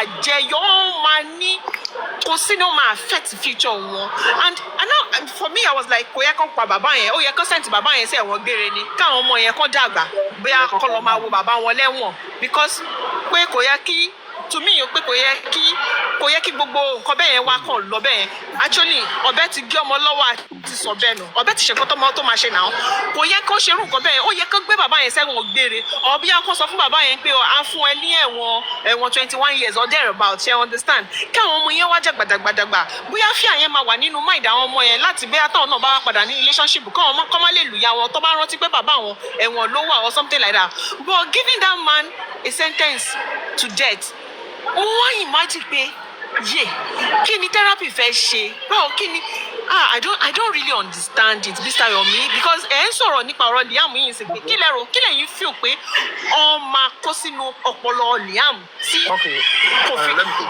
ẹjọ́ ẹ dá mi lóhùn. Yeah, thank you so much. Thank you. That's a very serious concern you've raised, and I will continue to insist. The debt we owe every child is protection and love. In the case of the young boy Liam, they were in mercy. But anybody to like he or moye, even anybody to like it, see what about shaking it, to resolve paternity issue. Also, if this DNA whatever is not resolved, tó bá fẹ́ maintain same orúkọ ọmọ yẹn tí ò dẹ̀ fẹ́ disconnect ẹ̀ pẹ̀lú gbogbo nǹkan tó wà lẹ́yìn naturally ọ̀tá ọmọ yẹn ni and the Nigerian society is the enemy of that innocent child. So in the case of Liam òun ò ní the therapy báyìí because kò mọ nǹkan tó ń ṣẹlẹ̀ all they would have to do is to scientifically look for a way to disassociate him or disconnect him from this whole story if it remains unsolved. And one of the best ways ni pé wọn ní láti tọrọ àwọn tí òun ló bí nǹkan ẹ̀ ó ti mọ̀ pé kò sí bó ṣe fẹ́ máa lo Liam Aloba or whatever third name tí ọmọ yẹn at a point tí ò ní tó bá gbá gọ́gùn pé jẹ́ ní tẹ́ orúkọ mi wò kó wá jẹ́ gbogbo nǹkan tó máa gbé jáde and the sad reality is that kóun gan tó rántí pé kóun gbá gọ́gùn ó lè jẹ́ ẹni tó fẹ́ ṣe debate against ẹ̀ nígbà tó wà secondary school ó báyìí pé jẹ́ kóun tiẹ̀ investigate debating partner òun or ẹni tọ́jú ọ̀fẹ́ ṣe small election nínú school maybe ọ̀fẹ́ ṣe SUG president àbọ̀ ọ̀fẹ́ ṣe nǹkan tó kọ̀ pé let me just see tó kọ̀ báyìí pé gbogbo wọn tí mò ń gbọ́n pẹ́ ni eléègùn ọmọ bàbá ẹ̀ paternity gan yìí wà kò tí ì ṣọ́ọ̀kù bàbá ẹ̀ gan ló bí and he probably could be a bastard it could be anything and kó náà pé that Liam is a brilliant sharp he is meant to come out and assert his stuff during the debate take off opposition lásán. And then he will start to have sad mental breakdown and all of that, and will withdraw from society. Only blessing losunu come drugs. Only blessing cause balance. I go kilo wa brain ko ni rorun sun. I'm on questions. I'm a kaorishirishi. Igba no wa blessing everybody go get off wo case ngba yen lo fi wo lati joy. So the best way is no need for therapy for him now. Yeah, only for therapy. Call funny advice the best way you can do for this kind of a messy situation, don't even let him bear the name you're Liam Yakuru. You are Loba Yakuru. His date of birth can maintain. You can now watch, and if possible, in case the battery die down, make sure he goes into an environment he wants him more or could say Mulosodo Yoko. Only be there for 10 years. See physical structure might be changed there. So any do that for the sake of this child. That is the best option. But to resolve it, to buy jari, to the pé ọmọ Mohbad ni kò ní therapy what you pay to mo yẹn come of age. I come and feel this is what went through. This is what I did to fight for you as your mom. Your grandfather said you're not your dad's son, and we went to court. I have to fight for you because I know I was clean, and this is what I went through. So don't hold it against your grandpa. That's this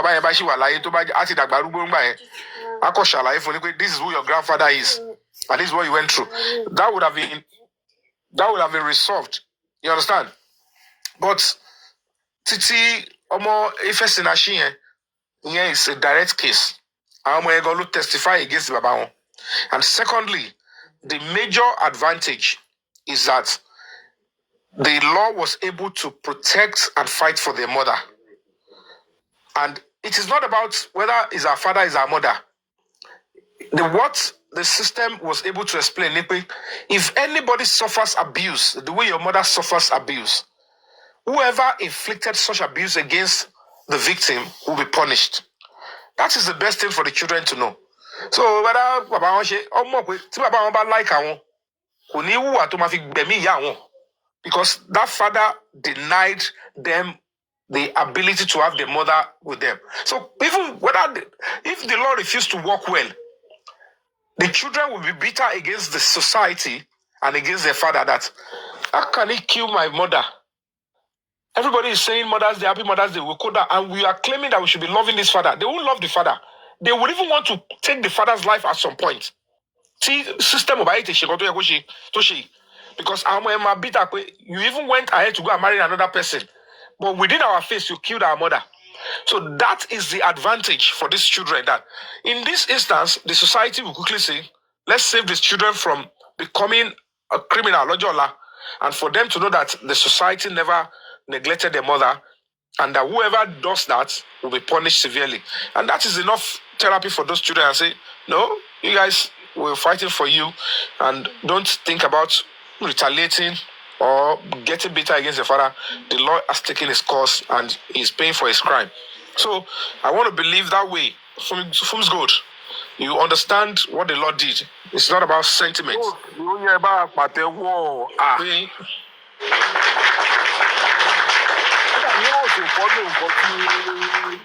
Break the silence. Ó sì ń jẹ oúnjẹ head lọ́wọ́ so dáhùn pé ẹ bá ti ń káwọ́ sórí bẹ́ẹ̀ yẹn kẹ́sì mọ̀. Ọ̀gbìn Yomi ẹ̀dìbò. Ẹ jẹ́ sọ́ọ̀mù yẹn ní kẹ́gbẹ́ lọ sálẹ̀, ẹ jẹ́ kó ṣe ìdí lọ bẹ́ẹ̀. Ẹ má ká nǹkan síta o. Ọkùnrin àti làgàtà. Nǹkan kíláàsì kan náà lẹ́wà. Ọkùnrin Yomi àti làgàtà. Ìsọkúsọ. Bàbá ti síríọ̀sì. Bàbá ti àmàdá ọ̀sẹ̀ ìjọsìn. Ṣé àpò social media láti ń sọ bóyá tá à ń sọ yìí? Ẹlòmíì fẹ́ kọ̀ọ̀fẹ́ rẹ́rìn ni. Wọ́n fẹ́ ká serious jù, but we have to utilize social media to preach the gospel. So Fumzi, I want to believe I've answered you. Yomi sori akan sọ̀rọ̀ kéèsì yìí ni. Ṣé irú ọmú tó gbé jáde yẹn? Èèyàn gbúdọ̀ irú ọmú yẹn kéèyàn máa kan àgbákò ọmú lọ́mú yẹn. Àlejò ọmú yẹn kágbákò máa kàn yẹn.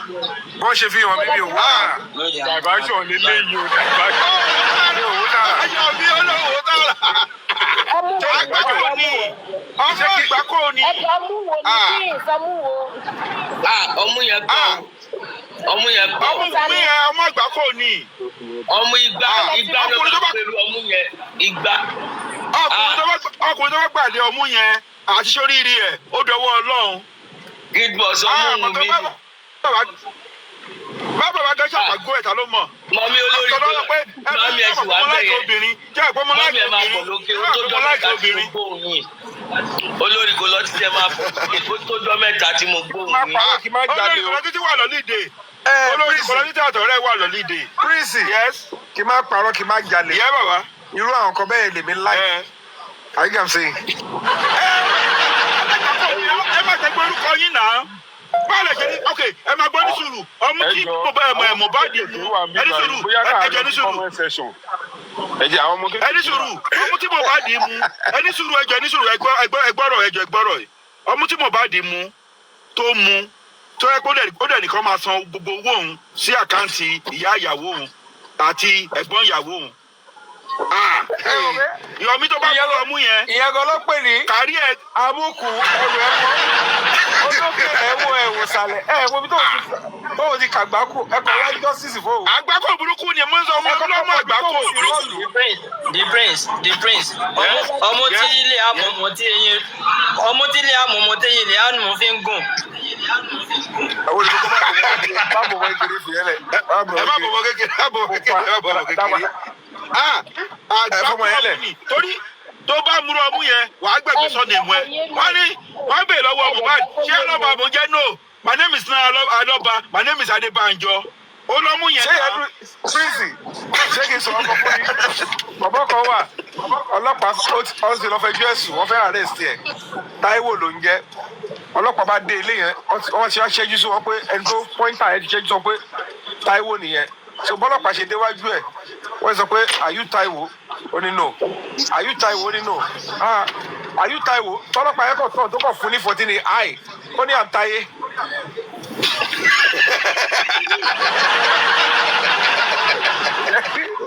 ìfọ orí ọmú bẹ́ẹ̀ bá rí àwọn ọmú tó jẹ́ pé ẹjọ́ ibolẹ ti rí ọmú o ibolẹ ti rọmú. ibolẹ ti rọmú yẹ́n yóò tí rọmú yẹn ní sàbíkẹ́ ẹ tí rí ọmú mi tí rí o. kí ni wàá sọ̀rọ̀ tí ì rí ni. ẹ tó bá ní nọ́mbà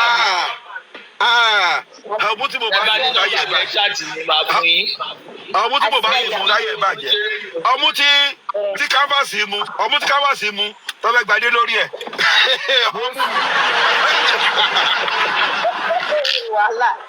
ọmú igba ni ọmọ ẹ̀mí igba lọmú yẹn àwọn ọmú tó máa ń pẹ̀ ní jí. ní ọmú àgbákò yàtọ̀ ní the breast set o. tó bá ti gẹ́ ó bá jẹ́ original ni tó bá gẹ́ tó original ti ẹ̀ ní ọ̀pọ̀ kọ̀ọ̀sẹ̀ ẹ̀kọ́ ṣáà ló ní mo kọ̀ ọ́ báyìí mo ní ìwọ náà èèyàn kan ló dẹ̀ máa.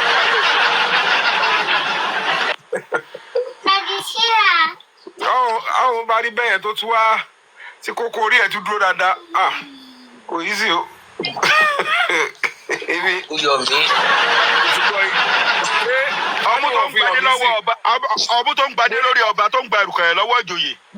mo ní kí lè fi kọ́ báyìí wọ́n mi ti fún mi ní mental trauma kó tó lù ẹ̀ tó yẹ kó lù ẹ̀ rí mo ti ní mental trauma mo ti ní mental breakdown. ọmú kọ́ ń tẹ̀ wá. ẹ wo bí fókọ̀sì ẹni wàhálà o ẹ má yẹ kí wọ́n mi DM mi o tó bá DM mi lè fi justice lẹ̀ pẹ̀lú sórí.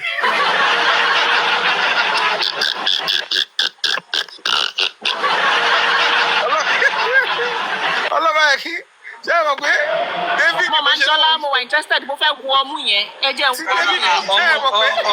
ọmọ yẹn kún lóòótọ́ ọmọ yẹn kún lóòótọ́ ó kún. David rí orí Uriah orí ọmú lọ́ọ̀kan ó ní kọ́ lọ gbé wá nígbà tí yẹn dé ọ̀gbẹ́ni wá ọba ni mí máa balẹ̀ eléyìí nígbà tó balẹ̀ tán yẹn kábíyèsí ẹ bá ti tu gbogbo ẹ̀ sí i máa kọ́ adé orí ni mo tu sí ẹ lára. ọkọ ẹ ní Uriah Báṣẹ́bà gangan níyàwó. Báṣẹ́bà mo bá ti sọ. ṣe fẹ́ gbọ́ tọrọ nígbà tí báyọ̀ wá di pé ó ń fọ́ ẹ mọ̀ pé mo ti má rí ẹ lọ pọ̀ ọkọ ẹ̀ àkókò wá sáyé sàbálẹ̀ ó sàlẹ̀ mọ́. ìyẹn tí wá dé ìyẹn ò tún lọ sàbá David wò báyìí pé wòlé ni ẹ ni kí ni tiẹ̀ pẹ̀lú ó ní nǹkan tó wà tó lẹ́mù tó pọ̀ tó yìí ogun ló ṣàfẹ́ máa jà ókè ẹ lọ sọ síwájú tó bá àpò parọ́ nìyá. ẹ parọ́ wọn ní níbi tí ogun yẹn bá ti lé gan ibẹ̀ nìkan sẹ́ẹ̀tì. kó lè mọ́ lára. àwọn yẹn náà ń pè ní kó parí lé nǹkan ẹni.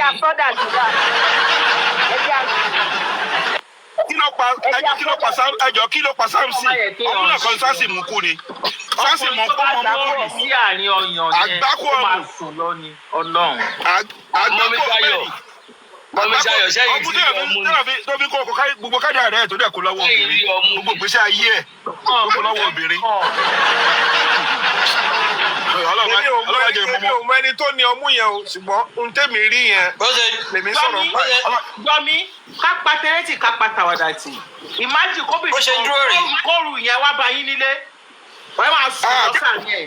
tó bá yìí daṣọ bò tó bá daṣọ bò mo lè máa tó máa ṣàgídí. tó bá gbé ọmú yẹn dọ́dọ̀ ẹ wàá gbé gbogbo pákéjì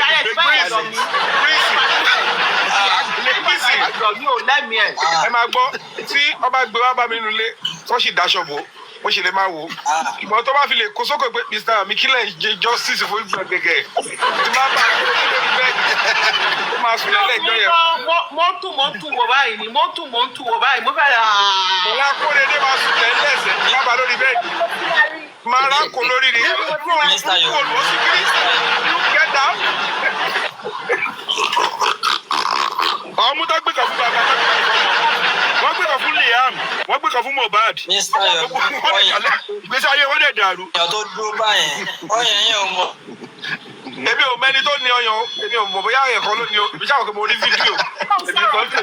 ajin irú ọyàn yẹn. ọ̀sán rárá o. ẹ jọ ẹyọ máa fi planchet. bó ṣe rí irú ọmú yẹn. àwọn tí ò tí ì rí ọyàn yẹn àti pàwọn sáyé jáde ń bẹ̀ o. Prince ó kì í ṣe jáde irú ọmú yẹn. Prince ó máa pẹ́ tó jáde ń bẹ̀. àwọn tí ò tí ì rí ọyàn báyìí àti pàwọn sáyé wọ́n ti fẹ́